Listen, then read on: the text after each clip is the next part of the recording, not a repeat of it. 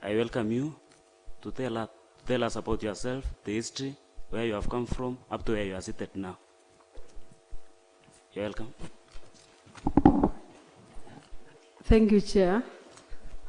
First and foremost, I want to say... Excuse, and maybe as you proceed to tell us about yourself, I will request you to supply us with your documents, credentials, pass through the Secretariat so that we confirm on the checklist here. The original ID and your original documents. Thank you. So you can now proceed. Thank you, Chair. Foremost, I want to say thank you. And I am Rosemary Chelangat. I'm 40 years old. I was born in a place called Motiret, which is in Sotik sub-county, in the year 1982. And that is where I was brought up. I went to school there, my early primary school, which I did my KCPE in 1997, and proceeded to high school, which is in Sosit, in Bureti sub-county, Sosit Girls Secondary School. And I attained a P- during my KCSE, which I sat in 2001. And I proceeded for my professional academics. I went to Strathmore University from 2002 to 2005, where I was awarded a finalist certified public accountant. And from there, I proceeded for my undergraduate at Moi University, where I pursued a BPM business management course, finance option, and attained a second class upper division in the year 2011. I also proceeded for my first degree, that is MBA, with Kenyatta University, where I was awarded a degree in the year 2019. And that is my educational background. On my work experience, I started work with an associate firm of accountants in the year 2006. And that was an intern come accounts assistant and audit assistant. Then from here, January 2007, that is my first formal employment, which I did with Kapchebetis factory from January 2007 until 2009, where I proceeded to Kenya Tea Development Agency as a factory accountant. I joined as an assistant factory accountant and later on became a factory accountant with Chegat Toror group of companies. Then from there, I proceeded to public sector. That is for, during the year 2014, from February to date. I work with Lake Victoria South Water Services Development Agency. I'm there as the manager, finance and accounts. And here I am, nominee, chief officer for finance, Kericho County. Thank you. Okay, thank you. Thank you and welcome.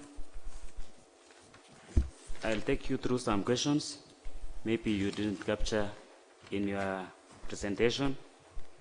And maybe before I proceed, I'll like to request the members if they have any conflict of interest so that it can ease us going through the process. Any member who have any conflict of interest?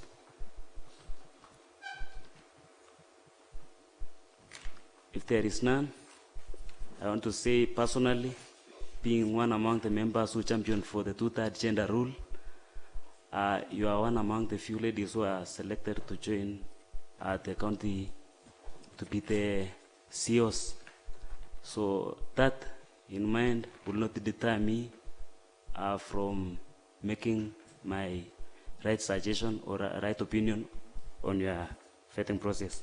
So maybe, do you have any honors or awards Thank you, Chairman. For now, I don't have any honors, but I'm aspiring to have one in future. Do you have any professional associations? Are you a member? I am a member, Bwana Chairman, I'm a member of Institute of Certified Public Accountants of Kenya, registered member number 6361. I believe the documents indicating that you are a member of an ISPAC is attached with a... Okay, thank you. Yes, Chairman. Do you have, or have you published any writing? Do you have any publications? And if yes, what is it? Bwana Chairman, I don't have any publication for now. Okay, thank you. Tell us what you have done to the community. Do you have any pro bono, any charity work, or any donation to the community or society? Okay, thank you, Chairman. Charity work, yes, I participate, but I'm not a member of any charitable organization, but I've been participating through in our professional body in the community. I have personally done some donations to Cabernet Children's Home for the Disabled. In the community also, I participate in educating the less fortunate. I have some few, not necessarily here, but I have one here in Kericho, I have one far at home, I have one in Kisumu, so I do. Okay, thank you. Concerning the office, the public office, political activities and affiliations, are you affiliated to any party, political party? No, Chairman.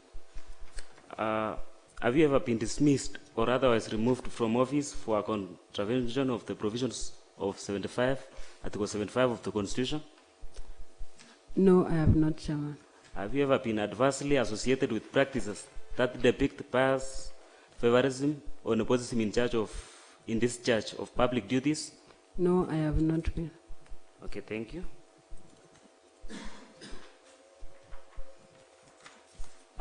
Maybe I'll ask you about do you have, or you give us your net worth and you segregate accordingly. How much do you worth? Okay, thank you. Thank you, Chairman. Our net worth as a family, we are at 21 million, and the segregation is, it includes the residential home where we are living, it includes the saloon gas we are having, it includes developed property in Sotik, and we have a farm in Jepsir, and we have about 1,000 tea bushes in Kapsaos. We have a small farm in Kapsaos. And I think that is all for now. Okay, thank you. Yes. Thank you, Madam. Yeah. So I'll open the floor to the members to ask you questions, short and precise, of which we do believe it will elicit short and brief answers from you, and precise. Thank you. So maybe can ask members to raise concern and questions. Thank you. Thank you, Chairman. Welcome, Rosemary. You mentioned that you have two bushes in Kapsaos, and so where do you reside? Maybe you didn't tell us for the record. Oh, okay. Where do you reside in this county of Kericho? Do you reside within the county of Kericho, or you are for the record? Thank you, Chairman. I think I'm sorry I did not mention when I was doing my background history. Since the year 2007, I've been residing in Kericho, and since the year 2009, we have built our home and residence in Kericho, Kapsaos Ward, Kwanyoret village. Okay. Yes, so where we have the tea bushes is Kapsaos Ward. Okay, thank you. So straight to my questions. I only have two questions today for you. You have been nominated to a very important docket called Finance and Economic Planning. This is where the department that is the engine or the heartbeat of the county government of Kericho. So my question will be on the prudent financial management of county resources. And my question will be directed to the different acts which this House, the County Assembly of Kericho, has passed, which affects the use of monies from the exchequer and port local revenue. And so I would refer to two acts of this House. One of them is the County Enterprise Fund, and number two is the Alcoholics and Beverages Drinks Act of 2014. I believe you have a rough idea what these acts are all about, but my question today is these acts of County Assembly have not been doing very well in the County of Kericho, and I would want to know from you today, if you are approved to be the CEO in charge of finance and economic planning, what would you do to make the County Enterprise Fund work? And number two, the Alcoholic and Beverages Act of 2014, because we seem to have a problem with these acts we pass, because this assembly will be passing laws, and you very well know that the County Enterprise Fund is non-functional at the moment because of regulations, and the Department of Finance will be in charge of doing regulations to operationalize these acts of the County Assembly.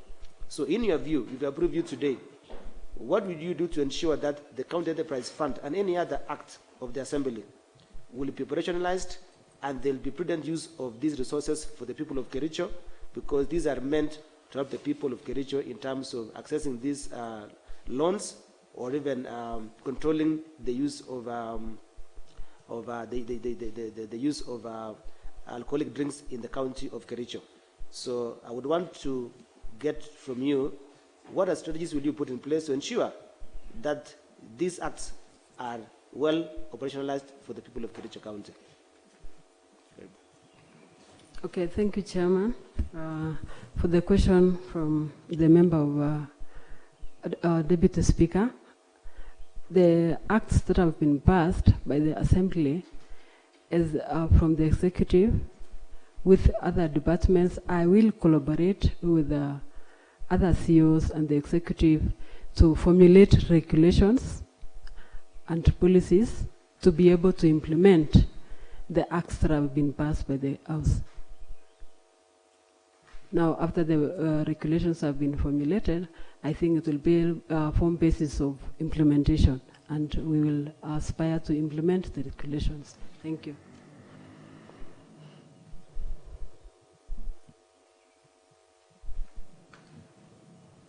Noela? Okay, as we are continuing, a member to the committee arrived.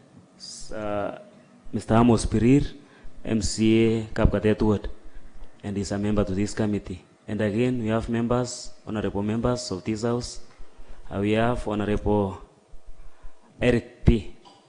Agablela. We have Anthony from Kipkelion. We have Terer from Jibuin, and Honorable Gladys. Thank you. So a member with any question?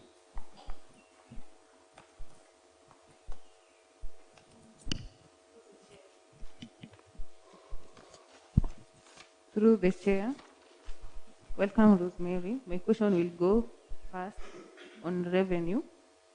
How much as our county do we have to collect from the national government? How are we going to outsource so that we hit our target, both national and county-wide? My second goes to in plan with our manifesto, the Kenya Kwanza. Which strategies will you have to put down in our county for us to incorporate both the mamambogas, the borders, for us to realize the collection of the revenue? And my last question is, in our county, do we have any budget in source of funds for civic education? If we have, how will our women, our youth benefit on this? And if we don't have, which strategies do you have for us to realize this, for our women and youth not to be left outside? Thank you.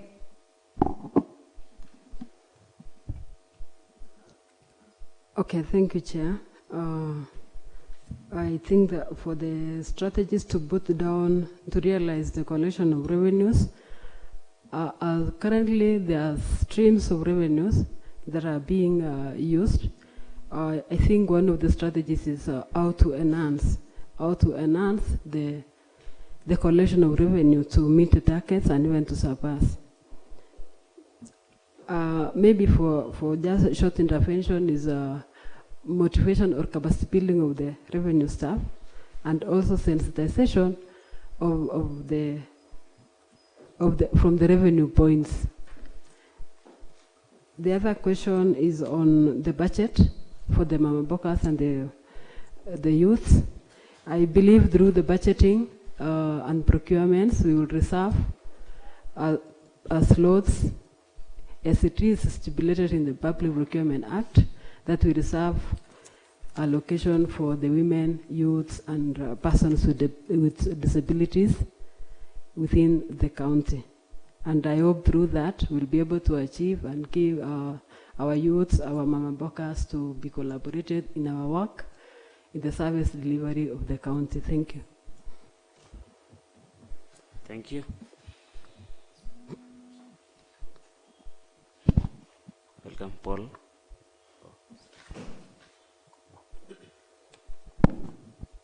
Through the chair, I have only 2 questions. Should the committee approve you to the office of county chief officer in charge of finance, what is the new thing that you will bring to the people of Kericho County? Secondly, how will you motivate the staff? Thank you. Thank you. Thank you, Mheshimiwa Cheska. You can go on. Okay. Thank you. Thank you, Chair. The new thing that I'll bring to the people of Kericho County is through the vision of the county, it is for the prosperous living. The prosperous county where the people have the living standards to be uplifted. So I'll instill the values that are anchored in our constitution of participation, of patriotism, and equality and accountability. So through that, I'll be able to instill to our people that this is our county, we need to be patriot to it and do what is right for us. The other thing is I'll be a team player. I'll be a team player within in the county, that I'll be able to collaborate with everybody that is there for uplifting our people in delivering the services. The other one is I'll be able to, through the team playing, we'll be able to put the county in a competitive edge where it will be a place to be benchmarked by other counties. So if I be able to instill the national values and the values that we have as the people of Kericho, to love our county, I think that is the word. Thank you. The other issue is how to motivate the staff. Motivation of the staff is through the capacity building, through the democracies in what we are doing in the offices, participation, and inclusivity. Thank you. Thank you. And okay. And maybe before Chair Budget says something, I would like you to relate what you are going to do here with what you have done at your current place of work. That's Lake Victoria South Water Works and Development Agency. What's that one thing you have done being the manager of finance in the organization you are working in right now? What have you done to touch the staff or to motivate the staff so that we know when you come to work as the chief officer here, you will do the same like you have done in Lake Victoria South. Okay, thank you, Chair. What I have done and what we are doing in Lake Victoria South, especially finance, as a finance manager, it is through following and implementing the regulations and laws. Like in finance, the BFM Act and these regulations is what we do to the letter. Procurement policies, the Procurement Act, procurement regulations is what we do to the letter. So when you follow the regulations and the laws, which guides the work, you will put everybody in the line. You'll be able to. You will not be biased. You will not be biased, and the BFM Act gives you the guidelines when it comes to payments. You'll be able to know and have a standard way of making payments. There's a procedure which is anchored in the BFM Act. So I believe with the following and implementing the regulations, we'll be able to be in the line. Thank you. Okay, thank you, Madam. Rosemary, I'll ask you two questions. One, you've heard about revenues, and I've realized you're alive to the fact that there are revenue streams. There is a report from the Controller of Budget on the performance of the counties. I want to narrow to Kericho, where the total revenues, own source revenues, Kericho posted around 500 and something million. And the chunk of it is only from our various hospitals. So the other revenues from other streams is very negligible. And you can imagine we have so much resources in this, we have markets. I would wish you tell this committee the strategy that you will use as a Chief Officer of Finance to realize or to get this county the much needed revenues. And then number two, we have now the monster of pending bills. Kericho County is one of the counties with slightly higher pending bills yet to be settled. I want to know from you, what strategy will you put to ensure these bills are fully settled for us to do what we are required to do without having to pay, what has not been done. Because yesterday we had public participation on ADP. There are projects that are cited to have been completed, but they are not done. And they are waiting to be paid. I would wish you tell this committee the ways in which we will settle this once and for all. Thank you. Okay, thank you, Rokony. You can proceed. Okay, thank you, Chair. I'll start with the revenue streams. Thank you that you mentioned that the hospital fees is the highest, and through my research I realized hospital is actually the highest in the county so far in terms of collection.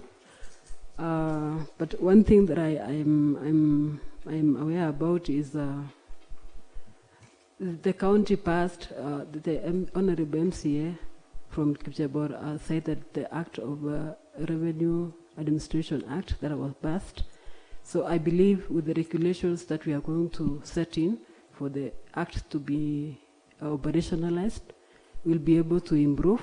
And through that regulations, I think I oversaw it when I was doing my research that it will be a body corporate, which I believe with that body corporate, that is one of the strategies to be able to have targets, to be able to set performance contracts for those people who will be managing that. And the other strategy is capacity building of the revenue and finance staff. I believe one of the targets through capacity building, we can be able to improve. Another issue is when I looked at the on-source revenue where we could be having major collection, is to do with rates, approvals of plans, and I believe the rates is to do with land rates, which is a natural resource, to do with buildings. So when I went through the research, I realized the county had done a good job in valuation roles, and one of the strategies is to look and review in collaboration with the other departments and the executive, review the valuation role. If there's a need to reintroduce, we reintroduce. If there's a need to implement, through this committee of the Assembly, we will seek to implement the valuation role, and I believe that will boost our capacity, our revenue collection. I think the other one, which might not be familiar, another strategy is maybe through this Assembly, through this committee and executive, we might seek and introduce an investment and development act to have a body corporate, an agency that can look into coordination of new investments, that can bring an environment and facilitate an environment for investors to come and invest in our county for revenue generation, for employment, and but through this committee of the Assembly and with the executive, we'll be able to do that and have an investment app for our county to be able to have new emerging revenue sources. Thank you. The other one is on pending bills. The issue of pending bills, I believe the procurement laws and the BFM Act will be able to guide, but in collaboration with the other departments, the other CEOs, my counterparts, and the CEC, and this committee will be able to subject them to the laws, the regulations that are guiding us. County government is working through the acts. We are not just working on isolation, but I believe through the guidelines in the BFM Act, the procurement will be able to have the analysis and recommendations for finalizing the issue of the pending bills. Thank you.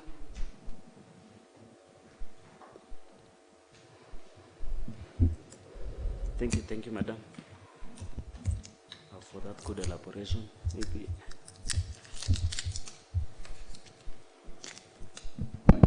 Thank you, Chair, and to our nominee Finance, Rosemary. I have one question for you. Now that finance dockets form the pivot and the turning points to all the departments in the county, what plans do you have so that you have an interdepartmental good working relations, so that payments, once they request for payments, you expedite the process of pay as soon as possible, and also to protect county finances as the case may be. Thank you. Thank you. Proceed. Okay, thank you, Chairman. Maybe for the teamwork, so that we move forward this county. Through, I believe, one of the manifestos of the governor was to have digitization within the county and for the county services. So if we manage to bring all the services and all departments in one platform, we'll be able to put in place internal controls and have consultations with other departments in implementing or in service delivery. Thank you. Rosemary. Paul. Thank you very much, Chairman. And once again, Rosemary, congratulations on being nominated the Chief Officer of Finance. I'll ask you a few questions.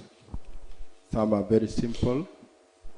I heard you say you're from Caps House. Just if you know, what is the name of your location? That is if you know. 2, what is the name of your area chief?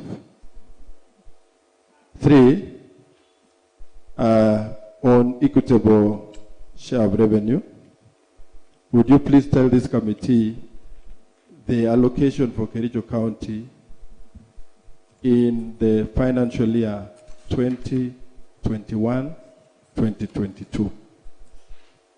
Number 4, would you please take take us through the budget making process for every financial year. Just briefly, take us through from day one, for example, up to the last day until the Assembly approves the budget on 30th or 31st. Number 5, what is the role of the County Assembly when it comes to budget making process? What is the role of the County Assembly? Number 6, you just a rejoinder on what Mheshimiwa Noela asked. For the past 5 years, the county government of Kericho has not been meeting their revenue targets. And we do not know the reasons why they've not been able to meet their revenue targets. If this House approves your nomination as the chief officer, what is it that you'll do differently to make sure that the county government of Kericho raises or meets their revenue targets? And finally, there are leakages, there are revenue leakages in the county. What will you do as chief officer to seal all the revenue leakages in the county? Thank you. Thank you. Thank you, Mheshimiwa Paul. You can proceed, Mheshimiwa. Okay, thank you, Chairman. I'll start on the first question of the location. I'm coming from Maso sub-location, Kapsaos location, and my sub-location assistant chief is Nemia. The chief, that one you pass, I know the nickname, but I don't know the other one. The equitable share of revenue for 2021-22 for Kericho County, it was 5 billion. 2021-22. It is not the current one. You're talking about the past one. 2021? The 2021-2022 equitable share for Kericho County. Equitable share for Kericho County. For now, Honorable Chair, maybe you can pass that one. I did not have the actual figures, but I know it is there. The next question is on the steps of budget processing. Chair, the first thing for the county is to receive the circular for budget processing from the county treasurer, head of county treasury. That is the CC finance, the committee executive member of finance. After giving out the circular, the house through this committee will set the ceilings through the county fiscal strategy paper. And after the ceiling is set, now the county Department of Finance will start the role by preparing the estimates, the annual estimates, from collecting from all the departments and consolidating. And the next step after consolidation is to submit through the CC, member of finance, to the through this committee, through the committee of budget of the assembly, for deliberations and approval of the annual estimates. Then after that, it is set for public participation. It comes back. Then also, through the same process, it is approved by this House, by the Assembly, through the committee of the Assembly. And it is after it has been approved, now it is set for implementation. Thank you. And also, before I submit, the budget process is anchored in the PFM Act, and I think all the process will be done through there. Thank you so much. Started on that, Mr. Chairman. Where is the CIDP, the ADP? I've already mentioned the CFSP Okay. in the budget in the budget process by financial year. Okay, thank you so much. The CIDP is now being done. The CIDP is done before the annual budget, annual ADP.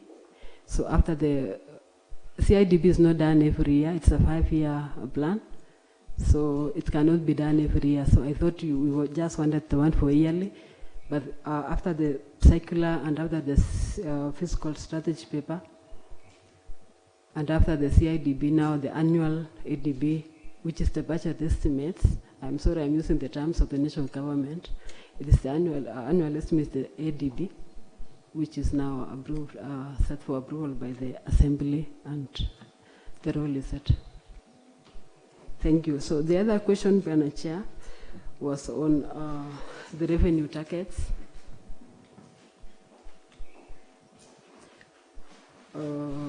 The revenue targets, the county has been having challenges in meeting their targets. And we all know in the past few years, we had a pandemic, which I think it was part of the contribution.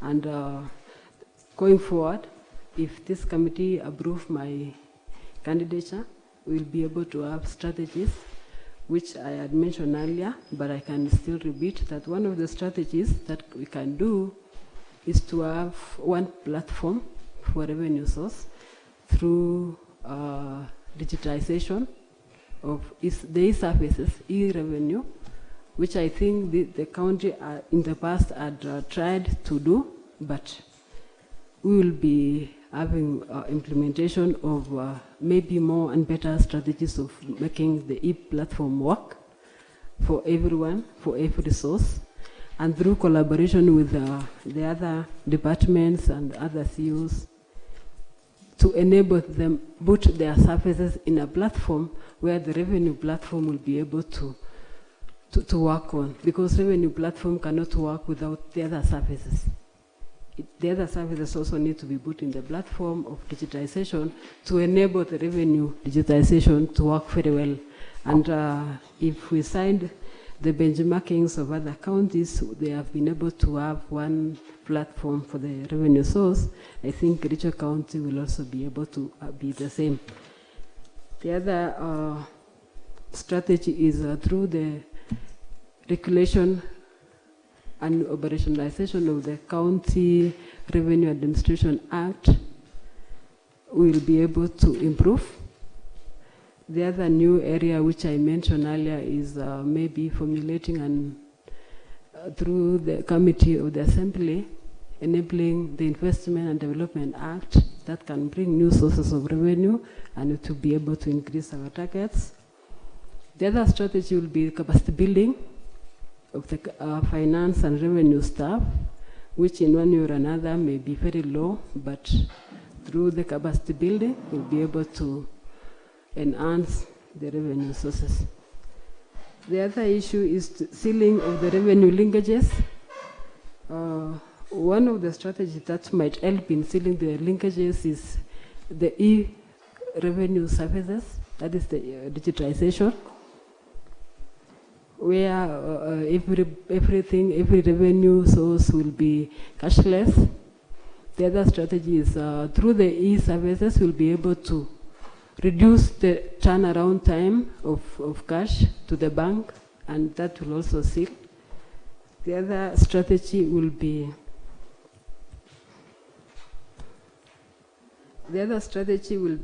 I've said about the capacity building, and I think for now, email. Thank you, Chair. Okay, thank you so much. Rosemary,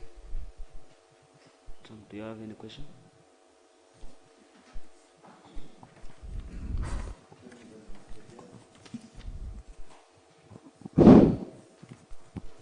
Rosemary, I want to ask you a question on collection of revenues, especially in markets. And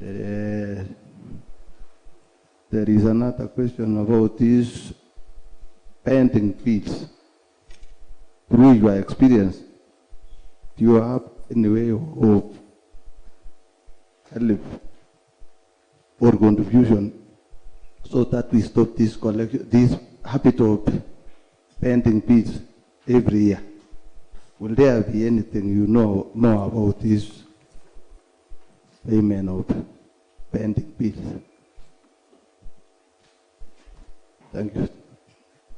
Okay, you can proceed and answer those. Thank you, Amos. Okay, thank you, Chair. The first one is collection of revenue in the market.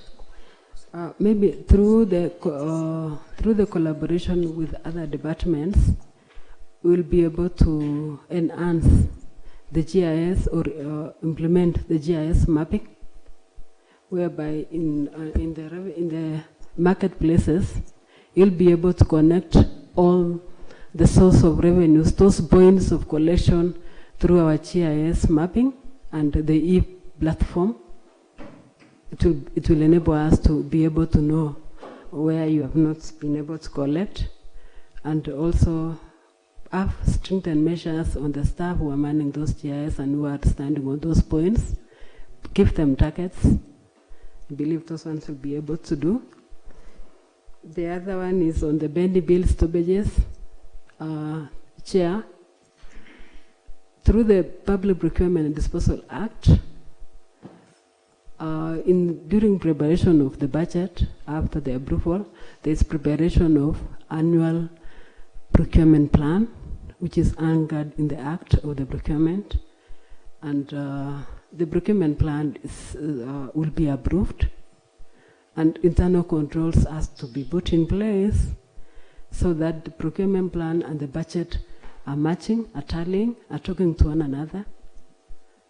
And through the procurement process is a procedure also of procuring supply chain to be able to follow the procurement regulations that are both in place to safeguard on documentation, and the guidelines and the timelines of the procurement. And also remember there is an audit to be done on the procurement processes, which will also have to guide. Thank you.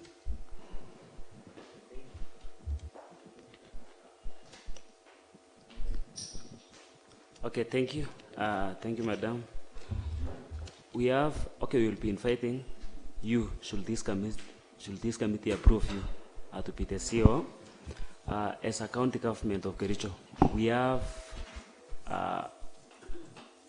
in ATC, we have Kapianga, we have Kewasco, we have Kofi,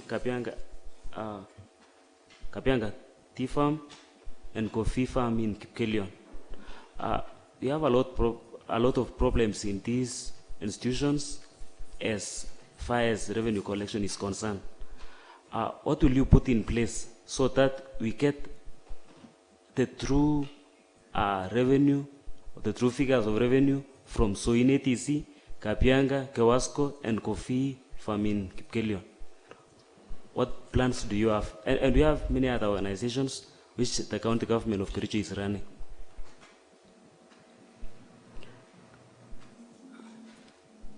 How are you going? Because right now, you find a place like Kapianga, the revenue collected is equal to the money spent on payment of bills, payment of salaries, and all those other things. What plans do you have so that you can make us generate revenue? Proceed. Okay, thank you, Chair. You've mentioned the investments of the county through those through the companies which are there and the farms. And I remember I mentioned earlier that through this committee and the executive, you'll be able to have an investment or formulate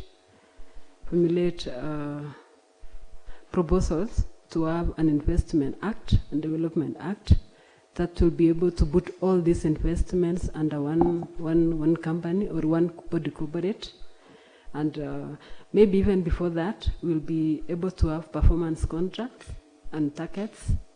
And through the performance contracts, it will be measurable to the extent of the performance of the aids of those institutions. And with collaborations with the departments concerned, we'll be able to formulate strict performance contracts for those staff who are there, and also to give them the regulations that will guide them on those privileges and improve on the investments. Thank you.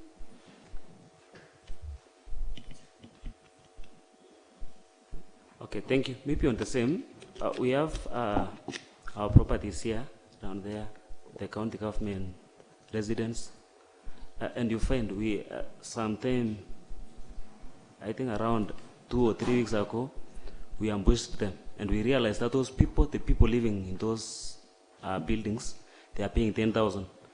But here, we receive 2,500. What mechanisms are you going to put in place so that you can seal those leakages as now a county officer of planning and finance? Sorry.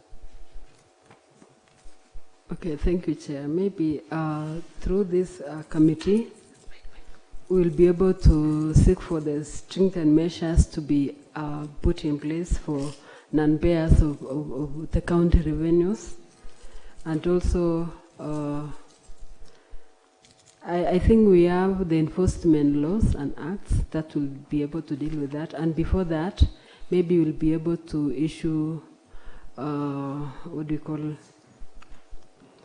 a reprieve, or give them some soft landing, like give them a relief on the interest and the penalties for them to encourage them to pay.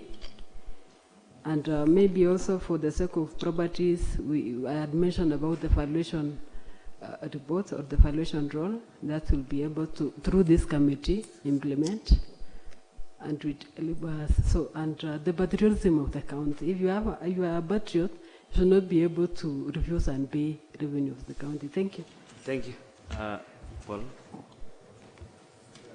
Thank you very much, Chairman. We know the working hours for officers in the county is between 8 in the morning and 5 in the evening. But there are functions that, activities that takes place in the night. For example, we have marketplaces that business activities happen even at midnight. And the county should be collecting revenue as business progresses.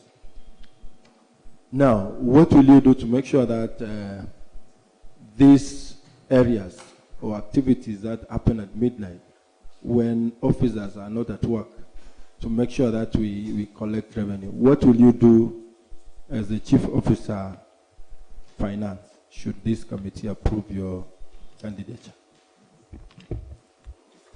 Thank you. You can proceed. Okay, thank you, Chair. The activities that are happening in the county, within the county, through collaboration with the other departments and the Enforcement Act, and through the GIS mapping and e-revenue digitization, I think we'll be able to reduce that. Because if we have the GIS, we might do a proposal also as a strategy through this committee, with a collaboration with other departments, have surveillance, put in place surveillance that will be able to show you those activities during the odd hours. Thank you. I submit. Thank you. Maybe. Okay. Thank you, Chairman. Rosemary, there is something interesting. You know, you've heard about wage bill. Where you worked, we have wage bill. County government of Kericho has wage bill going as high as 40-something%. In fact, from the report, the controller of budget, it put development budget taking 43%, and the other is 57%. So, and you can imagine this is a new administration. We will need to engage extra staff. We'll need to engage, we'll need to do so much pertaining to the recurrent expenditure. Maybe Rosemary, from your end, I would wish you to tell this committee how we will deal with this wage bill menace. Then number two, you've heard about the multinationals. The county government of Kericho is getting the least amount from them. I invite you to tell this committee what you intend to do for us to get substantial revenues from the multinationals without having to, disturb their operations in Kericho. I know you've seen from the media and all things pertaining to multinationals at the moment. Then lastly, we had a public participation yesterday on the finance bill. 2023-2024. Rosemary, you might have had this document even as you prepare to come here. The problem is the finance bill has a number of revenue streams. We even have the new revenue streams. The chairman asked you about SOIN ATC. It is an income generating entity to the county government of Kericho, which is now being introduced. We have others, and I liked the aspect you talked about, Investment Development Act. That, given chance, you will introduce for us to now get a wider wider scope of getting the revenues to this county. Now, in the finance bill, we have so many places where we can get revenues. I want to invite you to two. One, these lorries ferrying things from Narok to Kericho or even past Kericho, we don't get anything out of them. We have our tea industries, both private and public. I don't know whether we are getting anything in terms of weight, because other counties do charge, but we don't charge as county government of Kericho. What will you do as the Chief Officer Finance for us to get substantial revenues from these very many revenue streams that the county government of Kericho don't get revenues from? Thank you. Yeah, you can proceed. Okay, thank you, Chair. I want to answer the question on the wage bill first from the member. And the wage bill, I think the wage bill, to me, it means the services delivery of the county necessitated that wage or the staff levels that we have. So the first things first, and this one we break out that we break through in the own source revenues. And I believe if we manage to increase our own source revenue, we'll be able to have a better share in the CRA allocation, which will reduce the percentages of the wage bill. I think that is one. The other one is on multinational, whereby they are paying land rates and the other fees which they are supposed to pay. And one of the strategies which I had mentioned earlier is implementation of the valuation role. And I say through this committee of the assembly, we'll be able to reintroduce or implement the one which is already there. And three is maybe the enforcement of those regulations where there is a shortfall. We do the enforcement so that it be able to strengthen measures for them to pay. But through the valuation role, the estates and the others will be able to manage, but with the approval and support of this committee through the assembly, we'll be able to do that. The other one is on, I think those ones. The other one was on the finance bill. The finance bill, you're talking about the own source revenues which we are not meeting. Now, in the own source revenues, I think there is something called weights and measures, which maybe there have been laxity. We'll be able to move forward and reintroduce enforcement. And in a collaborative way, we'll be able to manage that. We introduce in all inlets and outlets of our county and within our county, because that will be one of the bigger part. I believe I just want to give some background that before the devolution came, we used to see local authorities running around doing the measures. So, and I think it is not so far from that. That was enforcement, and we'll be able to do. Thank you so much. Thank you. Thank you. Thank you, Madam, for your time. Maybe finally, before you wind up our discussion, I would like to request or to ask you a question. We are human beings, and I know, should this committee approve you as the CEO, we have potential conflict of interest. Suppose we approve you, and in this assembly or even in the county government executive, you have a relative, and how will you resolve any potential conflict of interest, including the procedure you will follow in determining these areas of concern? Thank you so much.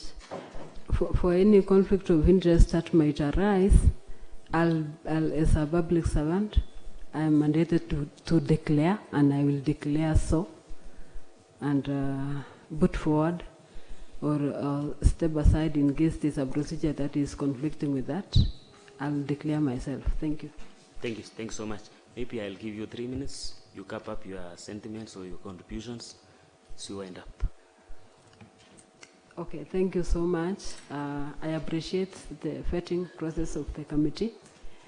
And I want to say the values of devolution is what I believe in, and the patriotism of our county is what I have within me. Thank you so much. Thank you. Thank you so much, and wish you all the best. Thank you.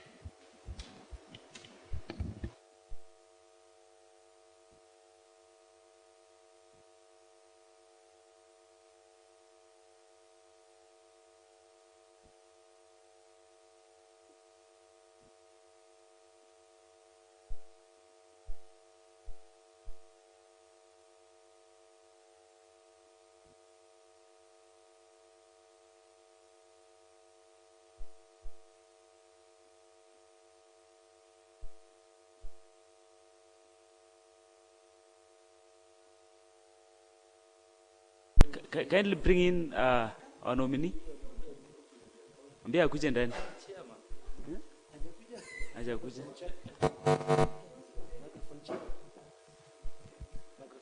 Kindly search the term. Kindly bring him in.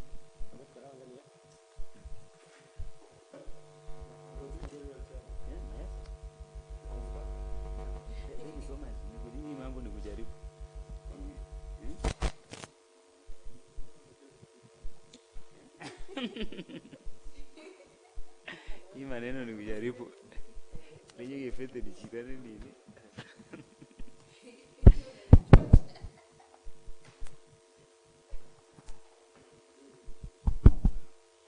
One, two.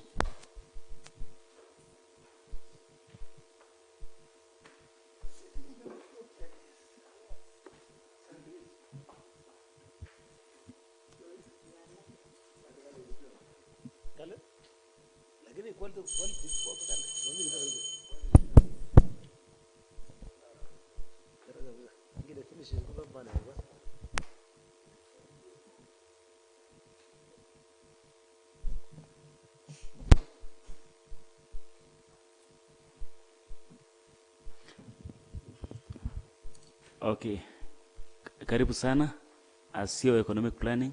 Maybe before you take your seat, I will request a legal officer to administer the oath of.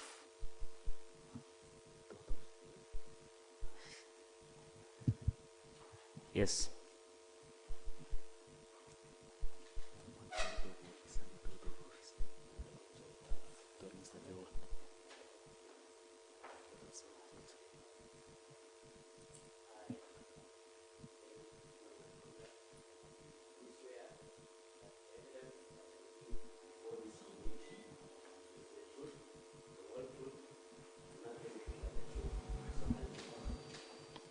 Thank you. Can you take your seat, kindly?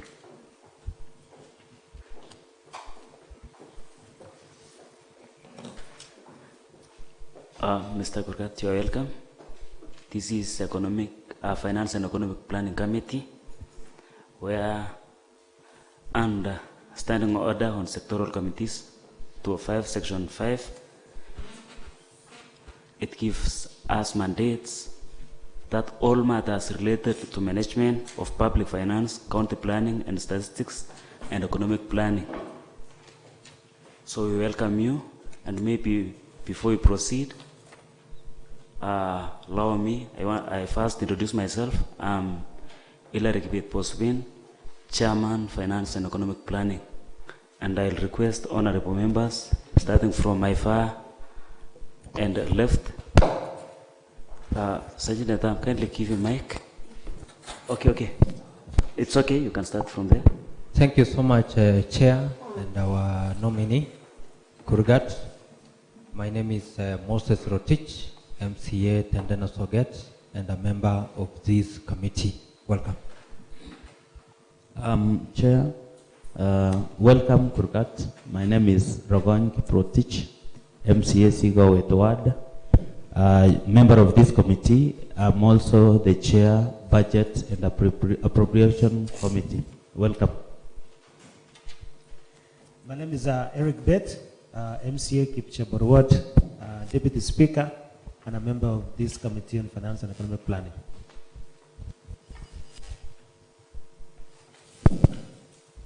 My name is Sarjesta Chemwena, nominated Detained Vice Chair, Finance. Welcome, Mr. Kurgat. Thank you very much, Chairman. My name is Paul Sirchir Tarimbo. I am the MCA for Kapsoit Ward, leader of Majority County Assembly of Kericho, and member Finance and Economic Planning Committee. Thank you very much, Chairman. My name is Noel Opile, nominated MCA Ainamoi. Thank you, the Chair. I am Amos Pereira from Kapkatet Ward. Thank you. You are highly welcome, Mr. David Kurgat. Thank you, honorable members. I'll give it to Secretariat to introduce themselves.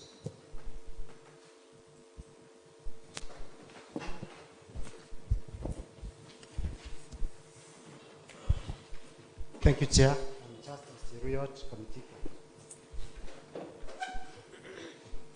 I'm Leonard Kibet, Research Officer. I'm Chemgetich Catherine, Answered Reporter. Coach Patricia, Legal Officer. I'm Patrick Korir, Office of the Clerk. David Maritim, MCA Gypsy Ward, friend to the committee. Thank you. Okay, thank you so much. Maybe before you start introducing yourself, Bwana Kurgat, pursuant to Article 179, 2 Section B of the Constitution of Kenya 2010, the Kericho County Public Appointments Approval Act 2014, Section 5, where the nominees are required to bring the original copies to the national identity of the national identity card, academic, professional certificates, and other relevant documents. So I'll request you, Bwana Kurgat, to circulate your documents, originals, as here attached in your CV. So I'll request you give to the Secretariat to circulate the documents, originals.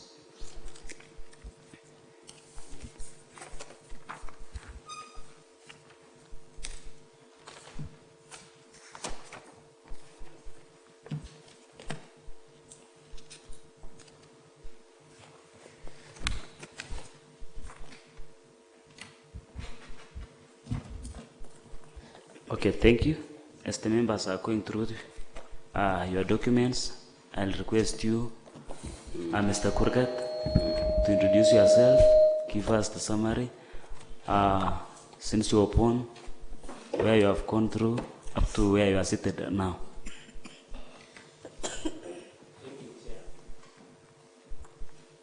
Okay. Thank you. Thank you, Chair.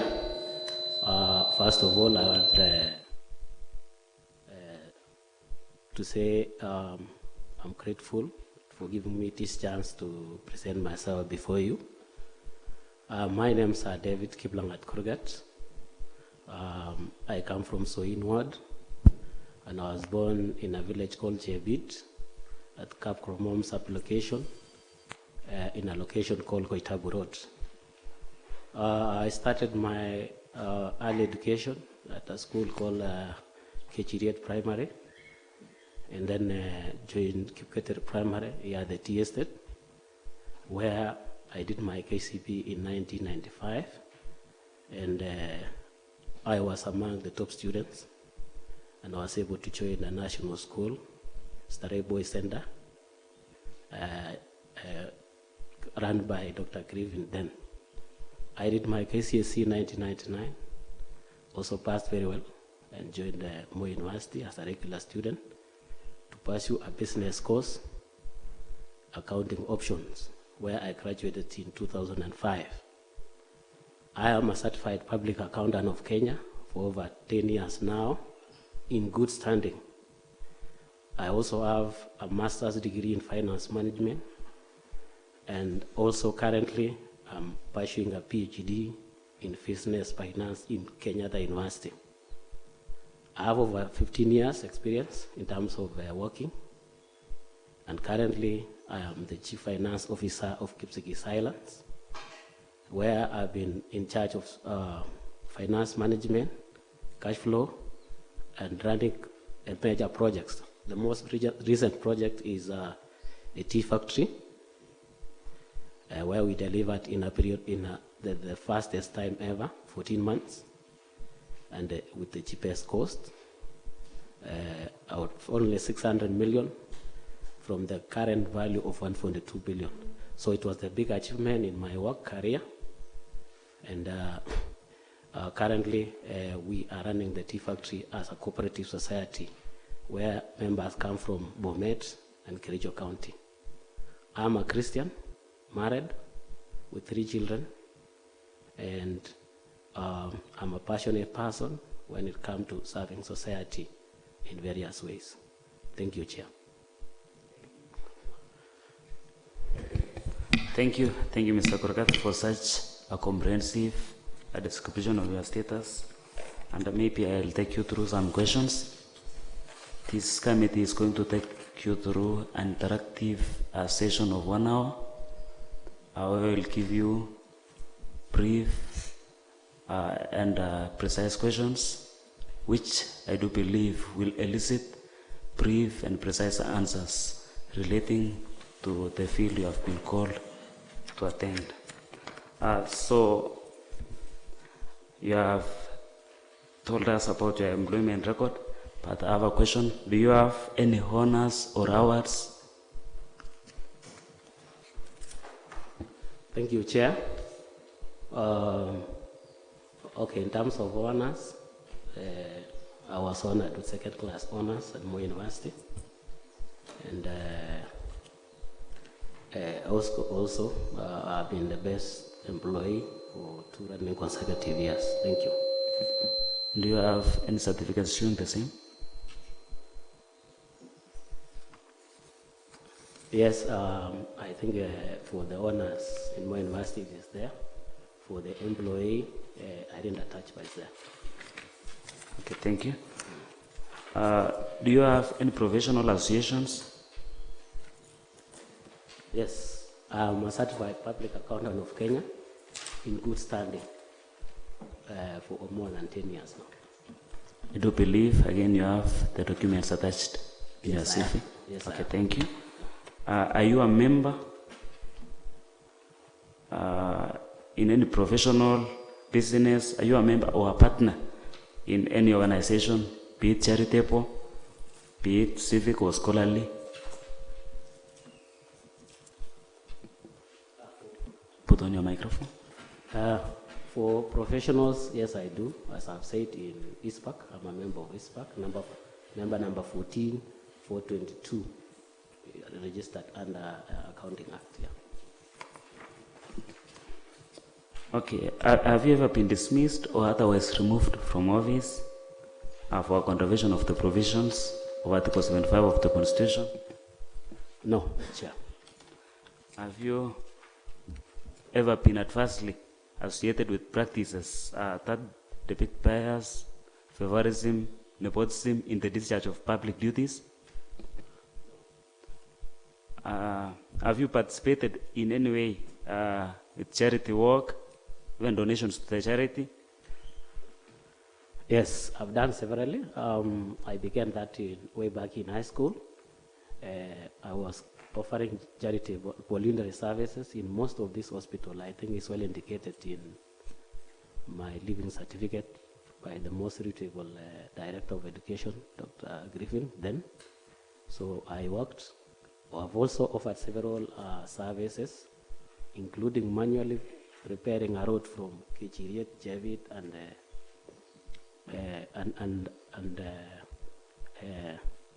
this side of K2. So I participated in many. Currently, and collectively as individual, that is the ISPAC members of South Rift. We are currently doing charitable work every year.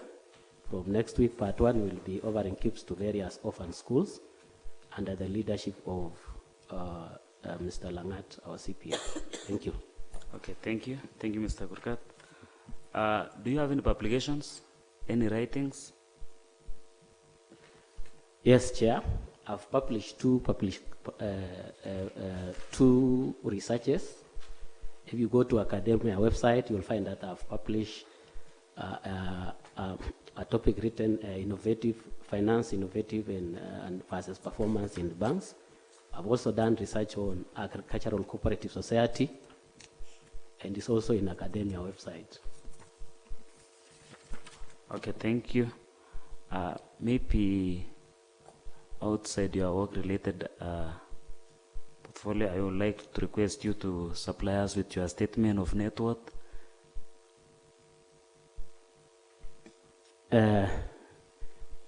Chair, I'm worth around 30 million. One? Around 30 million. Around 30 million? Yeah. Are you able to segregate? Yes. My residential house plus the farm is around 10. My investment in rental is around 13. And my investment and others are in investment in circles and my vehicles. Thank you. Okay, thank you. Are you able to list the sources of income? Yes. As I've said, I'm salaried individual. I also have investment in circles and the small and the rents from and rental income from the rental investments. Okay, thank you. Thank you so much. I'll have to open the floor to the members to ask you questions. Just like I said before, they'll be brief and it is related to the work you have been called or you have been nominated to do. And maybe before I go there, I will request the members, if there is a member who have any conflict of interest, to declare. Is there any member with any conflict of interest? If there is none, then I'll request the members to raise the questions they have. Okay, thank you. Welcome, Mr. Pet. Thank you so much, Chairman. Welcome, Mr. David Gurgat, to this Committee on Finance and Economic Planning. You've been nominated to the Committee on, to docket of CEO Economic Planning. My question is concerning the CIDP, which is a key project under your docket, the CIDP. And you very well know that we have done CIDP 1, CIDP 2, and now we are doing CIDP 3, which is ongoing, and we shall be coming to this house for the same, to be subjected for public participation and further amendments. So since you'll be in charge of this planning, my first question is for those plans that were in CIDP 1 and CIDP 2 which were never implemented and they were planned in the department, what would you do to ensure that the needs of the people of Kericho County in terms of the plans are implemented in CIDP 3, because they'll be rolling over. So the first question, what strategies will you put in place to ensure that they are implemented in this CIDP 3? Then question number 2 is in terms of feasibility studies. What would you do in your department to ensure that the programs, the plans, the proposals from the public that come to your docket are well researched? Because we have had in the past projects which were proposed, implemented, but later on they were found to have not been done proper feasibility study. A good example is I'll give an example of a water project called Kipkobob Water Project, which is in Chemosot. This project was proposed to be done, and it is now a stalled project because it appears that there was no proper feasibility study. So using that example of Kipkobob Water Project, because there will be many proposals, there will be strategic interventions by the governor. The governor recently mentioned about key projects in the county. He wants to do a milling plant in Kipkelion, Kula, and many others. This department of yours will be very key in planning. So I want to know what strategy will you put in place, especially on the executive, because the governor may want to do projects, but this department of yours is in charge of planning and doing studies to ensure that whatever is proposed is actually beneficial, number 2, doable, and can be sustained by the county budget. So I want you to share with this committee what strategies you'll put in place to ensure that any project that is going to be done, proposed, either by the MCA, the governor, or any other person, will have to be subjected to proper feasibility studies, because we have stalled projects in the county. A good example again is that if you look at in the first county government, there are stalled projects like the red pineapple plant, the one for Kiptere sweet potato plant, whereby the departments went ahead to do construction without doing proper feasibility. So as you can see, that all these plans points to your docket you've been nominated to. So I want you to tell this committee how you ensure that in these next 5 years, we shall see none of these projects being done without proper feasibility. What would you do in your department as a CEO to ensure that these projects are well catered for? Thank you. Okay, thank you. You can proceed and answer. Okay, thank you, the honorable member from Kapchebor, the deputy speaker, Eric.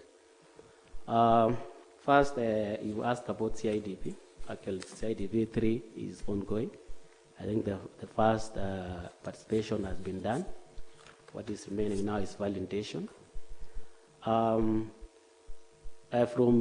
the records, actually, I think most of the residents of Kericho County, their complaints of reputation of projects, whereby it has been CIDP 1, 2, and now it's in 3. And of course, they are getting dejected currently. But I want to promise this committee that my directorate in charge of these projects will first of all be equipped with the staff that it requires. I'm currently on the understanding that they are understaffed. So we will, the moment if committee approve my candidature, the first thing is to fill the positions that we think it requires the attention of ensuring that we get good proposals. Again, out of the 17 projects that I know currently, the major projects within the county, more than 50%, I think almost 70% actually have stalled. The most major one from Kamasian, Kimologit, is underway. Another one, 2 in Kapsoi. 2 projects, water projects actually, which are crucial to Wananchi, they stalled. And quite a number of them, including even the Sondu one, the market one, actually I have the understanding that we may have built the project for others to harvest revenue. But I want to assure this committee that we will be professional in our duties. Projects must be, first of all, passed through the required, subjected to serious probing to ensure that it is doable and a project that can be delivered and is economical to the residents of the area. For the stall projects, I think mostly is to do with funding again. Under my department, we want to do a lot of mobilization. I've learned this after going through some various counties like Kakamega. They have actually sourced a lot of funds from the donors and grants through serious proposals. And I want my team under my department, probably we engage and learn one or two from them so that we ensure that we get enough funds for this, to resuscitate these projects and back to life, because we know they are important to the residents of the areas which they were started. And then on the issue of, I think on feasibility study, from experience, actually, I've engaged, as I said in my introduction, that I've been in charge of serious projects. Mostly on paper, a project can look good, but benchmarking is key on related projects. Before we built the factory I talked about, we did serious 7 benchmarking in various factories and understood how a project actually how the projects can be run and delivered, and which is real and what is not real, and that will be very key, the honorable member. So we will, before we start a project, any feasibility study must be done by proven professionals, and we have to subject it to reality based on already done projects. Thank you. Okay, thank you. Thank you, Kurgat. Okay. Mheshimiwa Simon. Moses, sorry. Thank you so much, Chair. And then to our nominee, Economic Planning, Mr. Kurgat. I only have one key question to you. Kurgat, you realize that failure to plan is planning to fail. Having this as a key component, having this docket of planning, the county itself is looking upon you, is looking upon your experience. Having looked at your CV, and then the area you have done, especially in your current workstation, you have done great. Kindly tell us, what do you plan, or what is your plan generally on this county of Kericho? Thank you so much. Okay.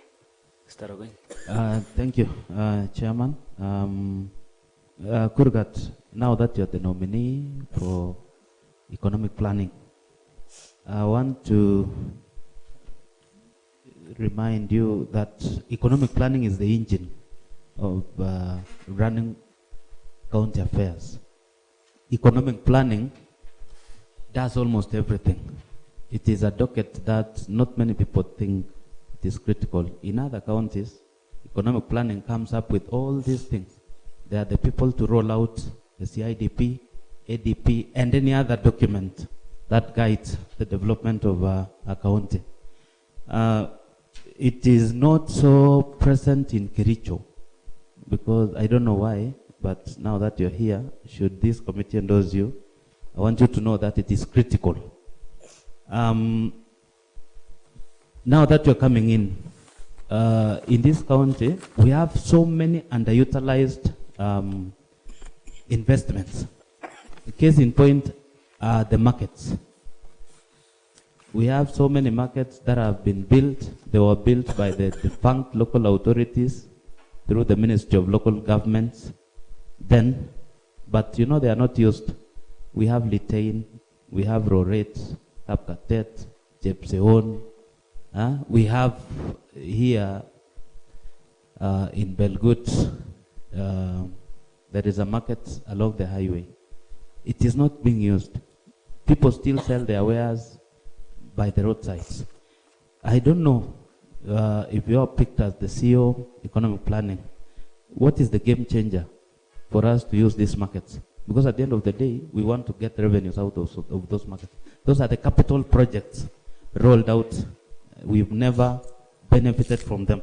Then number two, what is missing in this county of Kericho is monitoring and evaluation.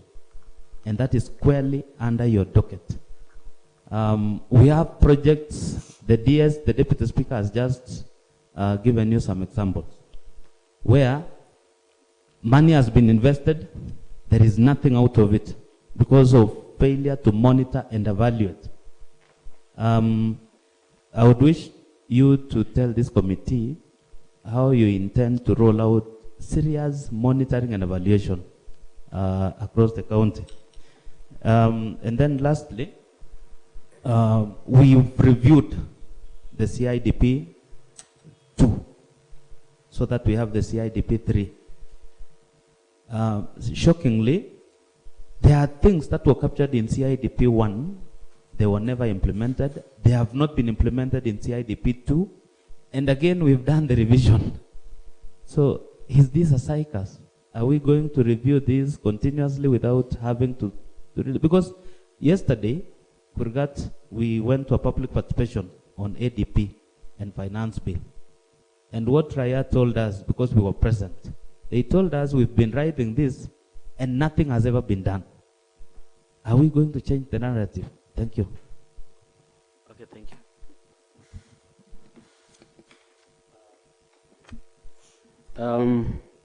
The question from the Honorable Member Moses from Tenteno. What you are planning for this county? The question is, what are we planning for this county? Actually, I must say we have great things for this county. One, based on the CIDP that is ongoing, and of course the ADB that was done yesterday. We also we would like to prioritize the projects that we see that are economical or that have economical benefits to our people, and again match with our ability, financial ability of our county. You know, resources are also scarce in as much as we will want a lot to be done. But with the scarce resources that we have, we will prioritize the projects that we think they need to be done at the moment. So I promise this committee that we will be professional in delivering our projects and cautious to equality among our counties, the 30 counties, the 30 wards that we have, 30 wards that we have. So we will prioritize projects based on equity, that every ward is actually given what they deserve based on our ability. I also want to say what kills projects is coordination between planning, budgeting, and of course monitoring and evaluation. Mostly those implement projects are the departments, the 10 departments that we have. I want to promise this committee that we will ensure that there is harmonized coordination between the implementers of these projects, the planners, and of course the evaluators and monitors of these projects. So we will be professional, bring teamwork among these departments. So I know some projects may have been planned and hurriedly implemented without consultation without communication between the involved department. Another thing, the success of every project is to have a team of implementers, serious professional team of implementers. We'll try to do that if this committee approved by candidature, so that the projects are delivered on time and professionally. Another, the killer of all this, of course, it depends on the management. My boss at my department is, we can use the LPO financing. LPO financing ensures three parties actually are involved. You'll be having the bank, probably giving us 2 managers, and of course the county and the contractor. So at every stage, when these projects, when the certified work wanted to be paid, these 3 must have confirmed, and you'll never go wrong. What bank does is they never just discharge, deliver payments without confirming, because they will be at risk. This actually has been done at Nandi County, and it is working. So this will be a subject of discussion, which I'll advise my bosses, so that we see how to involve banks, maybe 1 or 2 banks. Nandi County is doing it using equity, so we can have maybe 2 or 3 banks assisting us in managing these projects, and I'm very sure we'll deliver on these major projects. Secondly, the question from Honorable Member Ogonj about the projects which have been done. You talk of markets. Actually, there are various markets. Actually, most of them are actually busy markets, but earning, there's no benefit at all, especially to our county in terms of revenue. I think probably is, but if you go around, you see the officers, the county officers collecting revenue, but there's no impact. So what we'll do, maybe to cover on these rock officers probably, we can introduce CCTVs to some of these major markets where we think it earns revenue to our county, so that we are able to monitor them. Even other places where we think we are meant, bus parks, where we think we are meant to be earning more. We have this CCTV probably, and go cashless, so that we are able to set targets for them. If they don't achieve, then if there are no better explanation, and then we follow the due procedure of not performing according to the labor laws. Thank you, Chair. Okay, thank you. Thank you, Mr. Gurkat.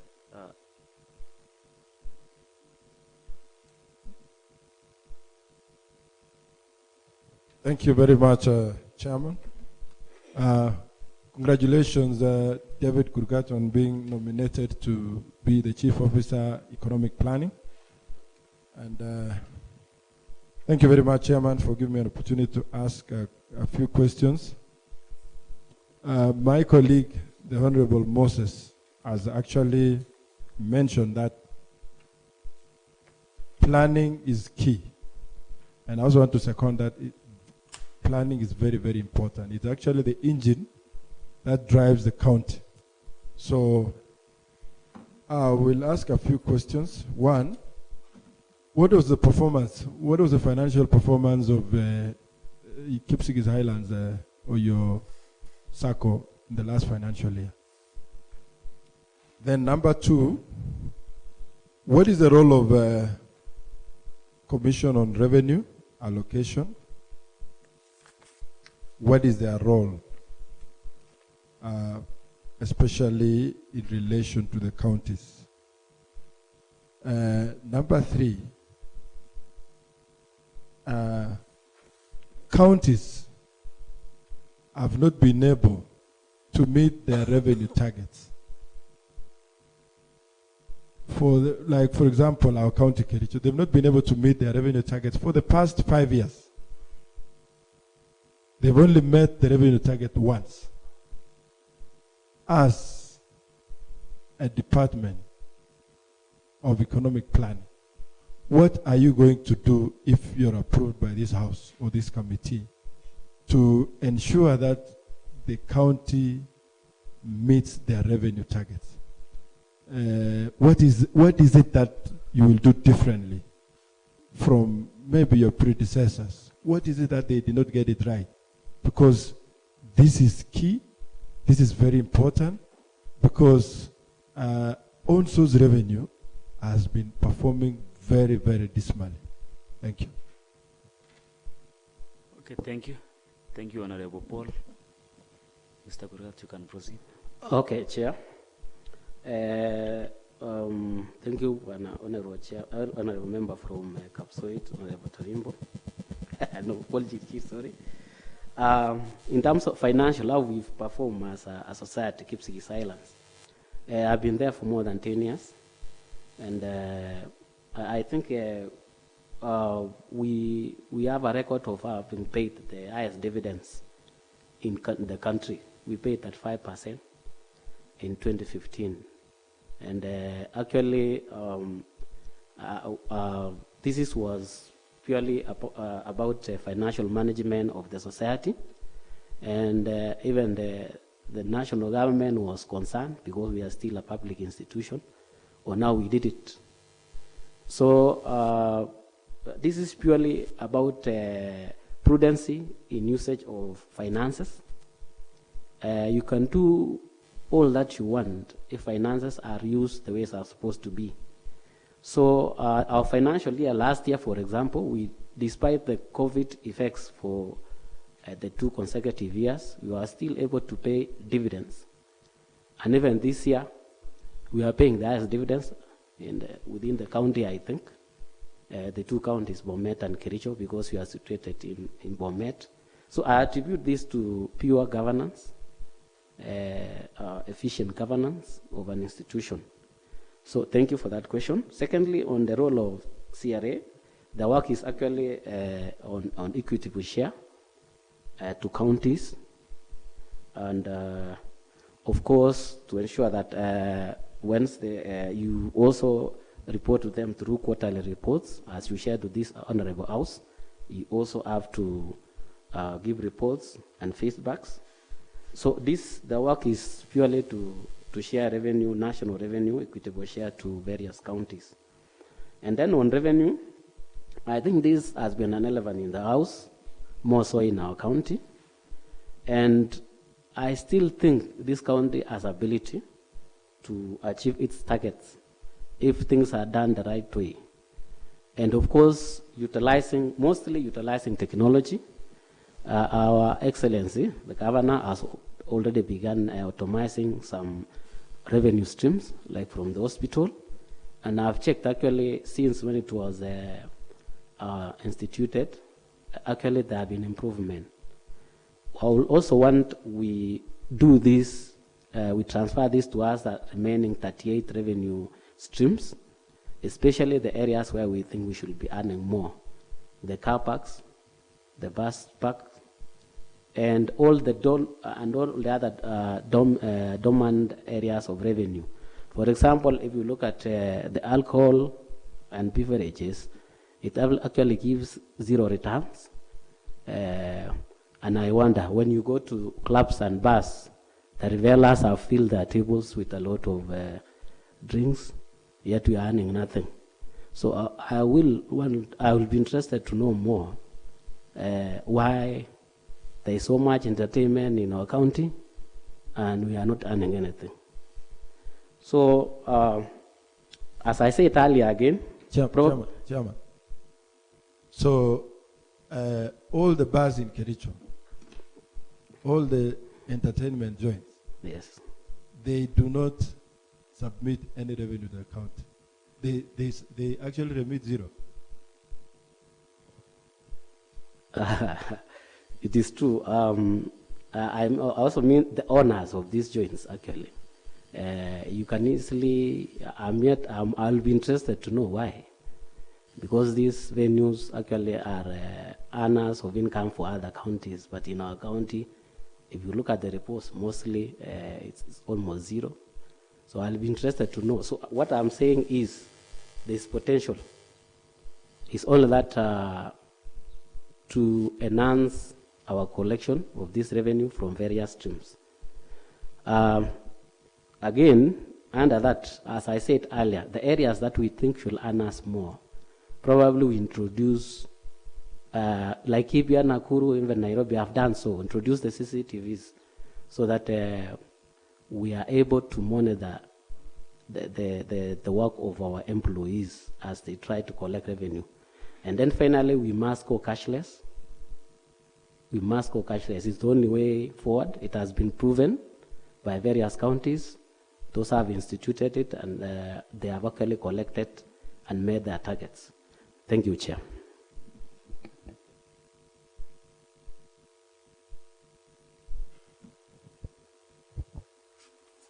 Welcome, Noela.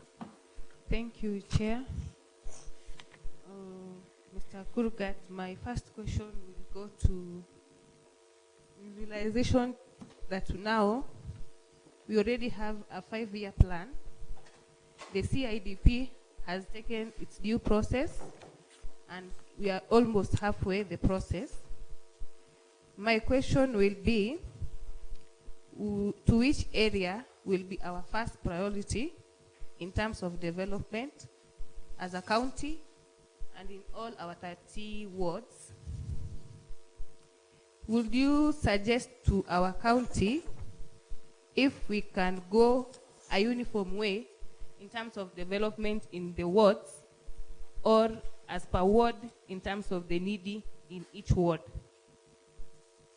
Now, my second question is, how will you help our county to be unique from other counties in terms of development, and in relation to the natural resources?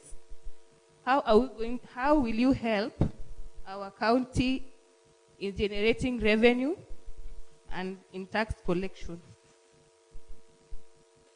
My third question will be, in terms of internal financing of the 5 years, which strategy are you going to put down in place for us to source for money apart from taxation? Thank you. Thank you. Thank you, Noela. Thank you, Mheshimiwa. Mr. Gora, proceed. Thank you, Honorable Noela. Your first question on, now we have the CIDVs ongoing. Our Excellency, the Governor, already have a manifesto of what he wants to deliver for our people, as he promised them during the campaigns. We will fine-tune this, our planning towards this manifesto. And one of the major projects is on agriculture. Most of the projects are in agriculture, industrializing the agriculture.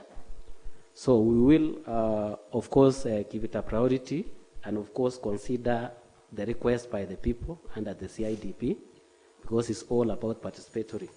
So mostly we'll be targeting to ensure that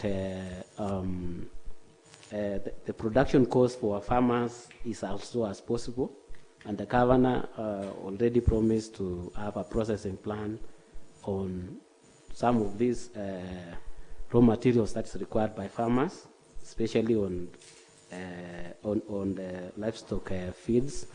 So we will give a priority the factory for the milk, so that our residents in Kericho do get markets for their milk and earn what they deserve. So we will fine-tune our CIDP based on the manifesto, and then mingle them with those projects which were promised earlier on but have not been done. So we will like to drive them and finish them on time based on our resources that we have. Secondly, you talked of what is so unique that we'll do, which is different from the other counties. I think we want to be very transparent and carry out our work with a lot of integrity. That is probably lacking in most of the counties, but it's our desire that we will ensure that every transaction or every project that we do becomes very transparent, and professionals be involved and be in the forefront. Tax collection, I think I've mentioned various areas that you will be trying, various measures that we'll be trying to put in place. There are quite a number. I think I had mentioned a majority of them. And mobilization of resources. As I indicated, the success of most of the counties, like Kakamega, for example, I think they have professional project proposals. They are professionals who do project proposals to seek for funding from outside. We do get increase our funding. For example, in agriculture currently we have funding 350 million from World Bank. We also have 1 or 2 from KDSP and a few from Danita. We want to increase this, to multiply this by writing serious project proposals to attract donors. Again, what attracts most of the donors is transparency and true financial reporting in the projects that have been implemented. So I promise this committee, through Honorable Noela, that we will want to go and seek funding outside there, serious funding for our priority projects. Thank you. Okay, thank you. Thank you, Gurgat. Thank you, Chairman.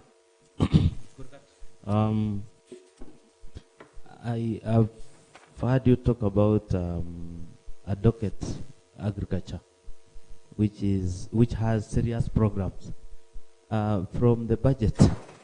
And I want to take you back. I don't know whether you've seen the budget for the previous, the current financial year. You could tell this committee like how much was allocated to agriculture. Is it sufficient? If you don't, well and good. I've heard you, because that is a docket that is so critical in our county, but completely, it is not operational as it's expected. Then number 2, the main thing that you are expected to do as a planning officer, the planning chief, is M&E. I want you to give this committee an elaborate M&E model, if you have one, that will assist you in carrying out your role as a chief officer, economic planning. Please, Chairman. Thank you. Gurgat, proceed. Thank you, Honorable Coin, for the question. The agriculture actually is a serious docket, and as I think as an allocation of 8%, I think on the year 2022-2023 budget, and probably its implementation, but the budget that it has is almost sufficient, because the budget actually you see that probably is what is missing is just the implementation of the projects that were budgeted for. And I want to assure that if my candidature is approved, we will ensure this ministry actually is back to life and implement the projects that are required. I think also the national government, if you look at the county partial plan, special plan for across the country, we should align towards the national government. And I see the government, the current government is interested in agriculture. We want to take advantage and work with them where possible, so that we get assistance in ensuring that this agriculture sector is a success in liaising with the national government over and above the budget that is allocated. The second question was on MLE. I think once we have CIDP, then we'll be able to have a workable plan in this area, if, of course, this committee approves my candidature. Thank you. Okay, thank you. Thank you, Gurgat, for answering those questions. Maybe I have a question. You have been working with Kipsigis Islands Cooperative Society, and I'm sure at one point in time you sat in a committee to introduce mechanization in your company. what prompted you or what made you to introduce the use of machines in your company? I think it's to optimization of revenue. Not really? Yeah. So what prompted you? What made you come up with such a decision? And connecting to now being a CEO, if approved by this committee, what are you planning? What do you plan on the same to maximize on the profit or on the revenue of this county? Thank you, Chair. Actually, Kipsigis Islands was part of James Finlay 10 years ago, before we acquired this farm, 2 estates. And we were actually sole plus some mechanization machines. But what we did was the machines that we have currently are not as the machines that are being talked about, the tractor. It is the tool and machine. My board has never approved the usage of this current machine, simply because of the employment that will be actually be diminished if this is brought in. So we have, in as much as we, in our society, we want revenue and make profit, which is actually the key thing in every business. We also balance. We balance the employment because actually the owners are the Kipsigis, not like the multinational.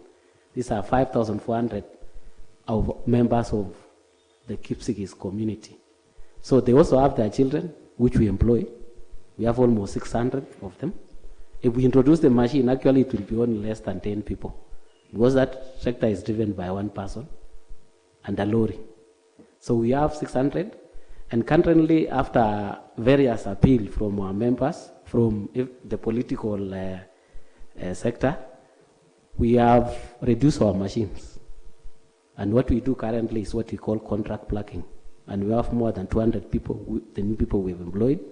Contract plucking is whereby you get a contractor, he recruits people from the surrounding. We now have the 2 communities surrounding us, Jebangang and Jebchabas, where we recruit the youth and pay the contractor a certain commission so that he pays them. And we are doing good. We started that a month, less than a month ago, in trying to adhere to what our people require, getting employment and making profit. And it's working good. So we're still on experimental stages. If it does well, we'll get rid of all the machines in our farm. Okay. Thank you, Chair. Thank you. So, thank you very much, Chairman. So, we asked you whether Kipsigis Islands were making profits. You actually told this committee that for the past several years, including 2015, you declared dividends that were very high. You've also told us that you have employed more than 600 and you do not use tea plucking machines. So in short, you can manually pluck tea and at the same time make profit. So in short, we do not need tea plucking machines. Are you confirming to this committee that we do not have to have tea plucking machines? Thank you. Thank you. You can answer that, Mr. Gurkat. Chair, thank you, Honorable Polcheche, for that. This issue of machines is an emotive issue, actually. I think each institution has its own ways of doing business. And I think you can still, for a bit of doubt, I think you can still make money by not actually involving the machines. Unless you want to make crazy profits, then you can use the machines. But I think the issue mostly has been the labor factor. The multinational have agreement with COTU, whereby the increment for labor has been higher every year. But if it is reversed, that is possible. Chairman. Yes. Sorry, for purposes of this meeting, this meeting will inform quite a number of other things. How much is it? What is the cost of plucking a kilo of tea in Kipsigis Island? Currently, if you use, when we are using the machine, the 2-and machine, which is not extremely disadvantaging to employees, our average cost is around 6 shillings. But what we've done with contract plucking currently on experimental, we agreed with our community, the surrounding community, for purposes of harmony. Actually, when these people lacked employment, there was so much, actually there was so much insecurity because they were coming to pluck our teas and we were engaging them in fights. So what we did is using contract plucking at the rates which is being used at the villages there, which is 8 shillings and 50 cents. And they have agreed, they are comfortable. And we've given them almost 20% of our farms. And actually that insecurity disappeared like yesterday. Thank you. So, Chairman, are you then telling this committee, if you're approved, we can borrow your story in Kabianga Tea Farm, so that Kabianga Tea Farm can also make profits for the county, so that it increases revenue? Not actually, we will not call it profits for the county, we will call it revenue. Yes, I do. I've seen actually Kabianga report zero returns to the county. I would love to, because it is almost similar to our farm. And if given a chance, I think within two years should be vibrant enough. Yeah, thank you. Thank you. Thank you. Chairman, my last question to Kurgat is on the issue of the county government of Kericho. And this one is on, I want to ask Kurgat if he knows what is IFMIS system. Have you heard of it? If you heard about IFMIS system, you can tell us, this committee, what it does. And then lastly, on the other question I have for you is on Vision 2030, because the CIDP is anchored also on the bigger vision of Vision 2030 of Kenya. So maybe you could also highlight the key objectives of Vision 2030 in vis-a-vis to the county CIDP. Thank you. Thank you. It's okay, it's okay, it's okay, you can proceed. Kurgat, I accept we still put some questions to you. You know, budget making involves, we have to have the resources. We do budgets based on what we have. And according to a report from the CRA, Kericho County has around 4 or 5 components. One is the shareable revenue, what we get from the CRA, shared amongst the 47 counties. Then number 2, we have the on-source revenue you've had, which is not doing so well in Kericho. Then number 3, we have the donor and the grants. Now, we have another component called unspent. Unspent revenues or unspent money. In the last financial year, Kericho County posted unspent money to a tune of 1.22 billion. Do you know what that implies? That means in a budget of 8.8 billion, 7 point something was meant to be given to us by the national government. But because we had 1.2 billion unutilized, so they gave us the difference, 6 point something billion. Do you think we are losing or we are gaining? Yes, thank you. Thank you. Maybe I can begin with a question from Honorable Member Eric.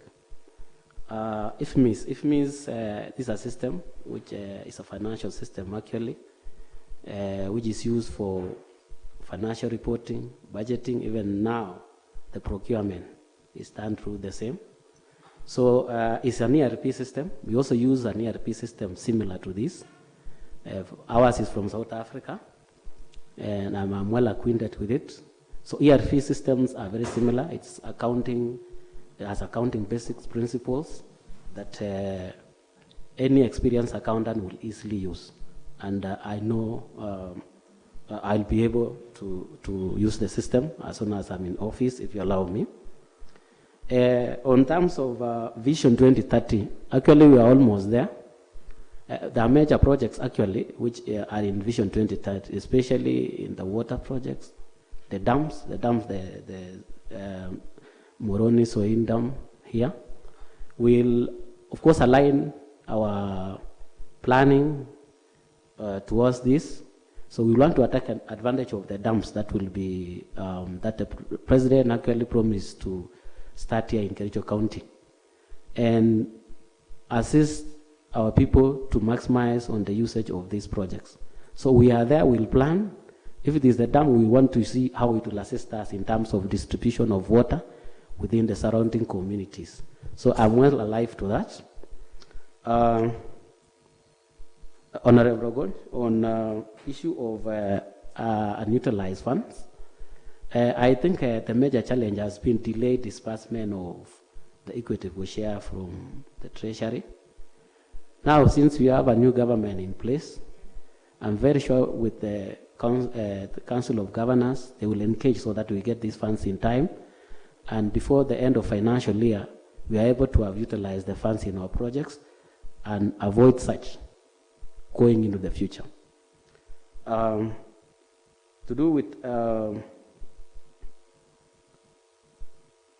I think also what delays is the procurement process on our county. We want to be more efficient. The projects which are budgeted for, we do procurement as much as possible. I know the Procurement and Disposal Act 2015 as a lot of tedious process of doing so, but we want to start as early as possible to start this process and award the contracts as early as possible to allow us to start these projects. Because if you look at most of the major projects, most of them were supposed to be completed by last year, 2021. Those which were started in 2019, 2020, major one. So I think what might have delayed them is this issue of procurement process. We want to start as soon as possible so that by the time we get the funds, we start.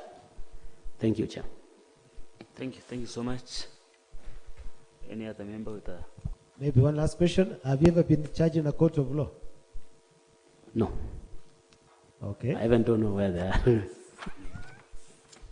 Okay, so what you're saying is that you've never found yourself in the police cell? Even for minor traffic offense, never? No. No. Okay. Yeah. Okay, thank you. Thank you, Chair. That's all. Yes.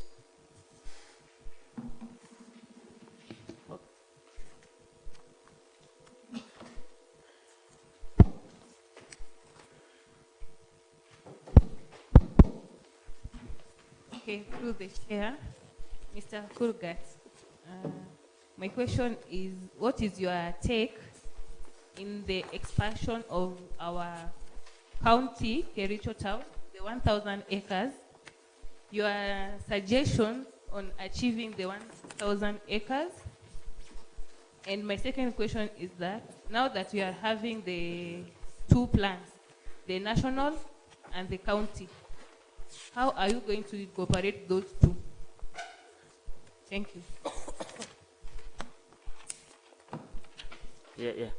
Okay. On the expansion of town, I think when the president was here, he actually requested 1,000 acres for expansion of this town, especially on housing.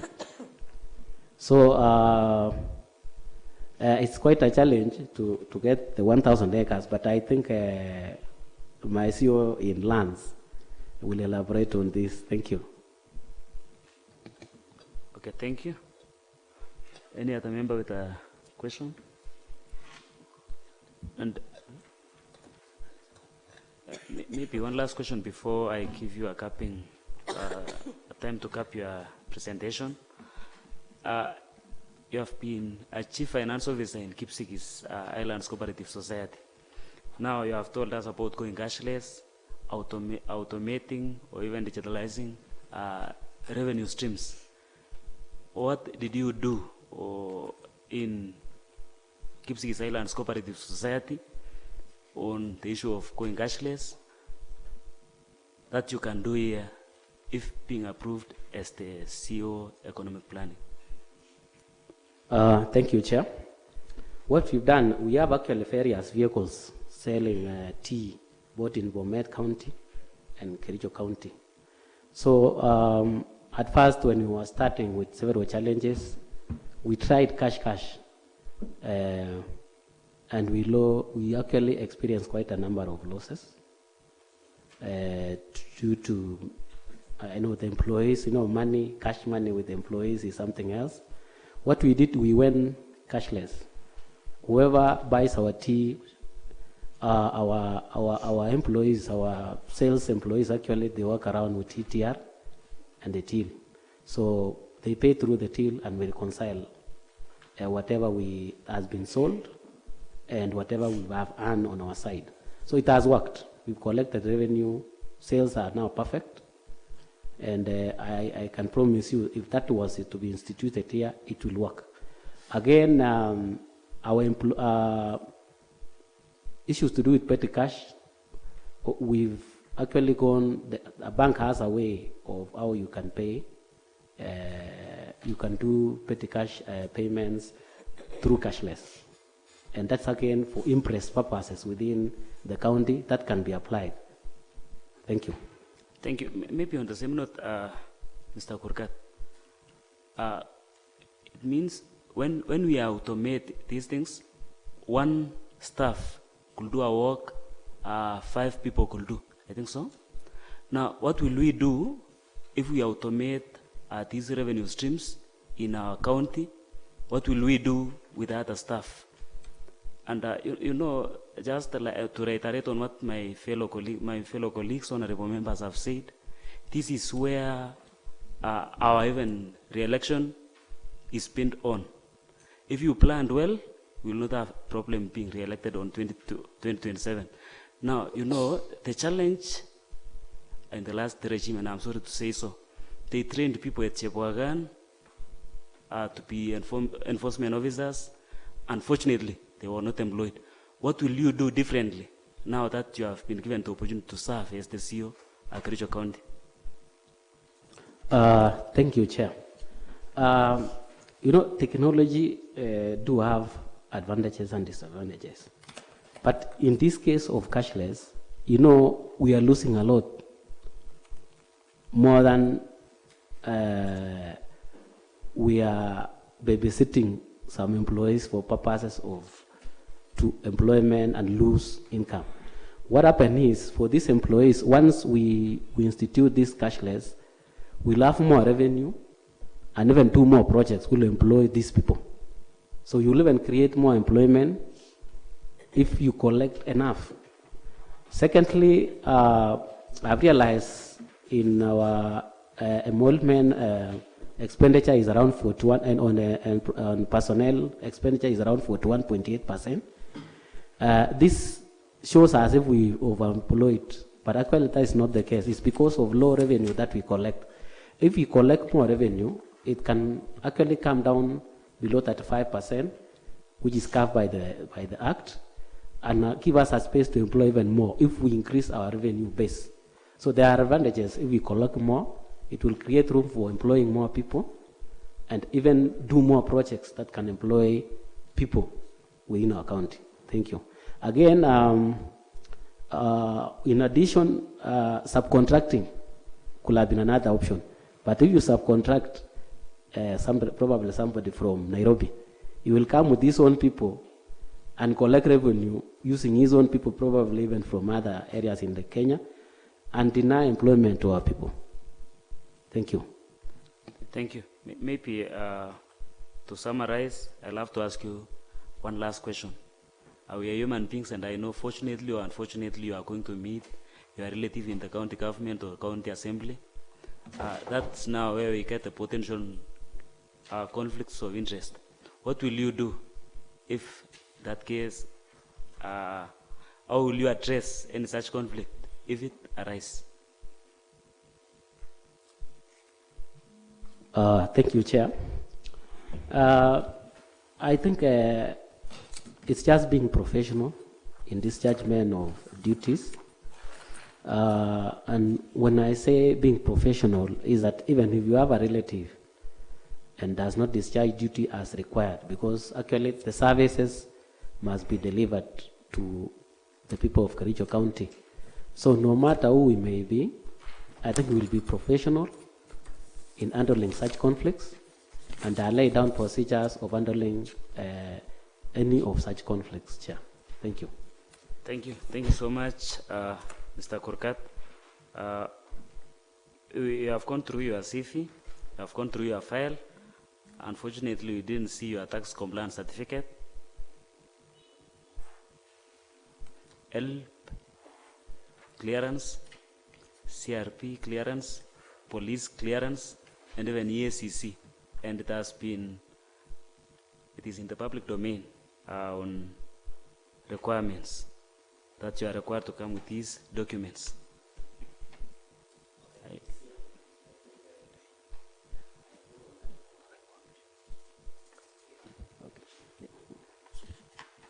Minister Chair, I think it was not submitted to you.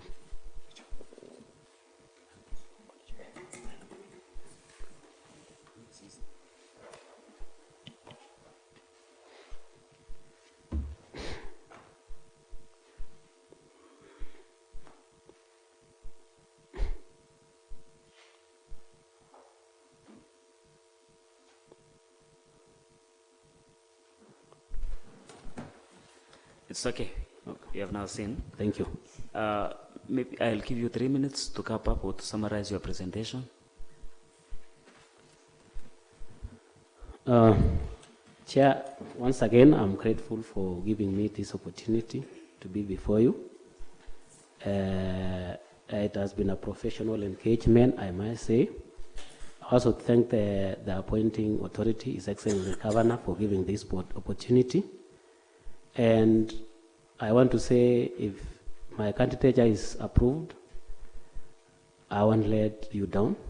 I'll deliver as required and act professionally.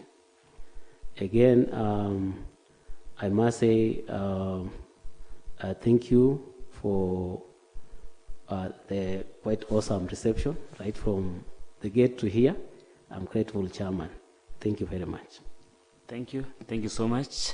I think that marks the end of our vetting process. Wish you all the best, Bwana Kurkat. Na ulikaribishwa vizuri, bado kuna chai au kuna lunch. Thank you. Thank you so much.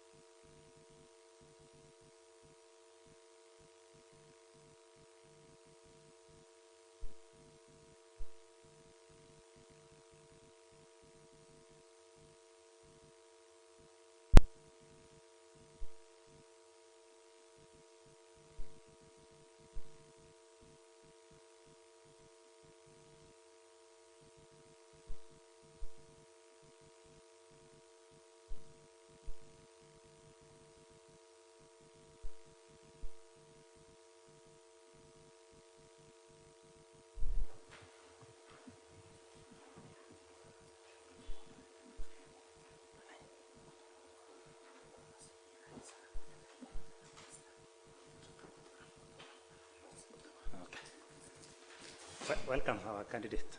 You can have a seat. Thank you.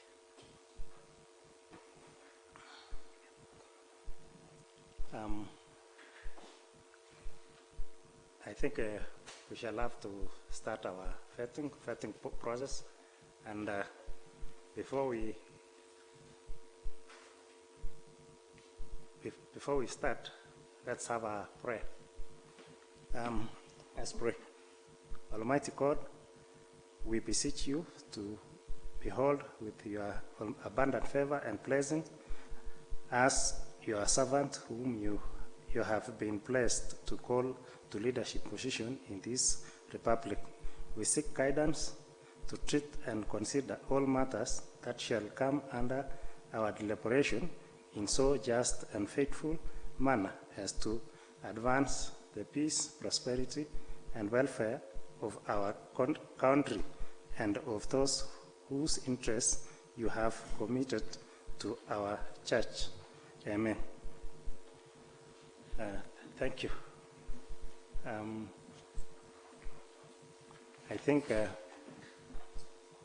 our candidate would have to take the oath of. Thank you.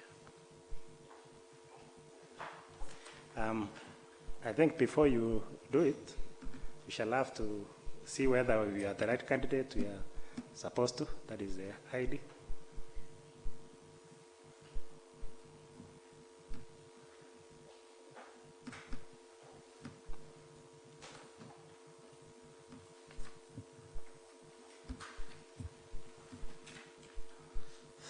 Thank you.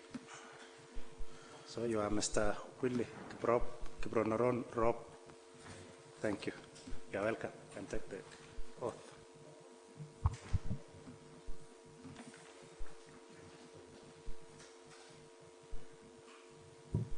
I, Willie Kibrono Rob, do swear that the evidence I shall give before this committee is the truth, the whole truth, and nothing but the truth.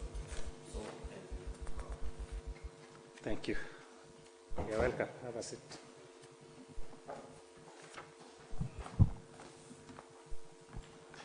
Mr. Rob,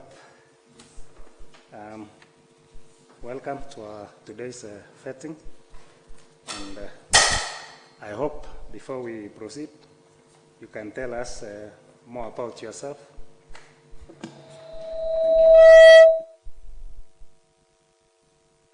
That is introduction.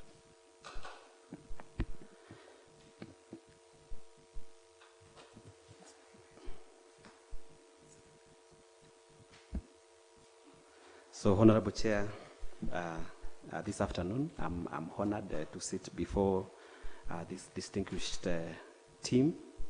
My name is Willie Kiprono Rob, born 16th of September 1978, here in Kericho County, Kipkelion, sub-county, and precisely Kamashan Ward. I'm born to a large family. And I'm privileged that I'm also married. Of course, to one wife chair and blessed with children. I schooled at Lelu Primary School. I usually tell the friends that I meet that I am a definition of a person who grew up from a very humble background. I went to Lelu Primary School up to class 8. And did finish in 1993. Later on, I proceeded to Rongai Boys, that is Rongai Agricultural and Technical Boys High School, where I did finish my Form 4, KCSE, got a B-, and unfortunately, I didn't make to university. That is the time again my father passed on. I joined Kagumo Teachers College for Agriculture and Biology diploma. Immediately, I took the challenge because most of my colleagues who had joined university were joining the first year. So in 02, I did finish up, and God was faithful. I taught briefly in Murao Secondary School, but by the end of September, I had an opportunity of teaching in Nyamira. I took the courage to go to a new land. Therein, immediately, I did enroll. I did enroll for a degree at Egerton University for Agricultural Education and Extension. And in 07, I did graduate with BSc. While I was teaching, and I was paying for myself.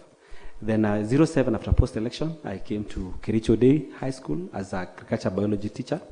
And I had a privilege of leadership in Kericho Day. I didn't mention that in primary school, I was a head boy of Lelu Primary School. In high school, I was in charge of hostel, and in Kagumo Teachers College, I was also in student leadership, where I was representing the student leaders in Uganda hostel that time. So I came to Kericho Day, where apart from teaching, I had an opportunity of being in charge of a program that I really felt that we needed to empower the less privileged students, because most of our students are coming from T Estate. I did run a program called Spiritual and Moral Development Program.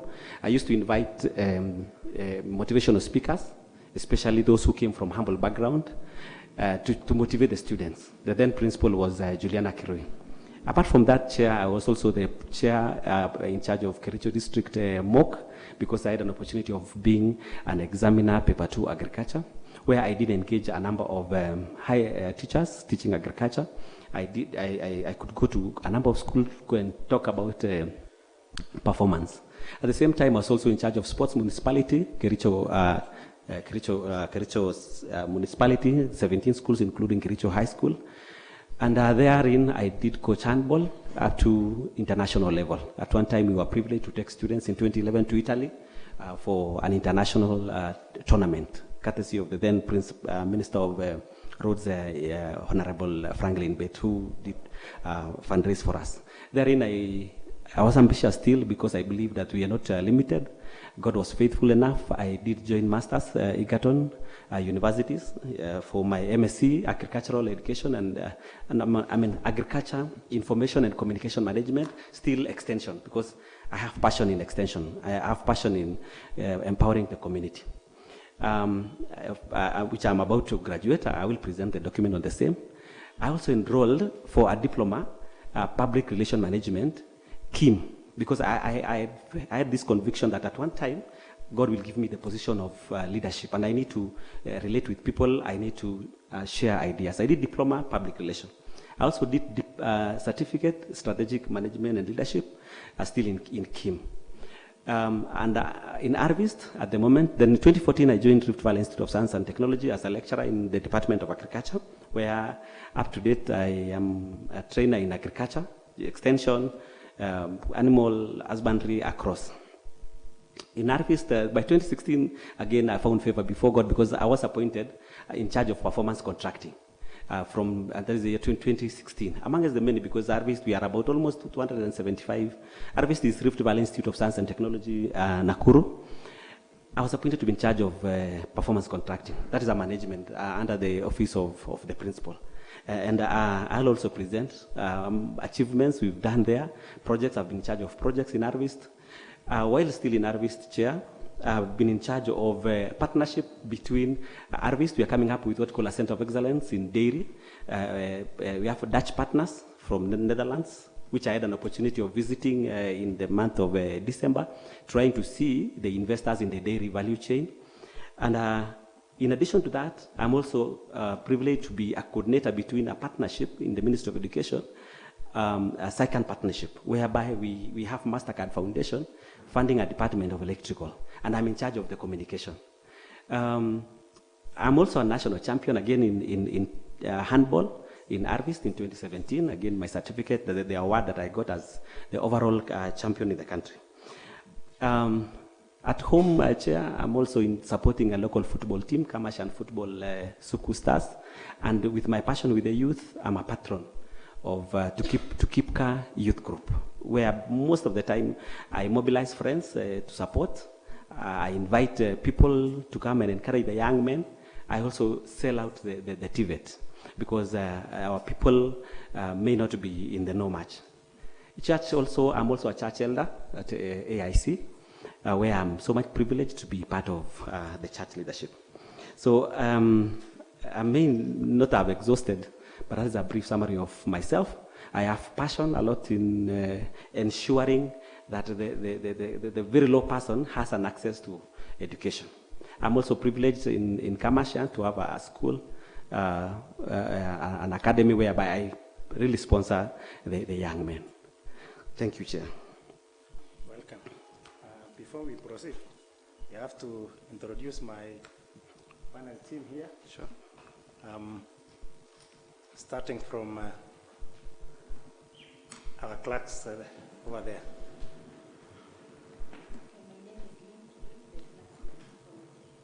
Pleasure.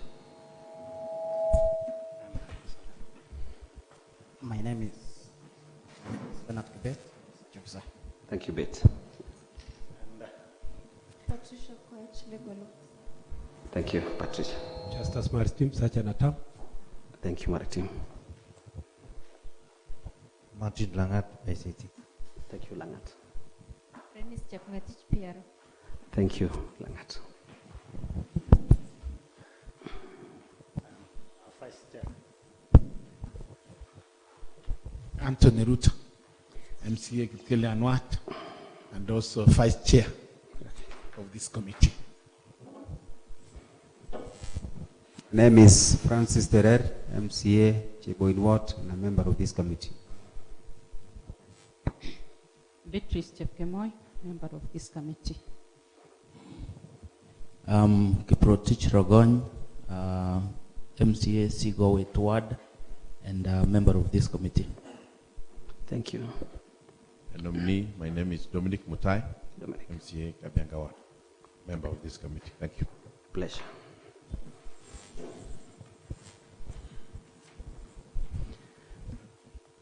I am Richard Langat, MCA Kedoa Kimulwad, member of this committee. Pleasure. And I am the chairman, Siele, from Waldai Ward. I think you might have captured every member, that is the panel team, who are mandated to interrogate with you, or rather, to ask you some questions concerning the department. Mr. Rob, yes, do you have any honors or awards? And if any, list the scholarship, fellowship, honorary, degrees, academic or professional, even though some you have highlighted before. Also, professional association, where applicable. Okay. Thank you. Thank you, Chair, Honorable Siele.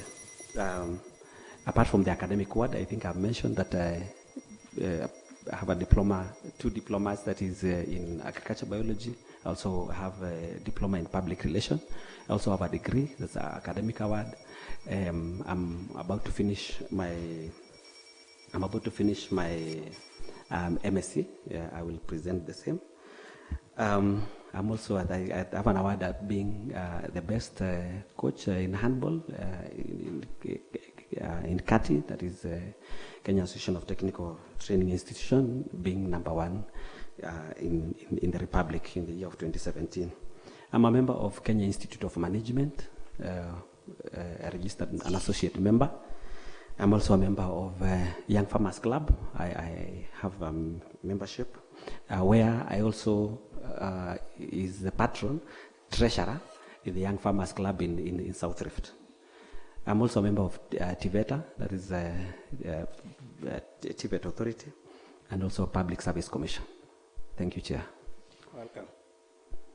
Have you ever held any public office or political activities and affiliations? If any, list chronological, any public office you have ever held, currently holding, including the terms of service and such position were elected or appointed. List all the membership and office held in service rendered, whether compensated or not, to any political party or election committee, if you have ever held position in any political party. Chair, I haven't vied for any political seat, nor do I hold any political seat. Thank you, Chair. Have you ever been adversely associated with practice that deposit bias, favorism, or nepotism in the discharge of public duties? Honorable Chair, I haven't. Thank you. Thank you. Any pro bono charity work, donation, or charity done by way or pro bono or charity work listing specific instances, the amount contributed, and the amount of time devoted to each. Thank you, Chair. For charity work, as I mentioned during my introduction, I am the patron of a youth group in Kamashian called Tukipka Youth Group, where I volunteer in public speaking, encouraging young men. I also volunteer a lot, especially in supporting them. I can't quantify because during the annual fora, we contribute in kind. And most of the time when the team has a budget deficit, I chip in or I lobby friends. I'm also a patron of Skamash and Sukus football club. The young men came and approached me, and what I did, Chair, is that I did provide to them training kits. They requested for a PIP for during the training. I did used my network because, as I mentioned, I also didn't mention that I am also the chair of Kenya Handball Federation, Kericho sub-branch. So I did request friends to give me the training PIPs and the cones, which if I quantified was around 10K. I also support young primary kids in an academy that is in our home, that instead of I plowing back the money, I told them that let them school, let them come and study for free, because some of them are so bright and they don't have an opportunity of being in a good school. So they are in my school. I can't quantify, but I thought, how do I give back to the community? Because, Chair, when I was joining Form 1, my father, late father, did organize for a fundraiser to help me join Form 1. And I thought, why don't I give back to these the children? Thank you. Welcome. This time I will give my colleagues, whether they have got any question to ask, they can ask.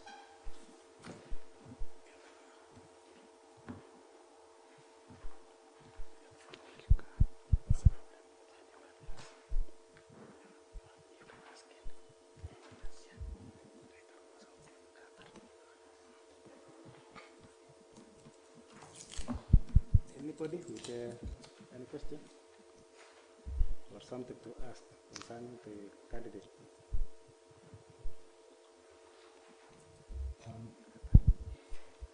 Thank you, Chairman. This thing is working.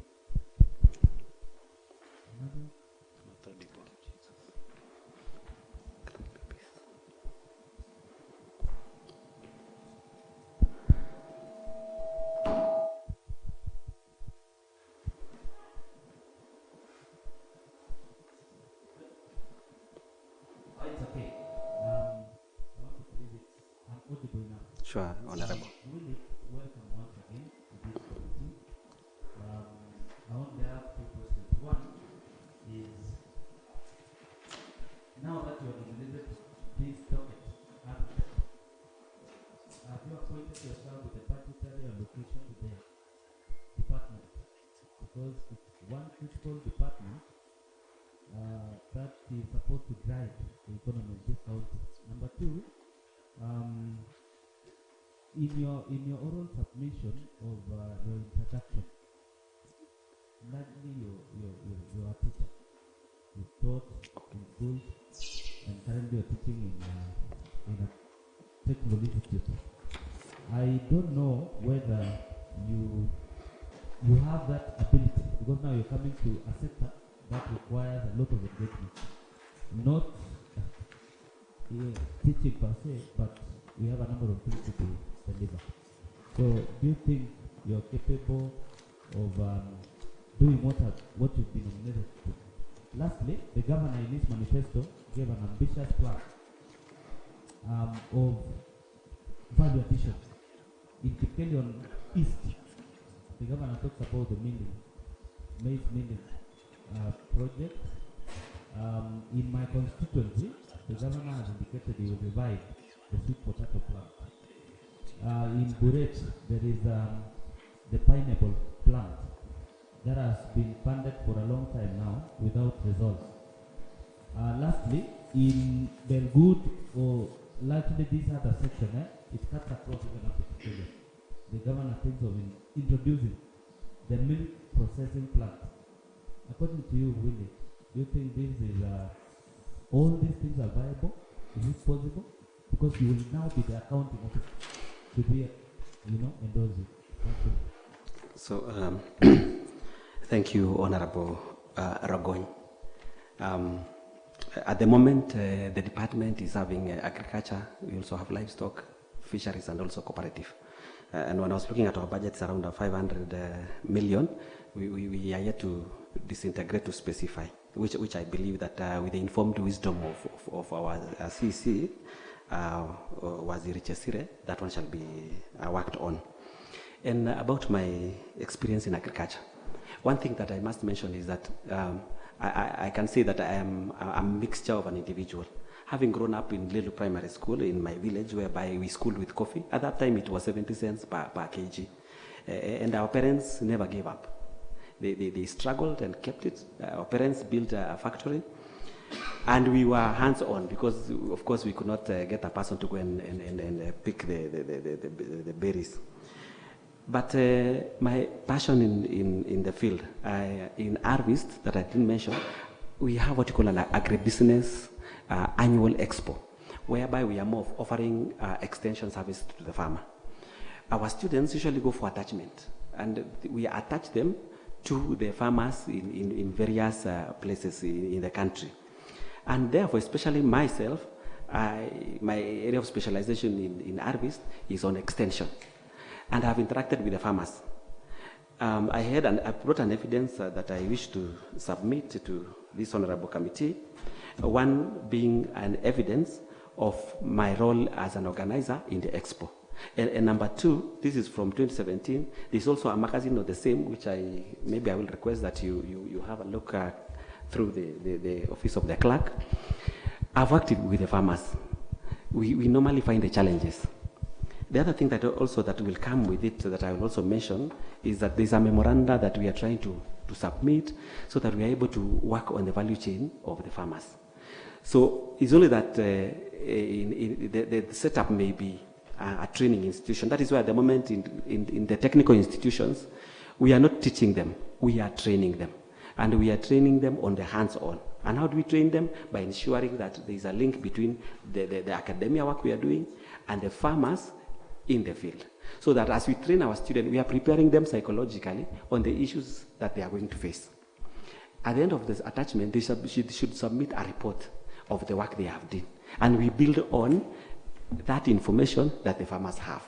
So I've interacted a lot with the farmers, and I want to believe that coming with the new challenges, learning is a process. I will endeavor. And Honorable Rogon, in addition, I'm also a hands-on person. If you come to harvest during the Farmers' Day, I'm in Gambut. I am doing it practically because we need to lead by example. Sometimes when I see my students in status and they are teaching farmers without the necessary attire, I call them, although they are finished, but I tell them, remember, you are a professional and you cannot go to a hospital and be injected by a doctor without yes. Thank you, Honorable Rogony. There's also this addition of value addition. To me, I believe the vision by our Excellency, Dr. Mutai, our governor, is very valid. Looking at the maize milling, one, that I look at it, sometimes, at least for this season, our prices has been better. But at times, our farmers do suffer a lot. A price of 90 kg sometimes can go up to 1,000. And you're looking at the cost of production, sometimes it's not favorable. Milling one would be very useful to the farmers because we are doing value addition. We are able to package it. We are able to brand our county. That is, for example, this is Kericho County maize flour grade 1. The other thing that I also felt in my vision is that we have the Lake Basin economic block. Some areas in Nyanza province do not produce maize, and therefore we can discuss and do some business with them. We are telling them we have milled this, and therefore we can sell to you. But one thing that I need to emphasize is that community participation is very important. We shall look into the budget. The same applies with the sweet potato plant. I think I had looked at it earlier on. It had a challenge about land, but I want to believe that if things are done right, it would add value. And Honorable Ogon, you talk about value addition. Most of us think value addition is a complex process. Even packaging it right, even washing the potatoes right, is part of the value addition. Presenting it in a beautiful manner is honorable. For pineapple plant, I've really read about it, and there's a bill that I came across it. And what I established is that a lot have been placed by Kirti. Perhaps in our budget, I will advise our CEC to factor in the small amount to keep the factory running. Because we cannot have a white elephant, and we are so much privileged to have equipment of that magnitude in our county. And for milk processing, I am so passionate about it. It's not in my docket. Dr. Betty is in charge of livestock. But in the value chain, there is an aspect of pasture production, which lies in agriculture. I had an opportunity of going to Netherlands because we wanted to establish a center of excellence in milk. I'm also at TOT, train of trainers in milk production. I did 9 modules. I feel that this project is very valid. Why is it valid? Because we are buying milk from Githunguri dairies all the way, Meru milk. Why don't we have our own? So long as there is public participation, so long as there is professionalism in management, so long as there is accountability in the whole setup. And that will not only benefit us as a county. For us to have quality milk, we must train the farmer. So eventually, again, even the smallholder farmers who may not be selling to the formal market, the informal market, would also have at least quantity and quality maziwa being produced. And therefore, my mother in the village can also get an income from dairy. It will also help us to improve on the breeds of the animals. And apart from that, it can also be a provision of maziwa, a balanced diet. Thank you, Honorable Ogoin. Thank you, Rob. As you are deliberating on the questions you asked, my panelists here are still wondering whether you came with your CVs or in hard copy. Okay. Thank you, Honorable Sil. Allow me to present to the Honorable team.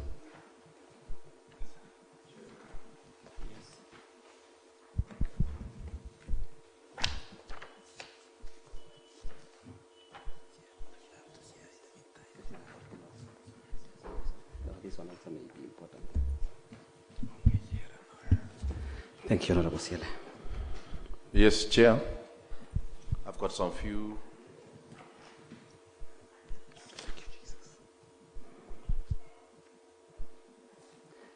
Yes, Chair. Yes. A nominee, I've got some few questions and issues to raise.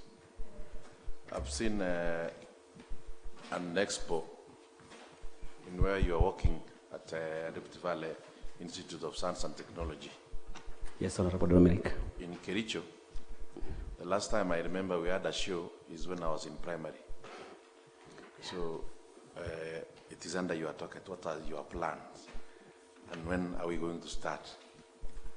Number 2, we have a Kabianga tea farm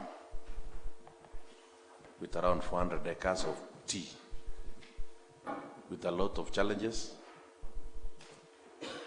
What are your plans in terms of to make it viable and profitable and to serve the people of this great county of Kericho? We have also Kipkelian Coffee Mill. I hope you are aware. Sure, Honorable Dominic.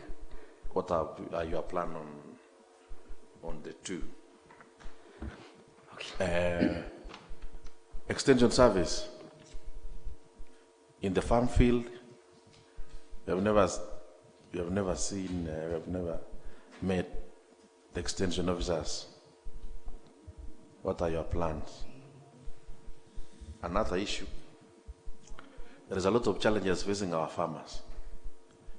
We normally, Kericho County is categorized as one of the agricultural county. But in where you are coming from, the farmers facing a lot of challenges in terms of maize, coffee. There is an issue of tea, which it is becoming a big issue in terms of cost of production. I want also you talk about subsidy. What are your plans on subsidy? Maybe in fertilizers, seeds, and then also what are the challenges facing the agriculture in this county? Chair, thank you. Okay. So through the chair, Honorable Dominic, thank you because of the questions that you've put across. True, privileged to be a committee in Expo. And my experience in organizing, and this is my vision, and I will share it with our CC agriculture, is that an Expo is successful when we encourage all the stakeholders. For our case, and I was looking at it, that if possible, and I believe it is very possible, that every sub-county should have an Expo. We identify either the county land, or we identify an institution with space. For example, we have TVET institutions in some of these sub-counties. And I thought that I will advise my CEC that we have a meeting with the agro-dealers within the county, because they are into business in our county, but at the same time, there's also the aspect of CSR in their companies. And therefore, if we all have a meeting and we brainstorm, because Expo is more of showing the farmer that it is possible. So we shall sit with the honorable committee members also, because you are the key stakeholders in agriculture. Sit with the agro-dealers and sit also with the CC agriculture and encourage them to come. They'll be selling their seeds. Some of them are on control, like pest and whatever kind of business they are doing. Then we organize it. It can be done annually. The cost can be cost shared. We can agree that we shall provide you with the land and perhaps maybe transport for the farmers. They also agree to give us their expertise to train them. And this can also be possible if we work with the extension officer, because these are the persons on the ground. Every ward has a field extension officer. So for me, we have to do it. We have no option, because Nakuru is not better than us. I've also, if you've seen, Nyeri, ATC, normally have an annual expo. And these agro-dealers, the companies are more than willing. So I will engage through my CC, and we find a way or a date, and then we come and sit together. Let them come with a plan. Let them own the project. Then that will be of beneficial to the farmers. For me, I would feel that we can do it, both crop and also both livestock. Again, Honorable Dominic, on Kabianka Tea Farm, my able CC had also answered that. But because I am a believer on performance contract. I am a PC coordinator, and quarterly evidence reports is very important. We shall see what could be the main root cause. Is it management? Is it financial whatever issues? And then we sit with the leadership of that particular place. We also engage tea research, because we have experts who can be of great help to us. We also sit with the other CC, because we have CC finance, we have CC CEO planning. I would advise my CEC, we have a multi-approach. We have ward admin. All of us should own Kabianka Tea. Our students who are on it is also Kabianka University within vicinity. We have people who are doing research. They should all of us participate, but also find a way of making it professional, which I believe with consultation it is possible. For Kipkelian Mill, from my experience, we are yet to establish the ownership. But if we establish the ownership, I would advise my CC, if we can have a small team to look into it and advise the farmers about the membership. Because I remember that time when the mill was being formed, participation was not there. My parents live in Kashin, and we were only told that there is a mill and this is how to join it. For me, I would advise, once we know that legally the land belongs to the county, because again, the issue of spending the right resources in the right place is important. If it is if now once we establish that, that's an opportunity for us to sell our coffee, value add, and then public participation to the other leaders of cooperative societies. You also raised about, Honorable Dominic, about the extension services. When it was devolved, one of the challenges that came with extension, initially it was top-down. It was the government giving out the project for extension. But at the moment, extension service is farmer-driven because of individual needs of the farmer.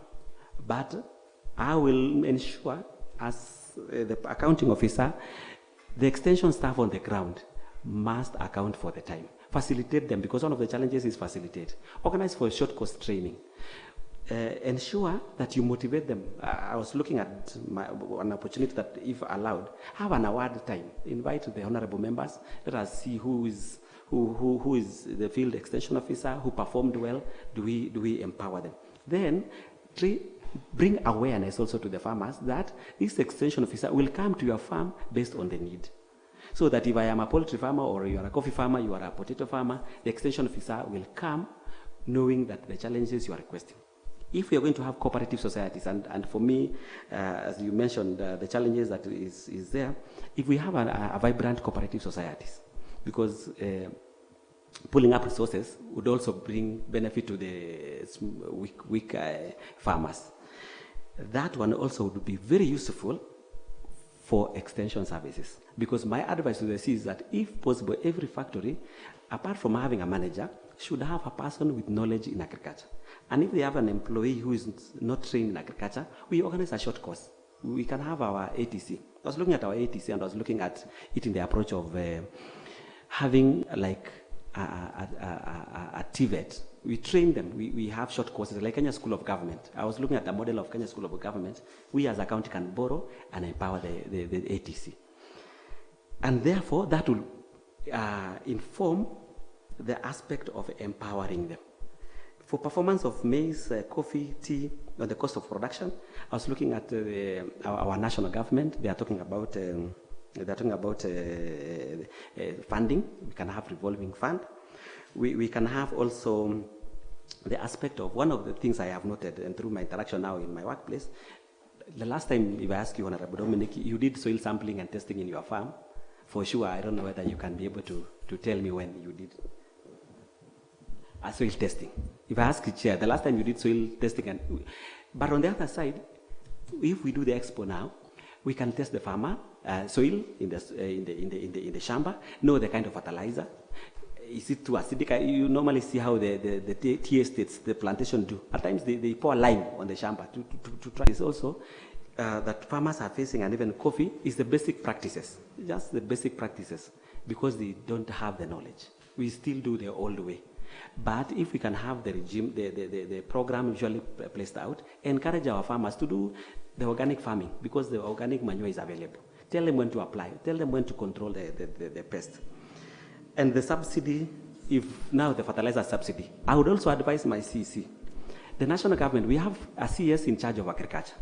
One of the things that I also challenge the governor and even you, we also need to bring him on the ground, because he is the national, yes, but we have a department called agriculture, and therefore we need to take advantage of that. We have donor funds, we have opportunities that the national government has, but it is us to organize and convince the CS agriculture to come and support us, especially in subsidy in terms of seed. I think challenges, there are so many challenges, we'll agree. But if we make the extension officers utilize their skill. I was also looking at, the governor has mentioned about internship. I was looking at the coffee. We can make it a center of excellence, the coffee in Kipkelion. If we can be able to start, organize with the agro dealers again, that come and spray your is it pesticide? Come and spray, and then farmers will come and see that when you spray this, it worked.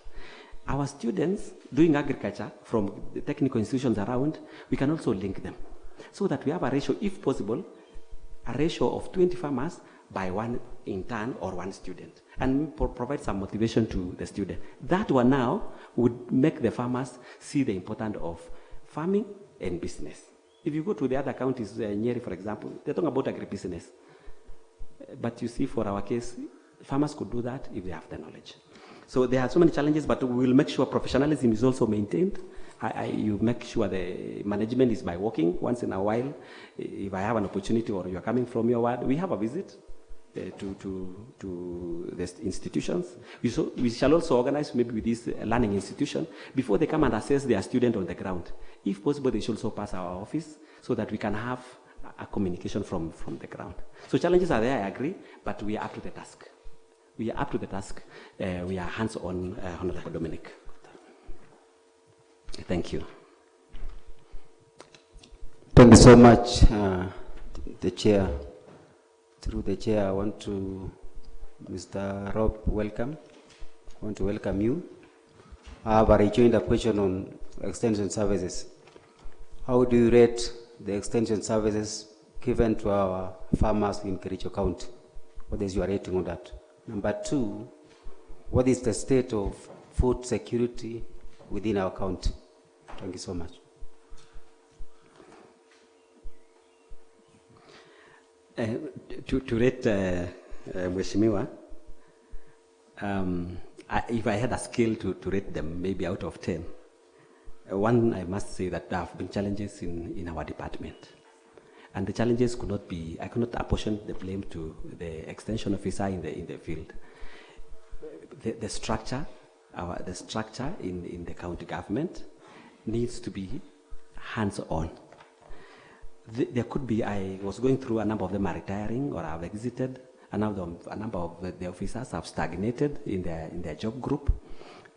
That could inform some of the challenges that the extension officer are facing. And a number of them, again, the workload could be so much because there are few of them.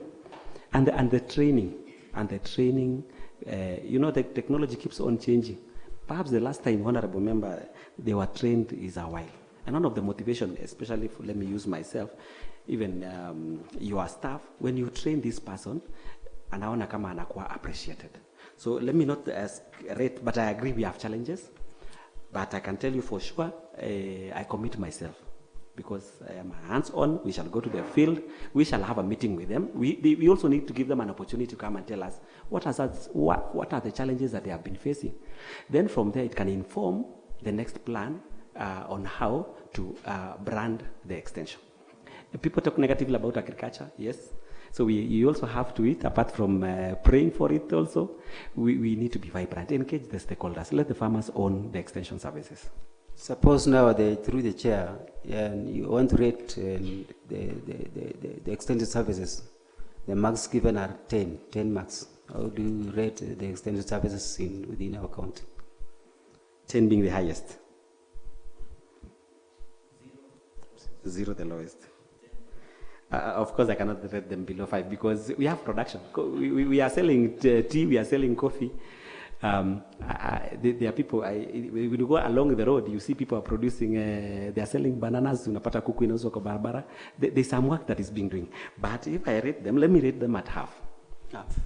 Yes. That's fine. And what will you make, what do you do so that we can move away from 5 to 8? Or at least 8 or 7%?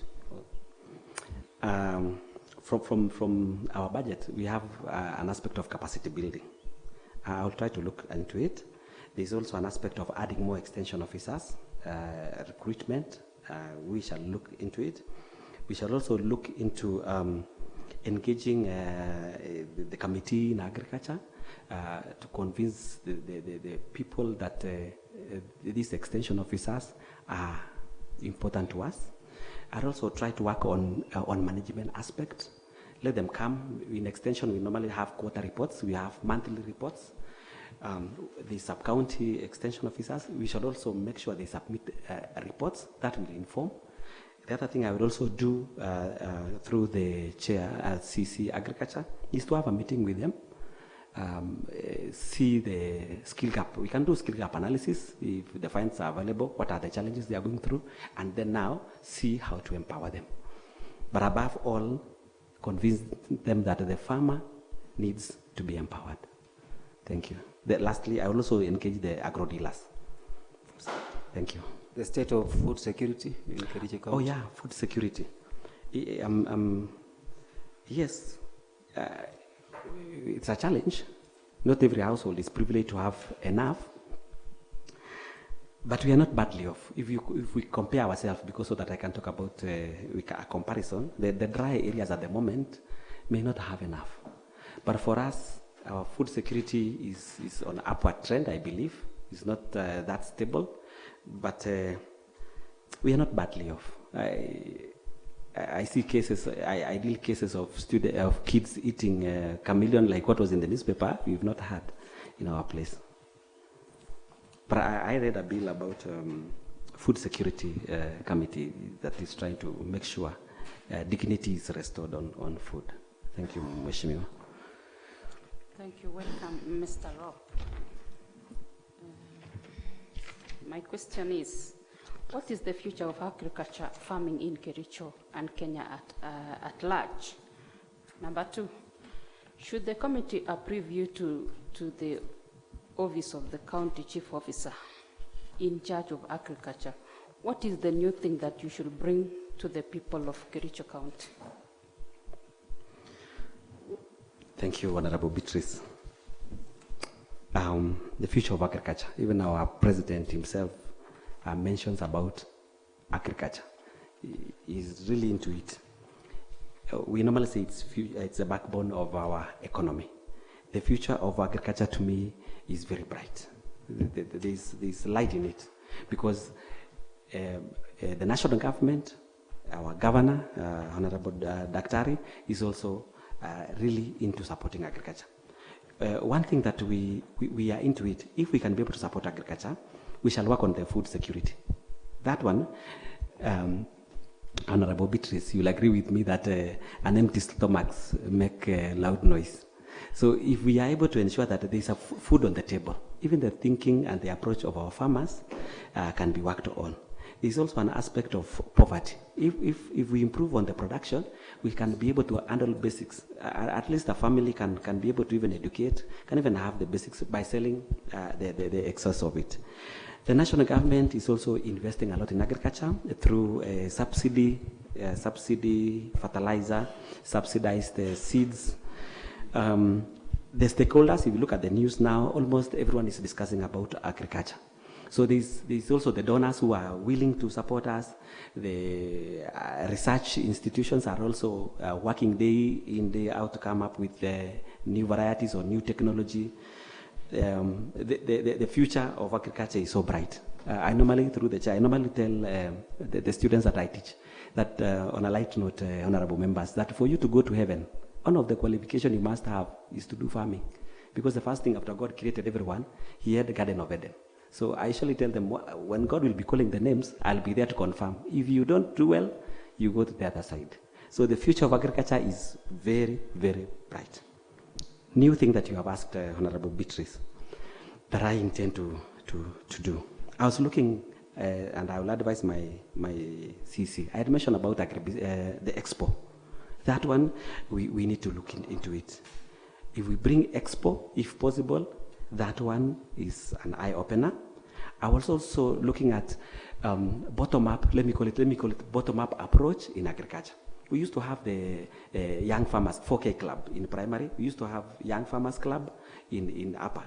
If we engage, because most of the schools are day school, if we activate the agriculture teachers, provide them the schools with the seeds, then once they reach the seedling, we'll have taught them about basic nursery. Then we can now tell them, go and plant in your home. We shall come, the teacher, you know how we can, the teacher will come and assess. Eventually, that one, we are building the young farmers. I saw it in Europe because we normally say agriculture is a dirty thing. Eh? If you tell our children, I want you when you grow up, you want to be a lawyer. When you grow up, you want to be doctor. But in Europe, farming is also a profession. So if we convince them that you can earn income in farming, then we will have succeeded. So that's a new thing that I also feel that we need to do. Another new thing that I also feel that I will advise my CC is consultation, teamwork from all the relevant stakeholders in agriculture. If there is goodwill from the political wing, goodwill from the professional wing, that is very important. Regular consultation. And many others that we'll keep learning as we go along. Finally, I also feel that is important to us is even to convince the national government that this is what we are doing, come and see and empower us. Thank you, Honorable Beatrice.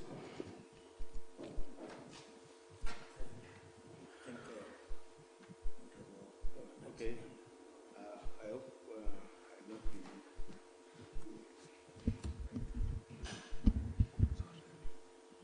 Anyway, Mr. Willie, I hope you got... Yes, sure, Honorable Member. Now, I want to take you back to where we heard of these ambitious projects said by our Excellency, the Governor. Now, where do you think the Governor will get the finance to make these projects come into reality? Secondly, on your own projection, what do you think it is the best timeline for the same?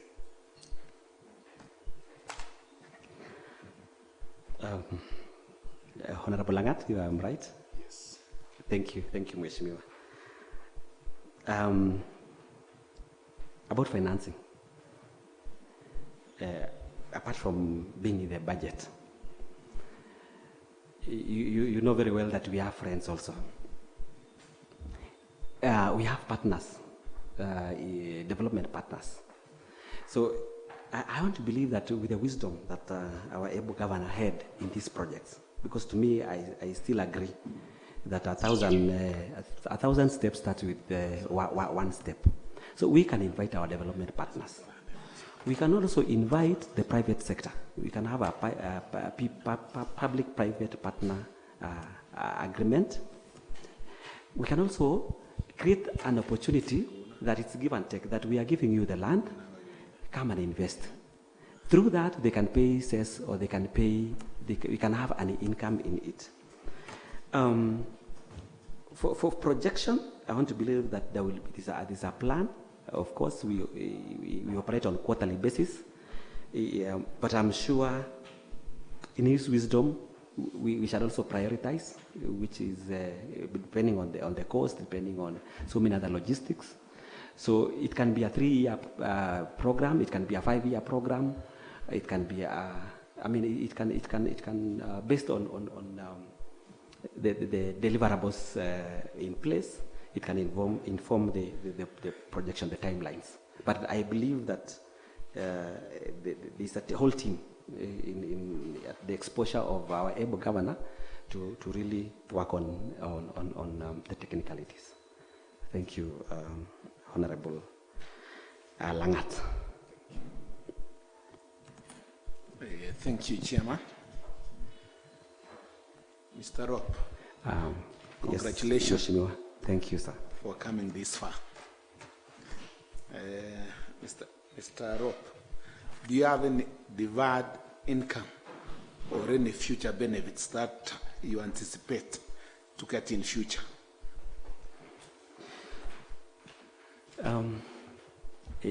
Professionally, of course, we are working, we earn, and I want to believe that we invest for our children.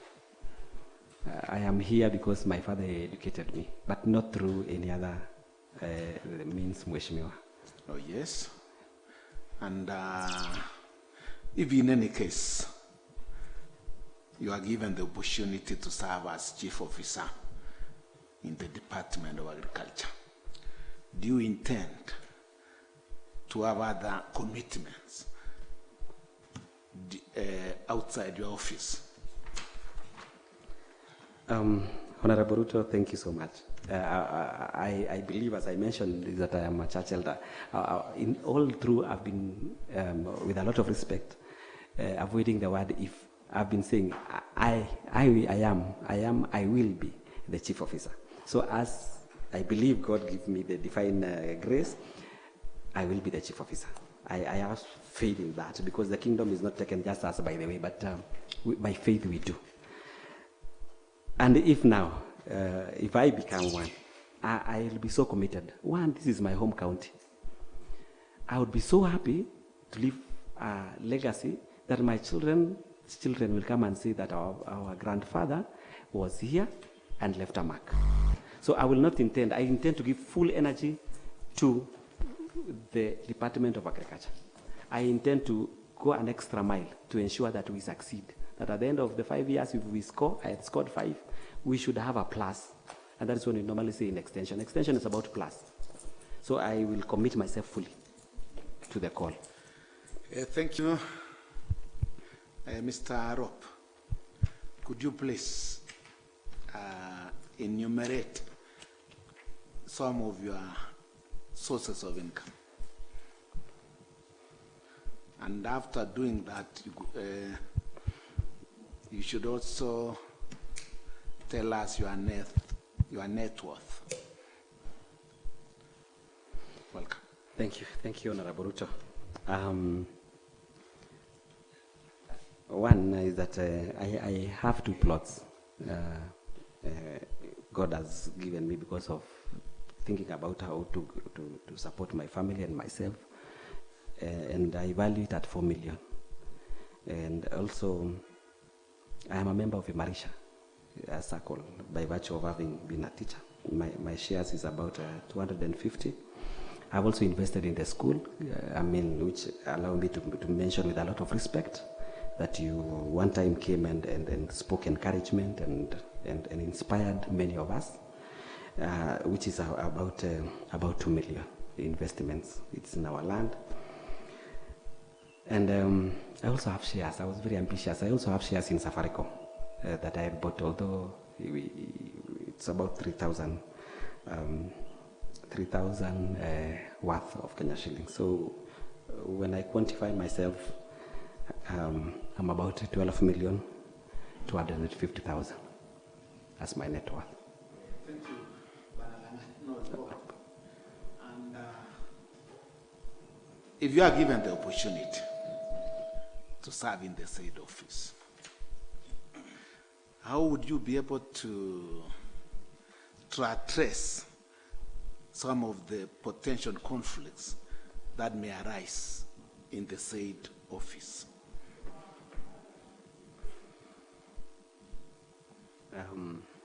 Conflict of interest? Interest. If I get you right. Mm-hmm. Of course, conflict of interest. One, I will stick to professionalism. I'll stick to the integrity issues. I'll speak to the statutory documents. I'll also make sure that the whole process is very transparent. I will also declare, in case I may have a conflict of interest, I will excuse myself that maybe it could be, for example, let me use, my mother applies, for example, for a service. I need to declare that I will not be in the whole bidding process because this is a relative. So I will stick to professionalism to avoid.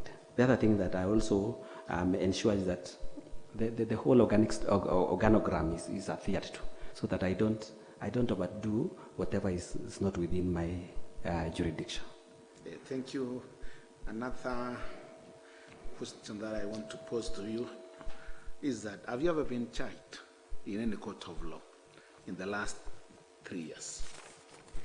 Honorable Ruto, I haven't, and I pray that they also don't make an effort of that. Have you been adversely mentioned in any investigatory report? Honorable Ruto, I haven't been mentioned. Very good. Another question. Another question. Every now and then, in newspapers in radio stations, GMOs is taking a lot of headlines.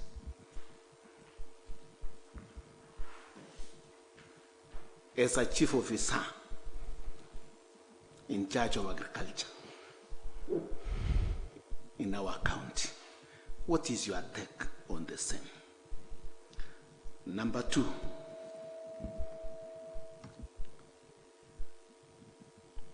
we are all aware that there is a severe shortage of maize in our country.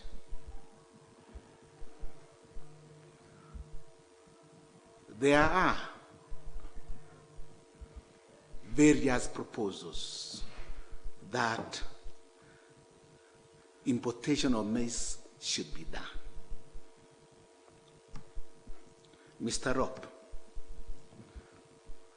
Rift Valley produces a lot of maize. Harvesting is going on now. If maize is imported, what is the future of our maize that we grow as a country? How will the farmer, how will the maize farmer be cushioned on the same? Coffee farm in Kipkelia used to do very well during the de facto town council.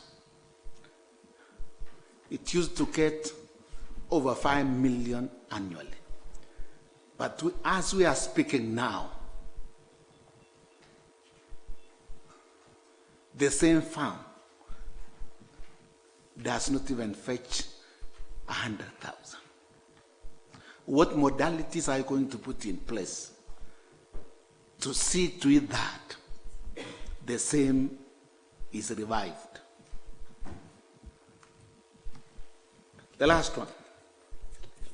Immediately after the inception of devolved units, our county came up with a very ambitious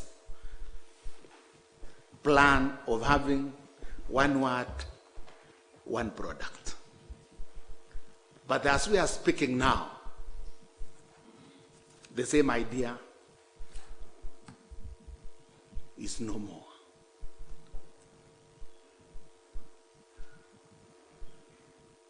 What plans, if you think that it was a very good, brilliant idea, what plans can you put in place so that at the end of the day, the same can be done? The last one, your department is understaffed. If you can go to Kipkelian, my sub-county,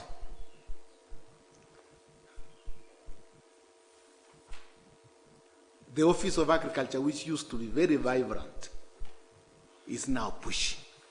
There is nobody. What plans are you going to put in place so that more staffs can be employed in the department, not forgetting the high wage bill in our county?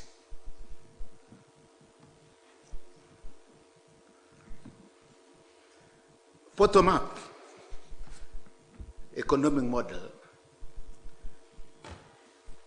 is a very good idea as far as Kenya Kwanza government is concerned. How are you going to use your department to embrace the same idea? AMS in Kipkelia, Agricultural Machinery Services, used to be very vibrant in the past. it is good you come from Kipkelia. Sure. Nowadays, the AMS we used to know is no longer there. What modalities are you going to put in place to see with that the same AMS can be revived? Thank you, Chairman. Okay. Thank you, Honorable Uto. Responding about GMOs, it's more of a national function. At the moment, it's raising a lot of controversy. But allow me to appreciate, because GMO is as a result of research. And we are educating our children to come up with innovation. We are educating our children to come up with a better variety. This is my very personal, that I love the debate that is happening at the moment. If you look at it, because I'm in the field of agriculture, sometimes we are doing at the moment, for example, grafting.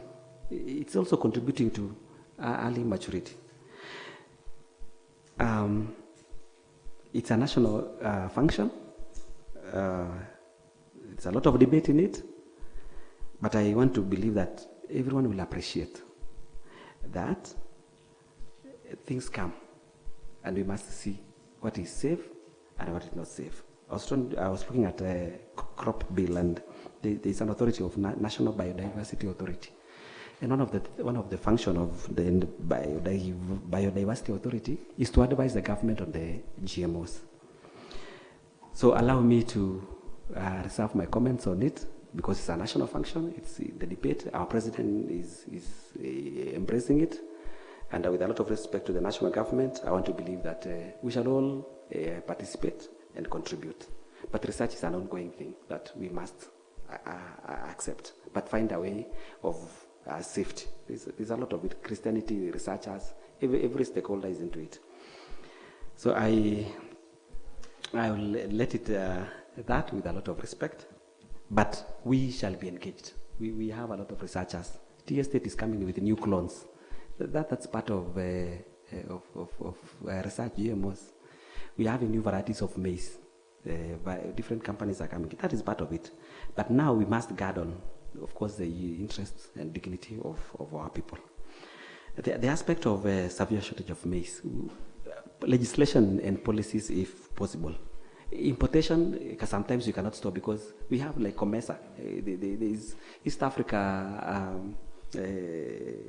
issue, and a time we need to look into it. But my opinion, there was an issue of warehousing system. If you remember, sometimes back, Honorable Mumunya was launching, I saw it in Kitale. If we do value addition, we can also cushion our farmers. I was looking at the warehousing system is a good one, but now you see the volume is not. Warehousing system is a scenario whereby we can be able to, just like a cooperative society, we can be able to cushion our farmers as we wait for a better price. The farmer will say, I want to buy input, fertilizers. We are able to provide. We are able to support them as we wait for a better price.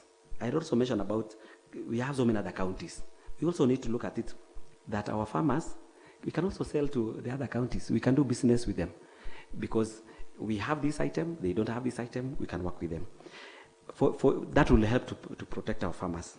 And the aspect of importation, we are yet to feel the impact, because I think they are trying to look at the drought. They are trying to alleviate the national issues on it.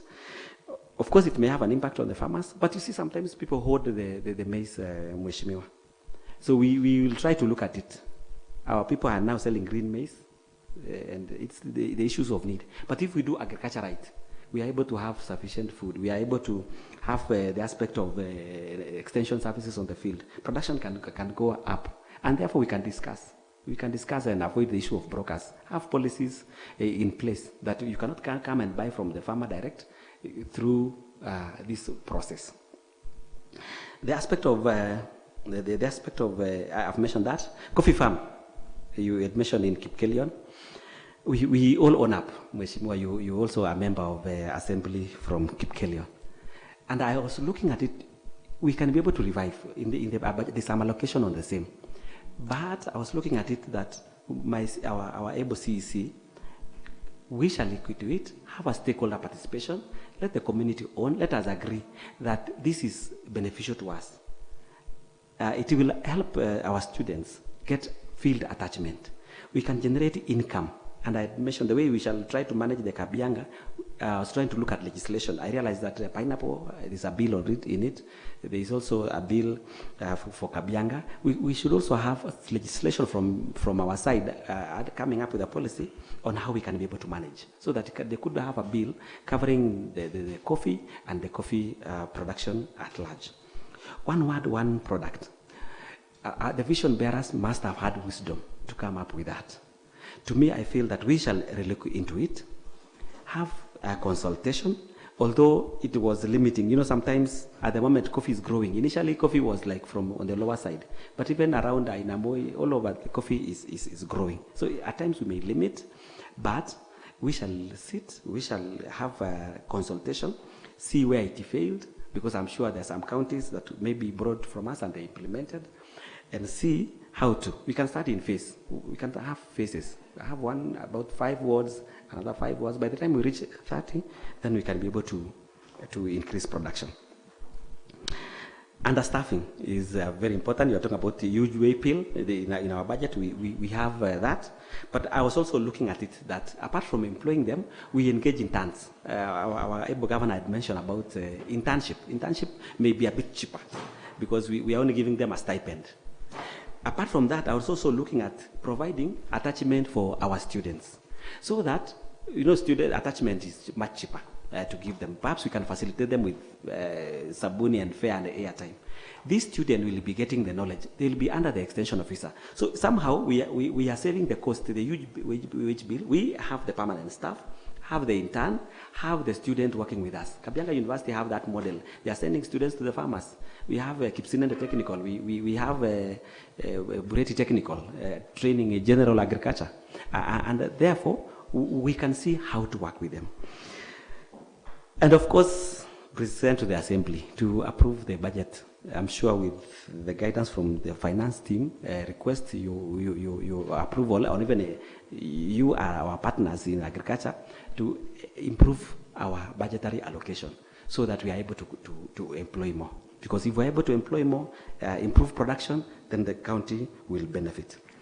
Mheshimiwa, you've mentioned about the bottom-up model. I had mentioned bottom-up model. At the moment, with a lot of respect, Kenya Kwanza is not about UDA. It's now the national. It's now about national. What do you call the policies and the vision is being implemented in the entire nation, and everybody is accepting it. And therefore, revolving fund was coming up. The issue of the money that was supposed to be lent to the community.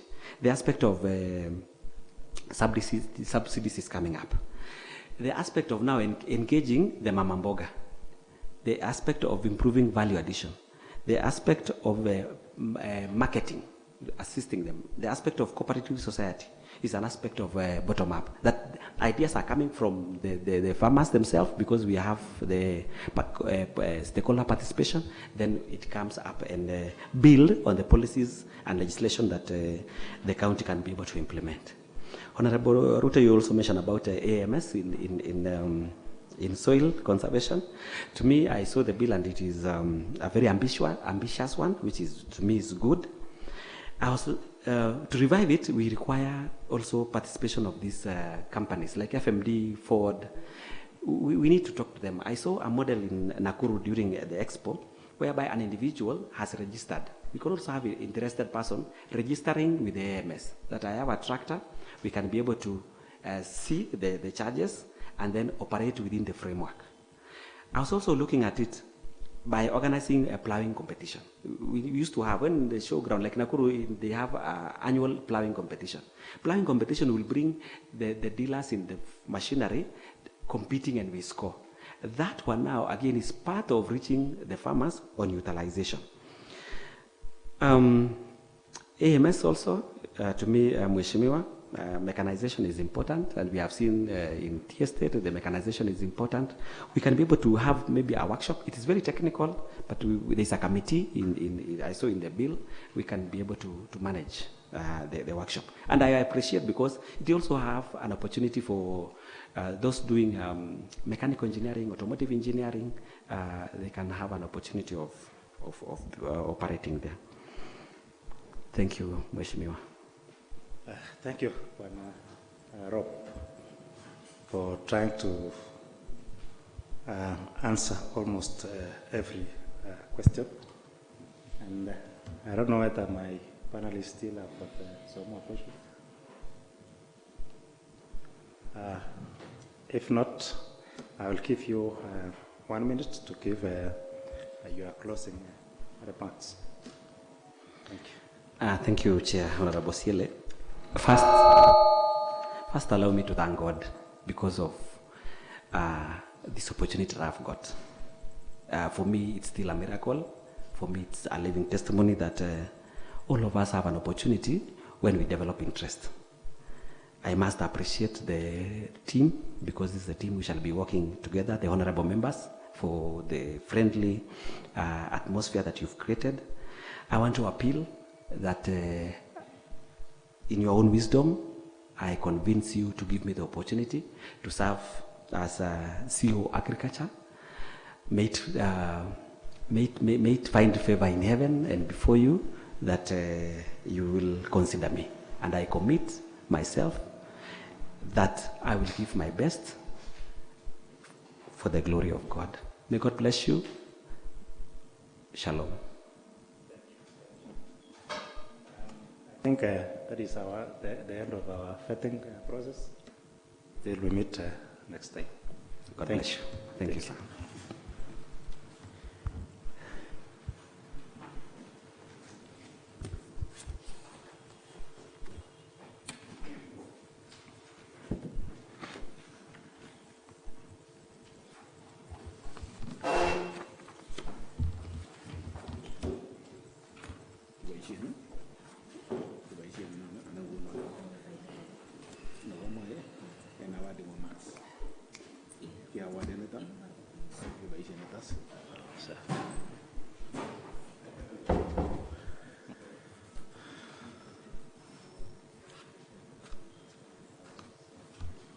Repeat.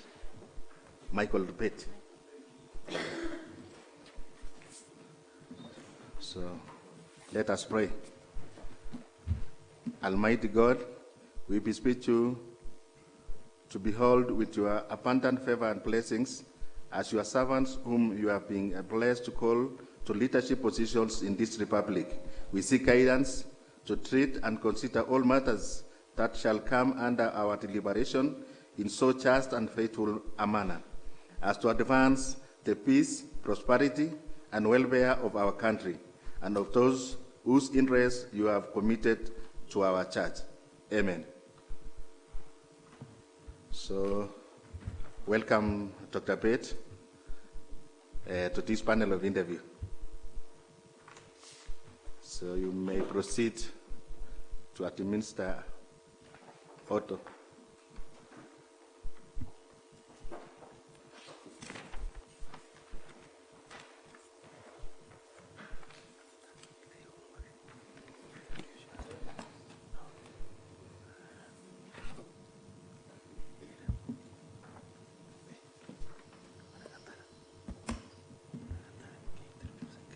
I, Michael Pate, do swear that the evidence I shall give before this committee is the truth, the whole truth, and nothing but the truth. So help me God. Thank you. Have a seat. So I want to introduce my team. I start with myself. I'm Mheshimiwa Philip Kimwena Mutai, co-chairing with my colleague. Yes, Ciele, World Award. You start from the far end. Honor Beatrice Chepkemoi, Kipchumchumwad. Francis Terer, MCA Cheboin Ward. Nominee, I'm Dominic Mutai, MCA Kabianga Ward. Okay, I'm Bavin.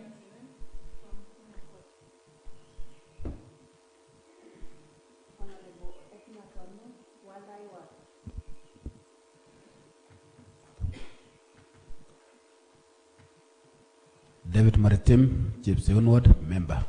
Welcome, Sabit. Honorable Amos Mutai Birir, Kapkatet Ward. Karibu Daktari.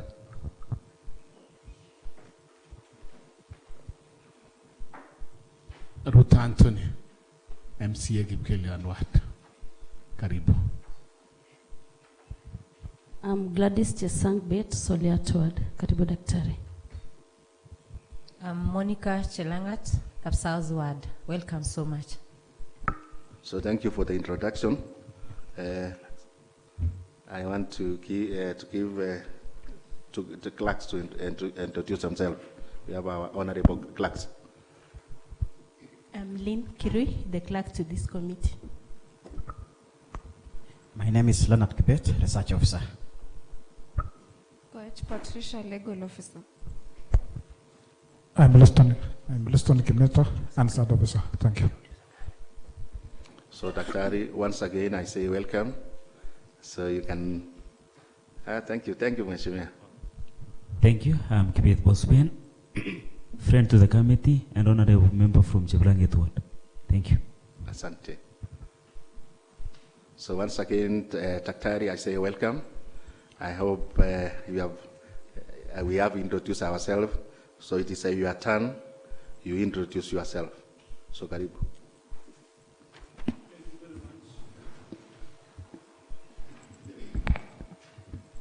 I appreciate the warm reception I've got this afternoon. My name is Dr. Michael Bet Kiprotich. I'm a father of 3, a son and 2 daughters. We've been married for the last over 20 years. I'm happy to be here. I'm a resident of Mobet sublocation, Chelangat Ward, Bureti constituency, Kericho County. My training is veterinary profession. I'm a veterinary surgeon, but I'm also trained as a marketer. I have a master's degree in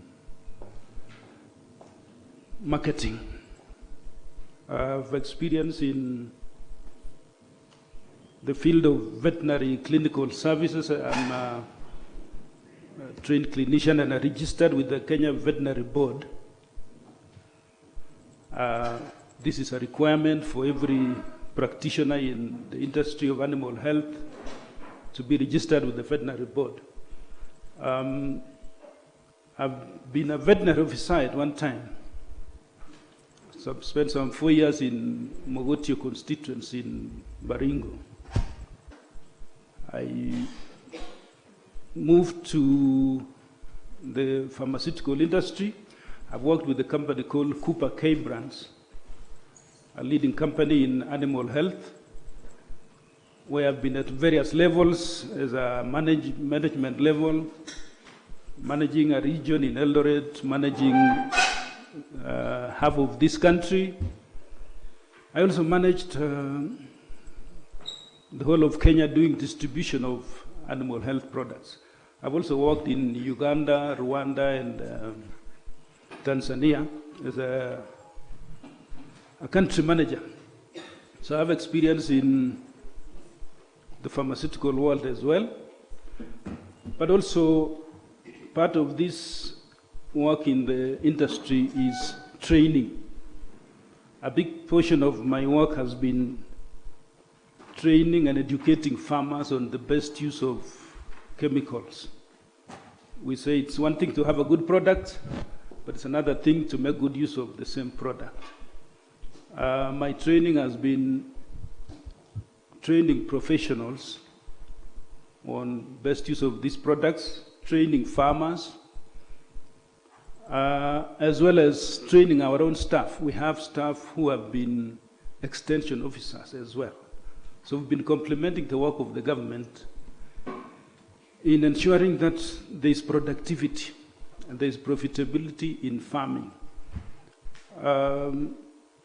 My recent assignments was to manage breeding, importation of livestock semen from Holland, from Germany, from New Zealand, Australia. This I did while in Uganda as well as in Kenya. So we search for the best bulls which we can use to improve productivity of our animals. This I've been doing in the last 4 years. So I was in charge of breeding. Recently, I've also been involved in, not recently, but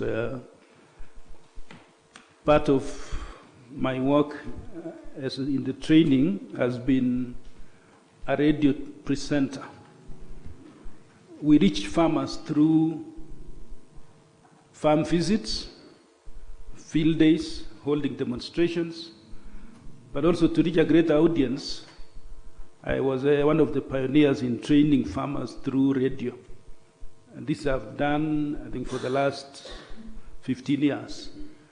I think CAS FM was our first one, and I was the pioneer in the radio training program, which has worked very well until I've been covering many radio stations in our country. Recently, we have done work with CAS TV, where we conduct training programs at the farm, at the deep site, at the dairy unit, and it's been bearing fruits because we have had conversions of people who didn't see a source of livelihood in dairy to become good and leading dairy farmers. So this far, I really appreciate that we've had partnerships with the media and partnerships with the government in reaching out to farmers. So recently, in the last 5 years, 6 years, we also do community work. I work as I support our secondary school at home, Kapsinended High School, as the chairman. That is part of contributing to community work that we do, so that we, other than being a professional in this industry, we are also responsible to our farming community. Thank you very much. Thank you, Daktari, for the long and very rich introduction and work experience. I want to take you aback. Would you mind giving me your ID card?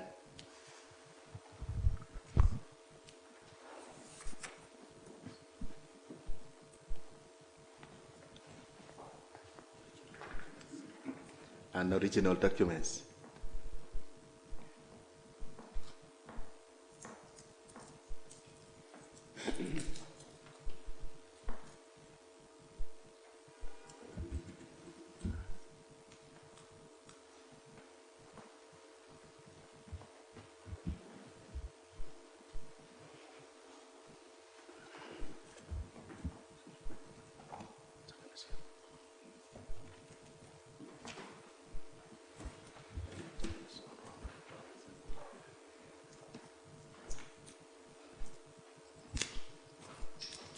Having introduced yourself to that extent of talking about the work experience, the employment record that we have worked all along, I want to ask you about, do you have any honors or awards having worked that length of time?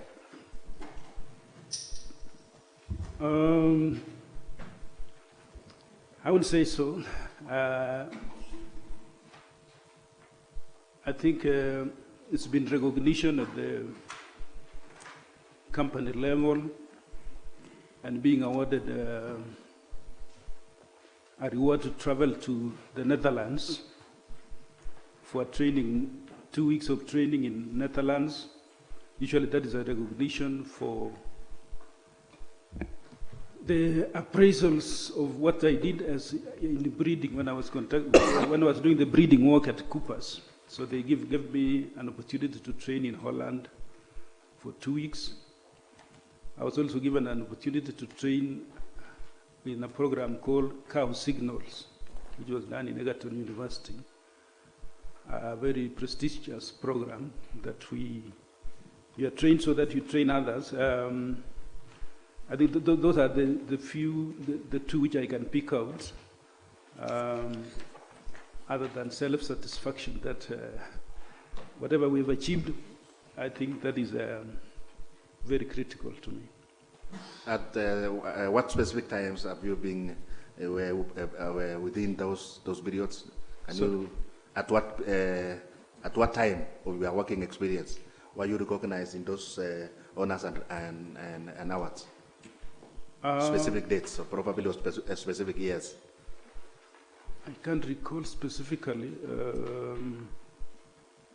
I don't have the specific dates when I traveled to Holland. I can't recall them specifically, but I know they are. I think given a chance, I can check my records and avail that. Thank you. Are you registered in the professional associations? Yes, I'm registered with the Kenya Veterinary Board, registration number 1411. Okay. At what year? Which year specifically you registered as a professional in the association? That is 1995, because that is when we started the veterinary practice. I graduated in 1993. Then there is 1 year of internship, and then the following year I was registered as a veterinary surgeon. Thank you. Do you have any other membership? No. Yes, in terms of probably profession, business, scholarly, civic, charitable? I'm a member of Livestock Genetics Society of East Africa. Livestock Genetics Society of East Africa. This was courtesy of my being the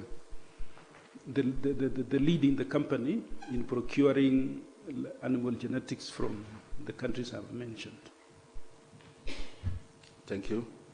On public office, political activities and affiliations, list chronologically any public office you have held or currently holding, including the terms of service and whether such positions were elected or appointed. Maybe say that again. Did you say political or? Public office, political activities or affiliations. So I was asking a list chronologically any public office you have held or currently holding, including the terms of service, whether such positions were elected or appointed. I think the office I've held and I'm holding currently is I don't know if that is the relevant one, being the chairman of a board of management of a school that is Kapsinendet High School in Bureti. This is an appointment by the Ministry of Education, which I've held for now 4 years. Other than that, I don't have any other elective position. So it was appointed? Yes. Okay. Do you remember membership and office held in and services rendered, whether compensated or not, to any political party or election committee, if you have held a position in a political party? I have not held a position other or than participated in campaigns. Other than being a member. Maybe we've been silent campaigners, advisors, but not specifically having any role. Have you ever been dismissed or otherwise removed from office for a contravention of the provisions of Article 75 of the Constitution? No. Have you ever been adversely associated with practices that deficit bias, favorism, or nepotism in the discharge of public duties? Not yet.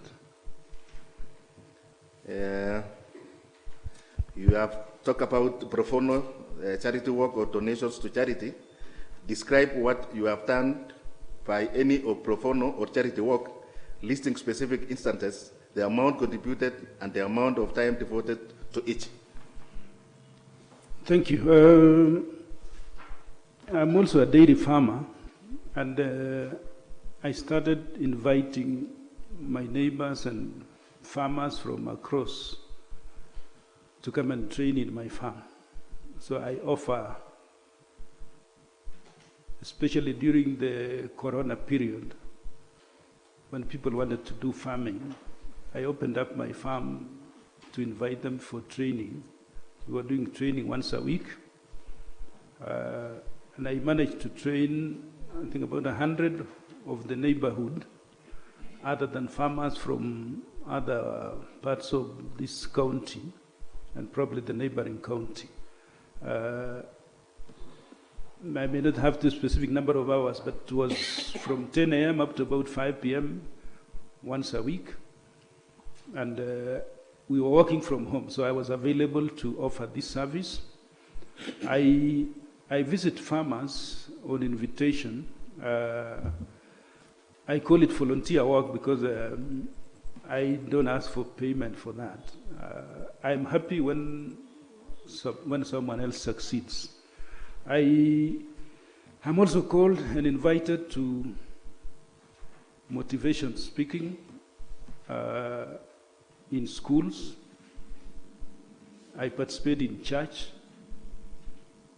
I've been a member of a gospel evangelistic team where we bring the gospel to our people. I may not have the specific number of hours, but that is what I offer as a service to our community. Thank you, sir. Have you any objection to making of inquiries with your present employer, referees, in the course of consideration of your nomination?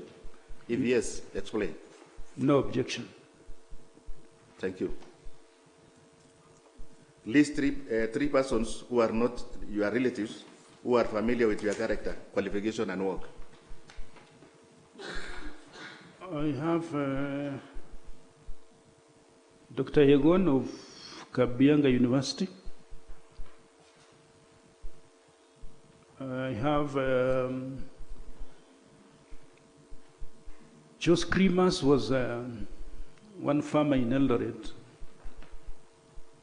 whom I worked with very well, and I put him as one of my referees. Mr. Philip Maritim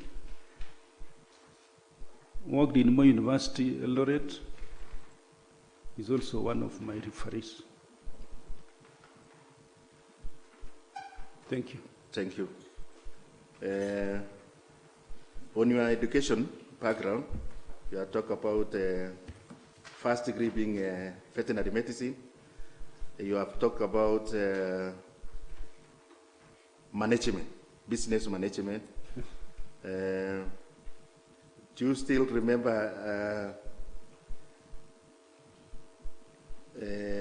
can you still remember or indicate the dates of years of attendance, the academic hours obtained, whether a degree was awarded, and dates on which such a degree was awarded? University of Nairobi, Bachelor of Veterinary Medicine, 1988 to end of 1992. Our graduation was early 1993. Of course, it was full-time, so whenever the semester was on, it was running for 3 months, but that was 4 years. The Master of Business Administration was an executive program running in 2007, 2008. The executive program was mainly running like 2 days a week, but mostly you spend a lot of time doing the work yourself. Thank you. Do you have a list of titles, publishers, and dates of books, articles, reports, letters to editor, editorial pieces, or published materials you have authored or edited? None. I've not done any at the moment. Thank you. Can you supply 4 copies of any reports, memorandum, policy statements you prepared or contributed in the preparation of any PA association, committee, conference, or organization of which you are a member? I have PowerPoint presentations which I usually make for continuous professional development. Whenever I'm conducting CPD trainings, I usually make my presentations. So PowerPoint presentations can be availed.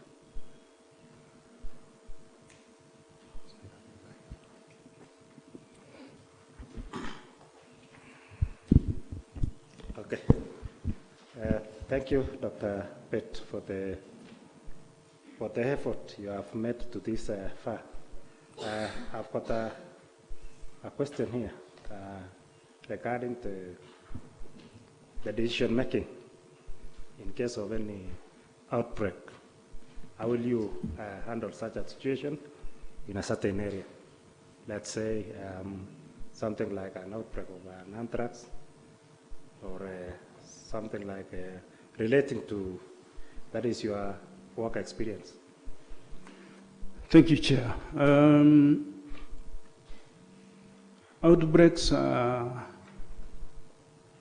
like emergencies.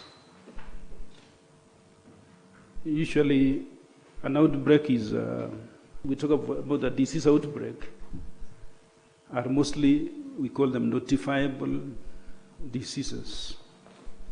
So number one is to notify the higher authority. So in this case, notify my immediate supervisor that there's an outbreak of this disease. Number two is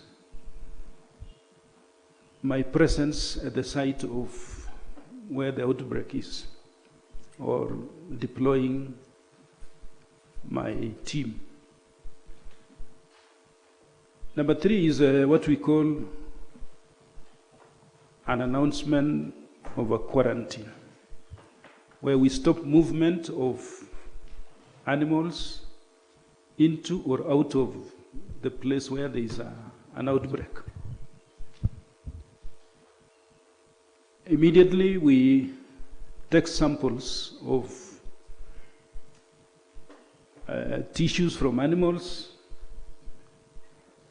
Luckily we have regional veterinary laboratories here, so that is the nearest we take samples.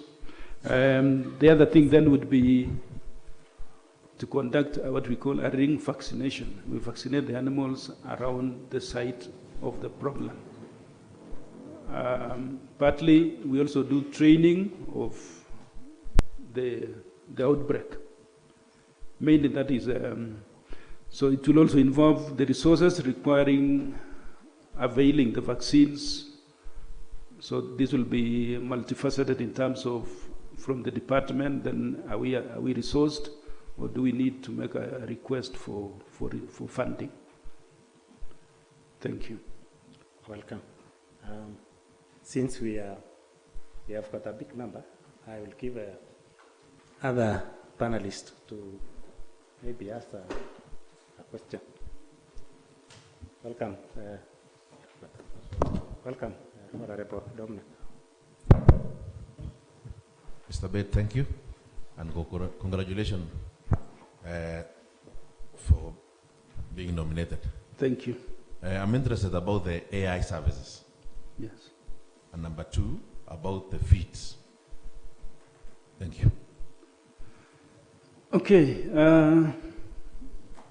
I'm also very interested in the same AI because I said I've been very keen about breeding of animals. My issue and my challenge and my dream is that as a county we generate our own livestock genetics, our own resources of the breeds. As of today, we have capital flight. We send money to other counties to go and buy cows. So I agree with you, it's an issue we need to address. And from my experience, we will avail the best livestock genetics so that we breed our cows to produce good heifers. Today, the technology gives us a chance to use sexed semen to breed our cows. Then we get daughters from the cows. And with good calf management, in 2 years, you're able to get cows producing. 2.5 years, you have our cows from the daughters. So that means if we start in January 2023, 2025, 2026, we're able to reduce the amount of capital we send to other counties. This is possible, my thinking, is through cooperative societies. I'm persuaded that if we make the cooperative society our center of activity, have an inseminator based in every cooperative society. We supply liquid nitrogen and semen to the cooperative society. We subsidize the cost of semen, especially the sexed semen. So we'll work hard to avail the semen at the cooperative society. Each cooperative society can engage an inseminator or multiple inseminators. This way, number one, we are able to inseminate our cows and spend our resources at our county. Number two is extension work. We want to train our farmer to manage the calf. Because to inseminate using good semen is one, but how do we manage the calf which has been born to become a cow in the next 2 years? So we'll invest in training of our farmers on how to manage a calf until it becomes a cow. That goes with feeds. The challenge today we face is the cost of feeds. And the cost has never come down, and we don't see it coming down very soon. Our investment in growing our own feeds, if we can give value to the farmer to plant maize for us, then we can use the same maize to grow, to process our feeds. Every cooperative society will be supported to have a feed mill. We take advantage of the economies of scale so that the import, even if we are importing from outside the country, the raw materials for making feeds, we will know the quality of the feed we are making, but also because of the large volumes we are importing, we can bring down the cost per kilo of the feed. So again, to the cooperative society, we make the feeds there, a feed mixer for every cooperative society, that we bring down the cost of feeding. That way, we can manage the good breed, feed it well, then in the next 2-3 years, we have our cows producing from our own. This way, if we have then a pool of farmers who are able to generate a lot of heifers, and then we don't have to go and buy outside the county. Thank you. Okay. Daktari, congratulations for your nomination. Thank you. Maybe what are the most important resources to consider in the cooperative management? Cooperative management, human resource is key. The catchment area, human resource means at the cooperative level and our staff. A cooperative officer who can access every cooperative society. The human resource at the cooperative is the one which is skilled or trained. So there's a management, there's a board of directors, there's the executive management, and then there are the other employees. Are they resourced in terms of skills, knowledge? The cooperative society needs to be modern. ICT is the way to go. So do they have the infrastructure? So membership is the other one. So membership, the human resource, the catchment area, and the support from our department. Very critical then is our staff resource to offer that support. Thank you. Okay, thank you, Michael. Congratulations. Thank you. My question is based on cooperatives, and I want to ask you, what strategies do you have to revive the dormant cooperative that we have in Kericho County? And secondly, what plans do you have to ensure that all farmers do diversification and use the small lands that they have in Kericho to promote their economy and farming? Thank you. I said I come from Chelangat, and we have our cooperative society called Chelangat Cooperative Society. It's been rising and falling, rising and falling. So I understand the pain of a dormant cooperative society. It becomes dormant with the resources of the farmers. And I know the farmer who brings 3 liters of milk to the cooperative. Number one is to identify what are the issues, what is the problem, why do we get to that dormant state? So first of all, we need to deal with the problem, to identify what is the issue, what is the problem. Once we have identified the problems, then we start looking at how do we solve. A lot of time it is about leadership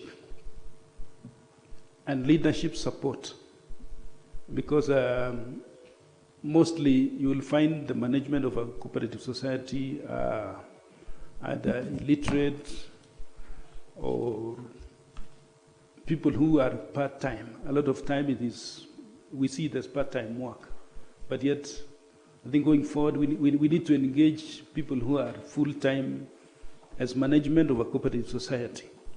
So, and the resources keep growing, and we don't have the management in place to support the growth.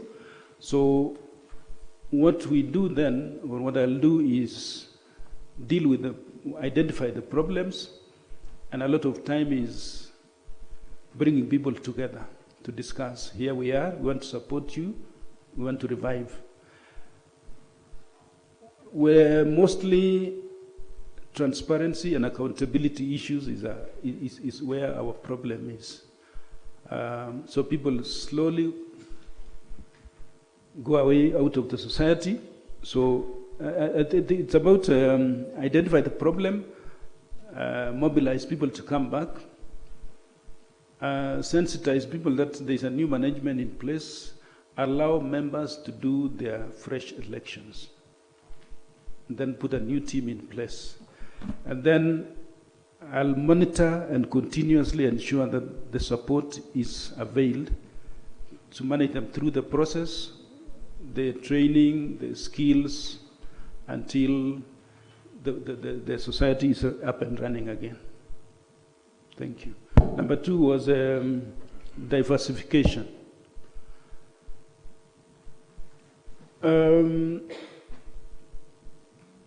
Dairy farmers focus on milk production. As I was saying earlier, I would then want to encourage the same dairy farmer that you can actually sell heifers. So other than the milk, let's produce heifers which we can sell. And this is done through provision of sexed semen to our front runners, the innovators, the farmers who are already in place. Number 3 is dual purpose breeds. there are parts of this county where it's a bit dry. We can do crossbreeding so that we have the Saiwan cow. From the Zebu, we develop a Saiwan cow, which then can produce milk, but also produce meat. Number 3 is our mechanization services. People can grow maize, but we need to support them to produce silage. People will grow hay. We need to provide the baling services so that they can have hay for sale. So I look at this, it's possible because already there are machinery, so we need to enhance the number of machinery and at least avail them as soon as. So when people see there is support, then people will farm. Thank you. Thank you, Chair. Okay. Daktari, welcome. Thank you. Daktari, apart from dairy farming, we have also dairy courts in our county. What are your plans, if approved by this committee, to teach court farmers to improve their productions and market in terms of production of milk and market? Okay, number 2, in the past, during Kanu regime, some of us were not there, but I was there.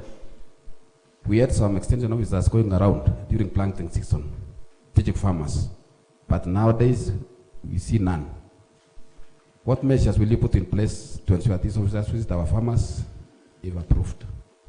Lastly, in our areas, we have cattle trips, which are now dormant.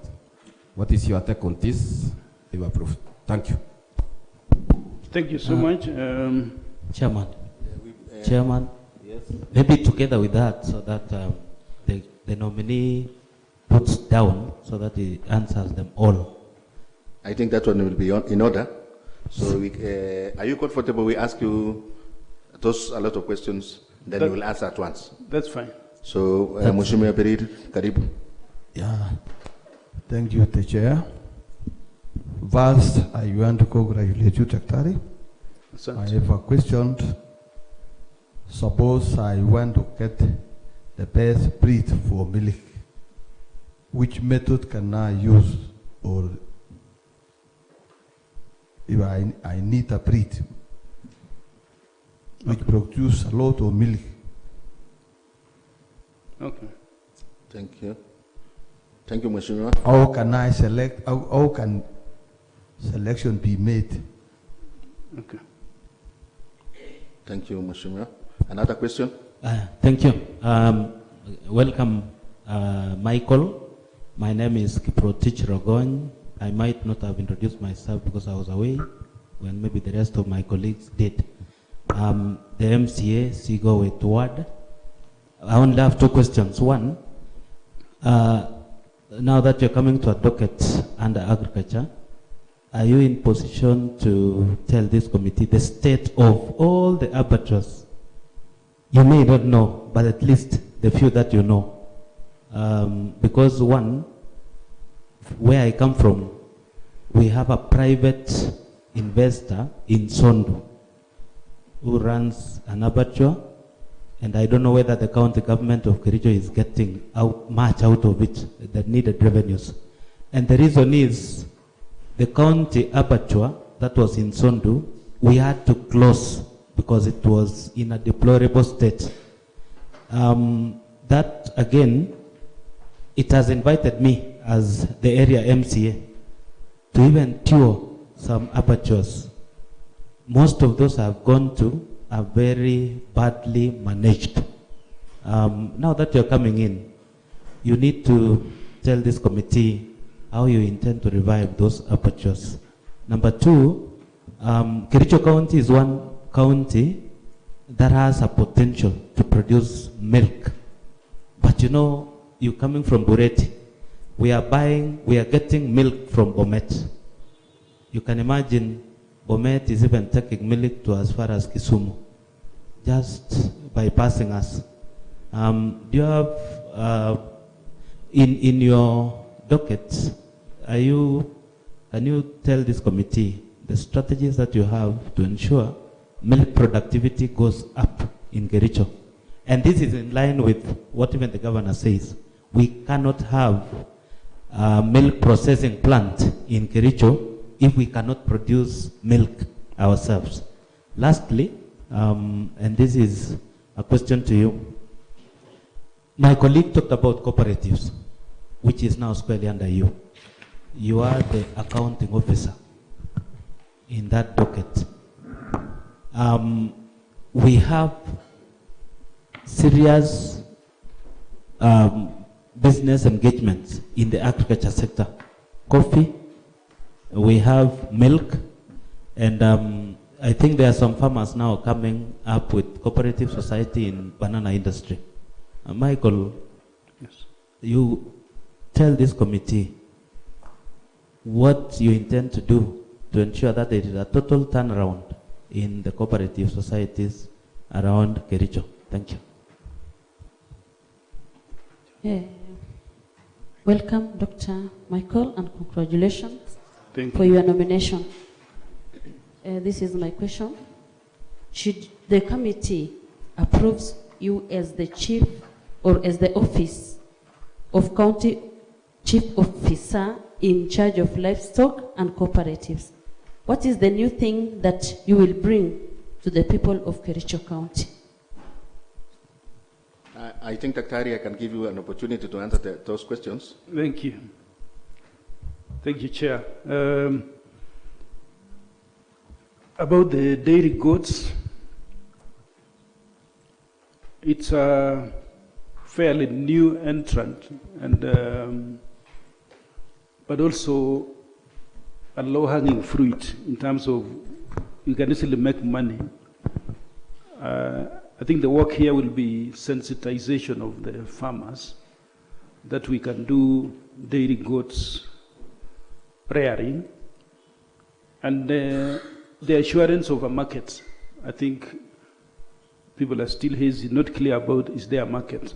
So the work to be done here is sensitization of the farmers, an association of the farmers who are already doing dairy, and we do field days, demonstration at their farms. So let's have, my thinking is we'll have a congregation of the existing dairy goods farmers, and these are people we can take for benchmarking in other farms. I know farms in Nyeri, I've been to Nyeri, I've been to other parts of this country where the dairy goods farming is vibrant. We know there's a market in Kisumu, there's a market here, especially the people who are hospitalized with conditions like which have immunity challenges. They rely on dairy goat milk. So there is a market. It's about sensitizing, and this we will do, and also getting a market where they can buy the breeding stock.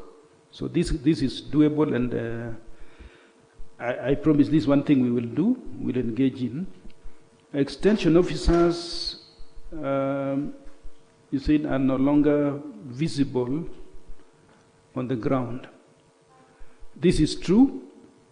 I also appreciate the same. I said as a farmer, I also see, we don't see the officers on the ground.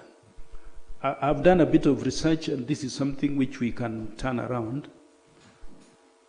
With the necessary budgetary support, we need to have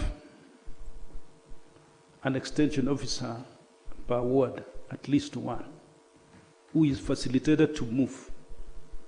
So we can avail a motorbike per officer. Number two is accountability. While we facilitate them, I'm a believer in performance appraisal. So I'll be appraising my officers on what are they doing on the ground through the sub-county office and through my office. This is possible to facilitate people to do their work. Each extension officer can do a lot if well facilitated, and this is possible, and we are going to do this. Number 3 was about cattle dips. My thinking is not every part of this county qualifies to have a cattle dip at the moment. There are areas where the number of animals is large, so this is okay to have cattle dips. Part of Ainamoi, Belgut, and Bureti are largely zero grazing. My thinking is we will go the direction of vaccinating animals against East Coast fever in these areas. And then the areas of Kipkelion, Soin, Sigawet, we make sure the cattle dips are functional. The same officer, the extension officer, becomes a supervisor of that cattle dip. So he is accountable for the performance of the cattle dip. We will give subsidy, we'll subsidize, we'll give product, we'll give the acaricide to the dip. But that dip needs to manage that acaricide as a revolving fund. I've had experiences where I said I've worked for pharmaceutical company. We supply the acaricide. After 6 months, there is no money. They're coming for deni, kopesha, sisi, tawi meisha. They can't account for the funds. So with a minimal charge of about 20 shillings per head, the dip is able to run and sustain itself. So I think initially we will then look at which parts do we do vaccinations. So we'll do our own evaluation on the data of the cattle dips which we want to revive, and then we run the program, because the companies will support us by doing sampling. They sample every month. They take a sample and tell you the dip is correct, go ahead, or you need to get closer in managing supporting the dip management. About the best milk breeds, you asked about how do we source or select.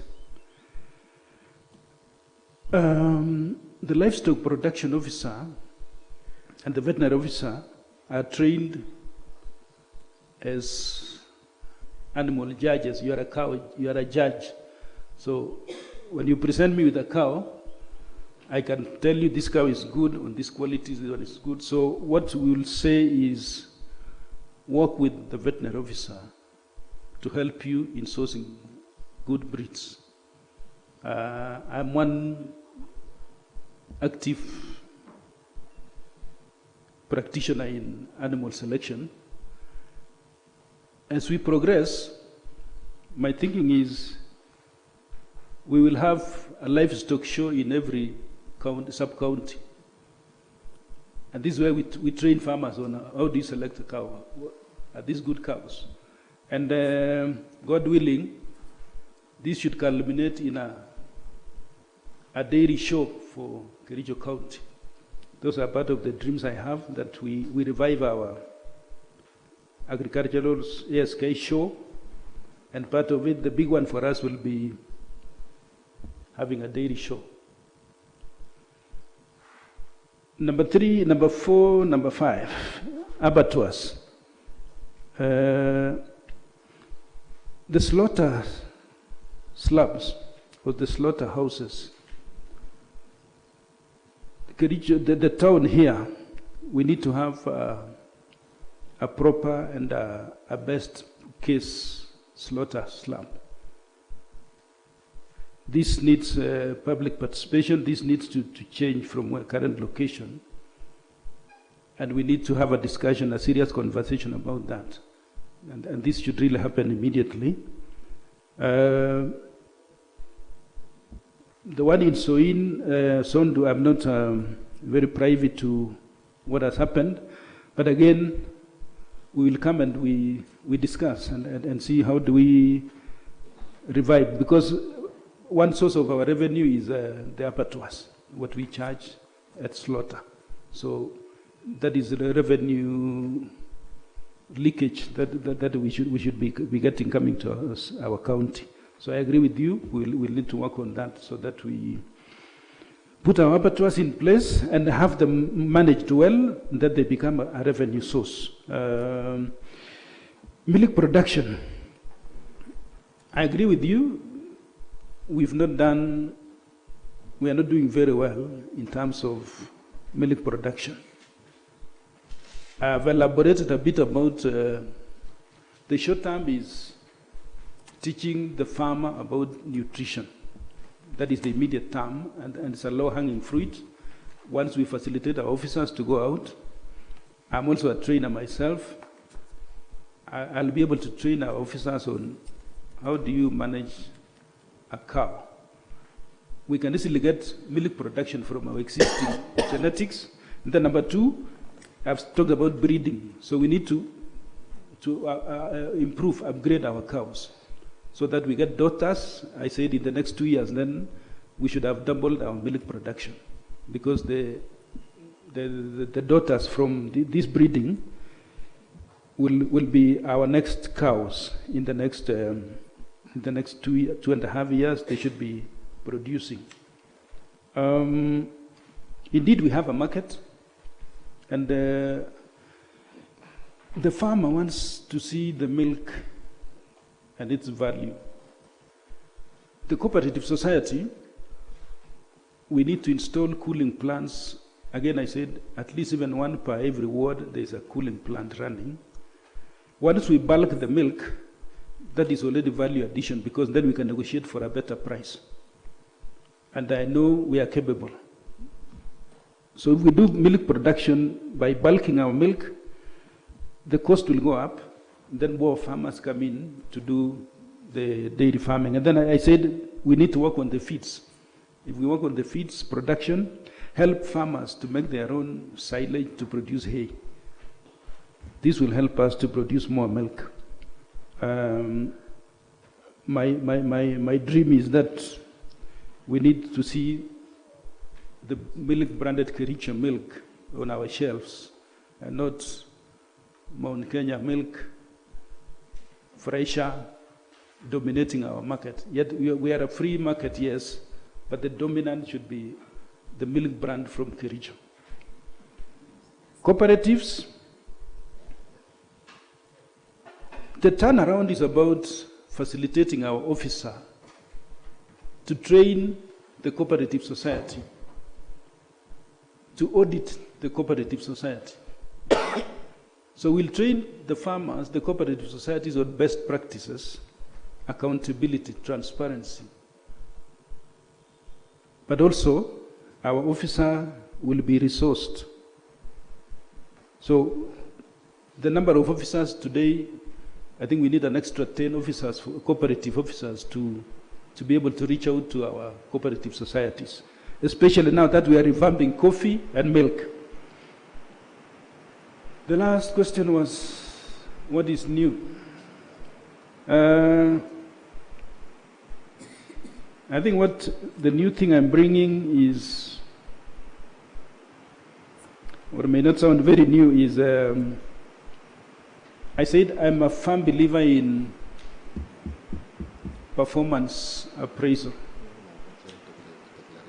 I am a believer in facilitating my team to do their work.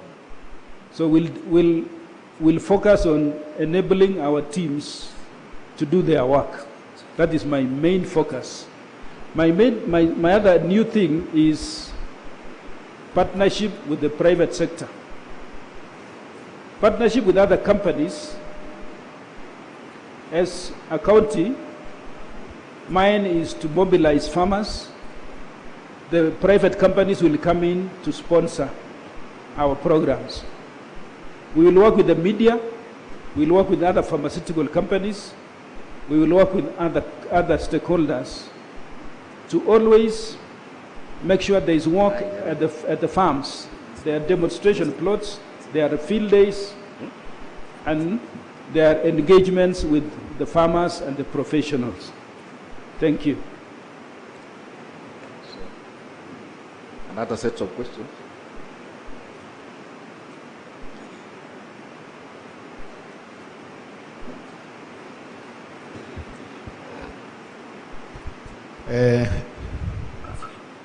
Dr. Pett.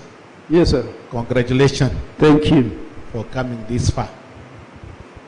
Do you have any deferred income or future benefits that you anticipate to get in future?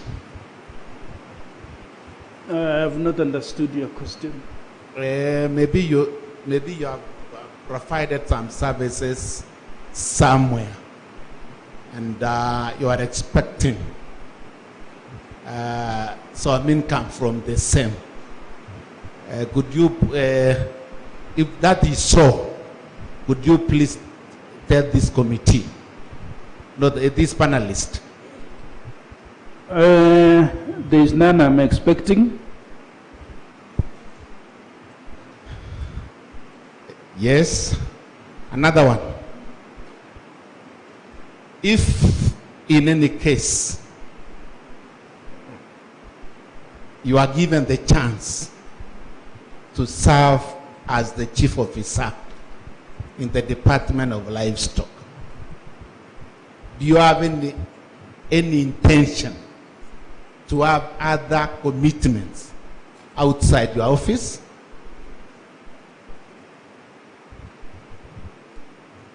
My number one commitment is to serve the people of Kericho County as a chief officer, livestock and cooperatives management.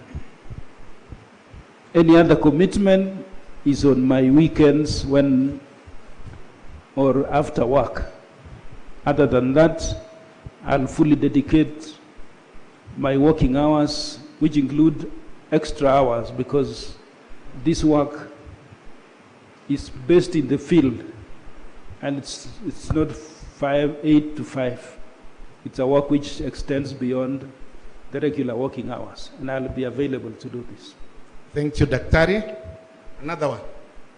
Could you please tell this panelist some of your sources of income?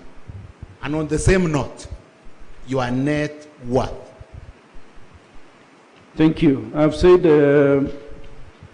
I'm a dairy farmer, so I sell milk. That is one source of income. I also have a veterinary shop. That becomes a part of my income. In the past, I've been helping farmers to source for genetic breeding animals. And I think with this commitment, that will not be possible unless when we are doing it for our team in the county. So it will no longer be a revenue stream for me. I own a farm where I do the dairy farming, about 9 acres, so that's about 9 million. Maybe if you include the properties therein, about 20 million, 30.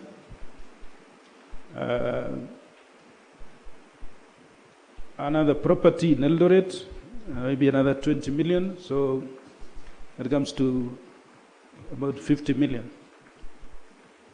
Thank you, Daktari.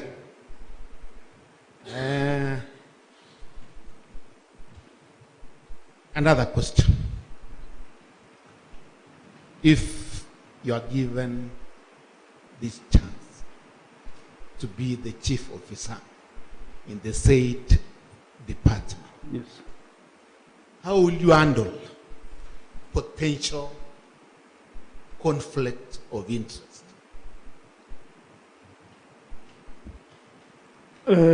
Conflict of interest will require conflict resolution. I think number one is to identify what is the identifying what is the source of the conflict. After identifying the source, then we identify which solution can really work for this conflict. Because at the end of the day, the idea is to resolve conflict amicably. So number one is we'll try to negotiate out of this conflict. We'll do negotiations with the parties involved. Number two is if negotiation fails, then we may look for a mediator, somebody who can help us to bring the parties together. We really don't desire that it ends up in court or requiring the intervention of the judiciary. So we'll work at identifying what is the problem, why is there a conflict, can it be resolved by negotiation, by having an arbitrator, or it ends up in court. But we'll really desire that we find a negotiation out of a conflict. I rejoined on that. Yes. At times, recruitments can be done in your department. And maybe one of the applicants is a relative or even your son. How will you handle the same as far as conflict of interest is concerned? Thank you.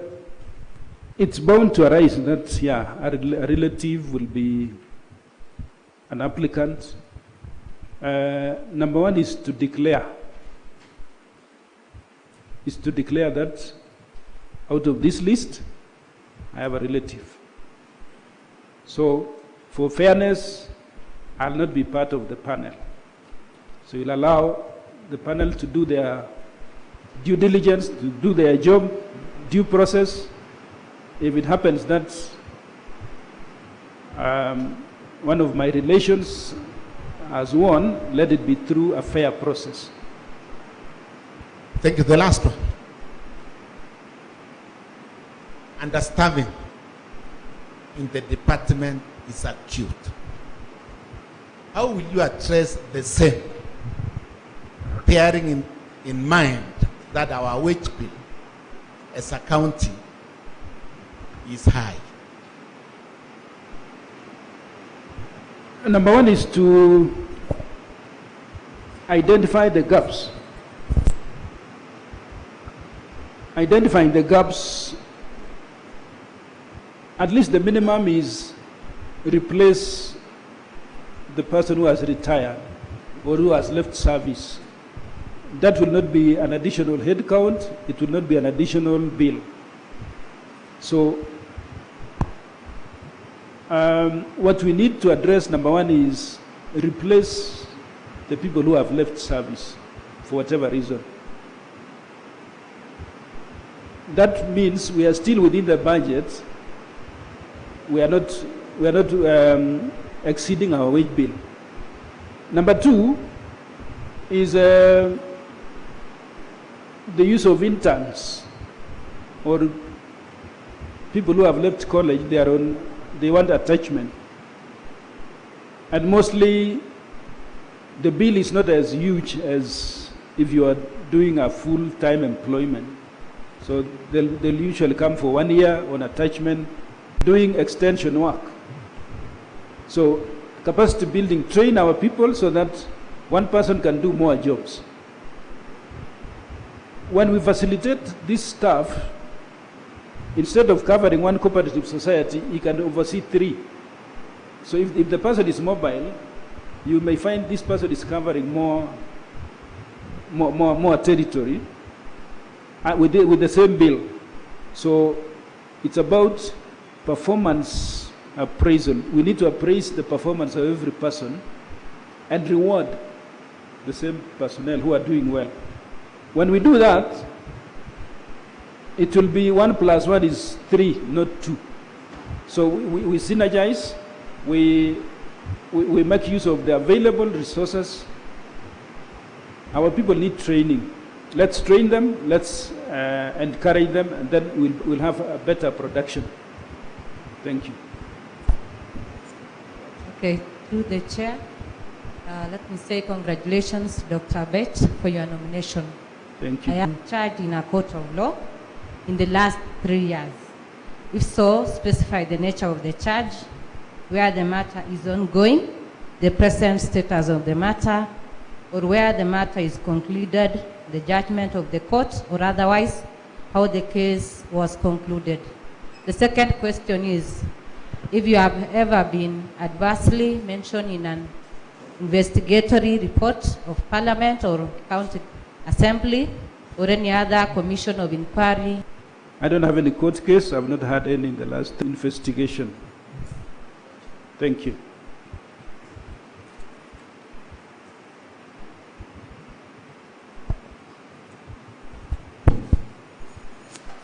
Mr. Pett. Yes, sir. Let me come forward so that you can see me. And maybe to introduce myself. I came late. I'm Richard Langat, MCA Kedoage Mugulwad. And sitting behind you, Mr. Pett, doesn't mean we are on a minority side, but we couldn't get a chance to be on the podium. So I have two questions at a time. Now, I've heard of this type of DOPA ship. And from what I have learned about this DOPA ship, it mostly coming from the other side of our county, which mainly within North Rift. What do you tend to do to have this important and kind of DOPA ship in our county? Secondly, it's about straying animals in our towns. What measures will you take to see that there is no straying animals in towns like cattle, sheep, goats, or even dogs? Thank you.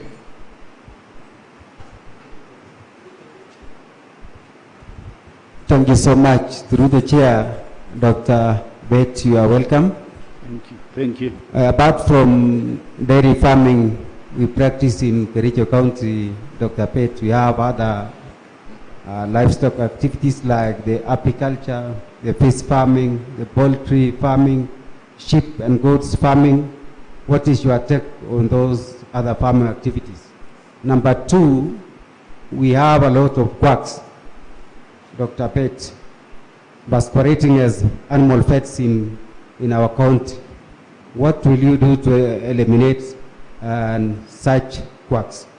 Number three, how do you rate the extension services in our county? What is your rating concerning the extension services in Kericho County? Thank you so much.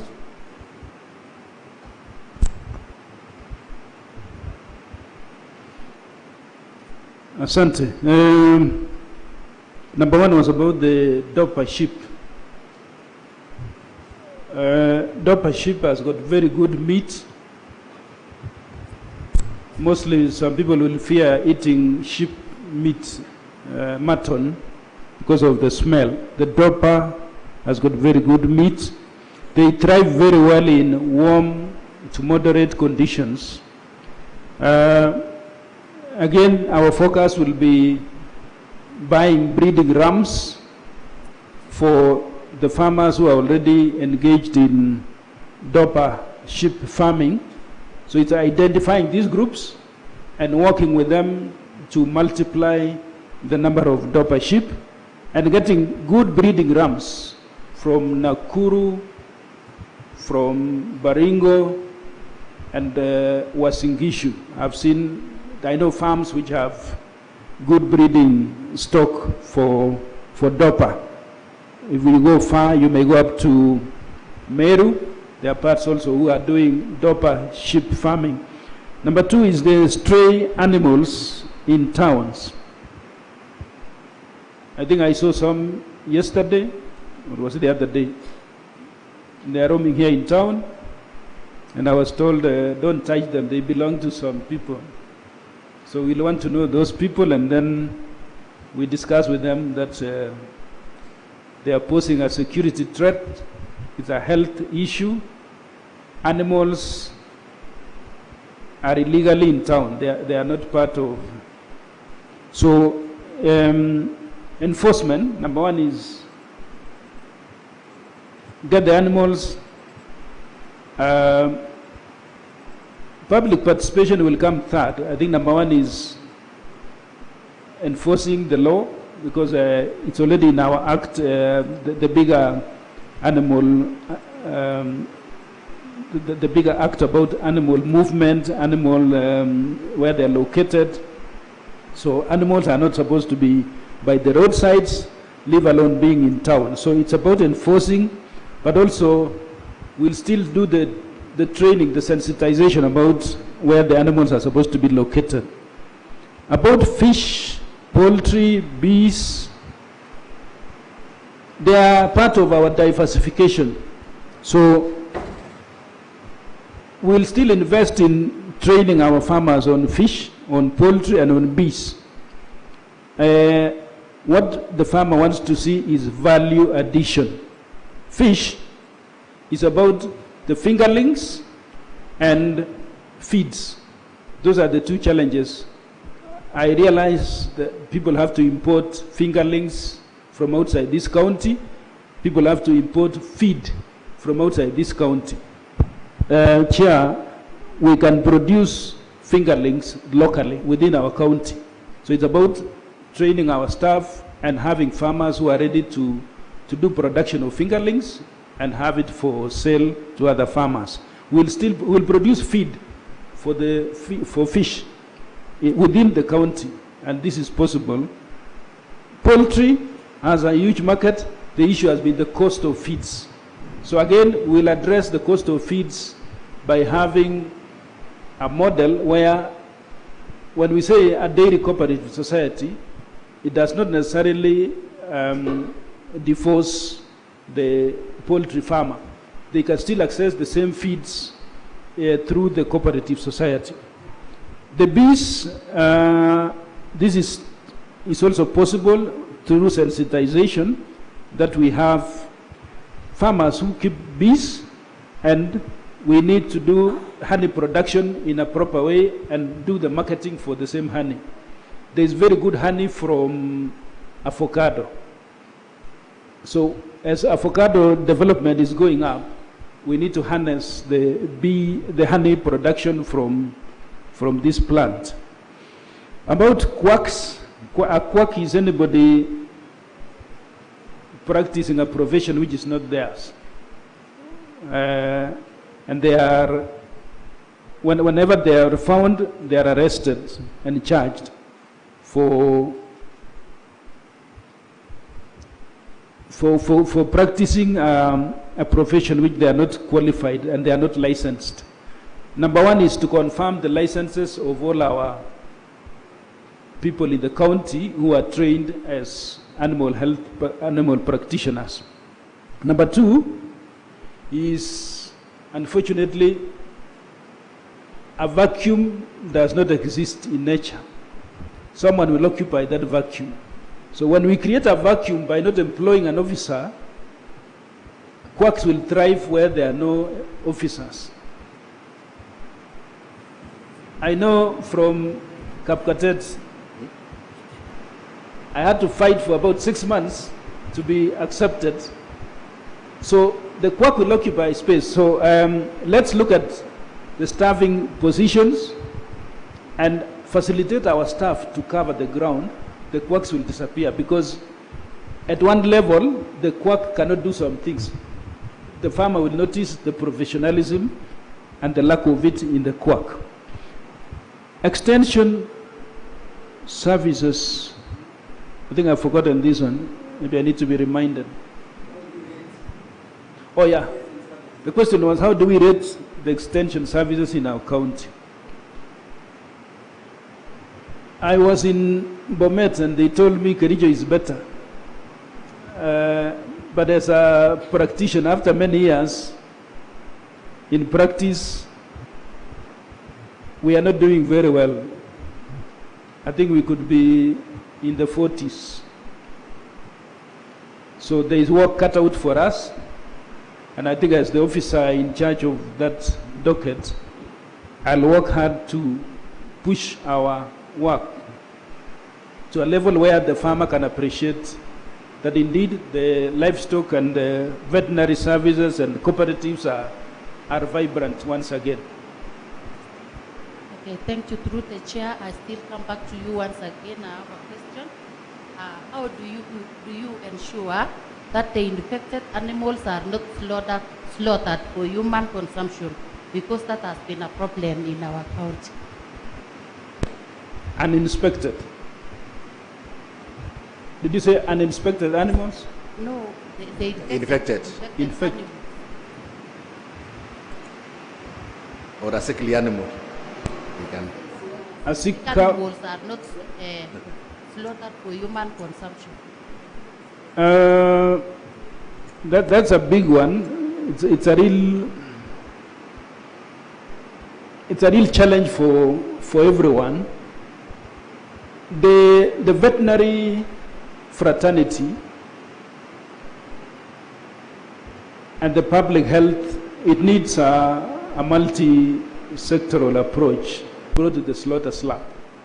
So awareness, and then managing looking at the integrity of our officers in meat inspection, which is partly impromptu visits. So we pay surprise visits to the slaughterhouse, and we are able to arrest the situation. Karibu Mheshimiwa. Through the chair, I have a question, Daktari, on the side of agriculture. Why nowadays maize is not doing well in Bureti and Bomet? Maize. Let me answer a bit of that. As a farmer, that maize has had two challenges, and probably three. Challenge number one was what was called MLN, maize lethal necrosis. This disease destroyed maize. It is yet to be contained. I think our neighbor Bomet is mostly affected. Number two was the fertilizer. So if we are able to manage maybe to see how to subsidize the cost of fertilizer, and then we'll be back to production. Thank you. Thank you. So, Daktari, as we are nearing to the end of this interview, on observation about your file, I see you haven't submitted a self-declaration form as per the Leadership and Integrity Act. Self-declaration form. It's missing in your file. I'll avail the copy. I'll make it available. I've done it. So thank you. I hope you will work in hand with the Secretariat. Yes. On time, and you will submit. Yeah, before I leave, I'll avail it. So before we close, what's your remark about the kind of interview that we have done, that we have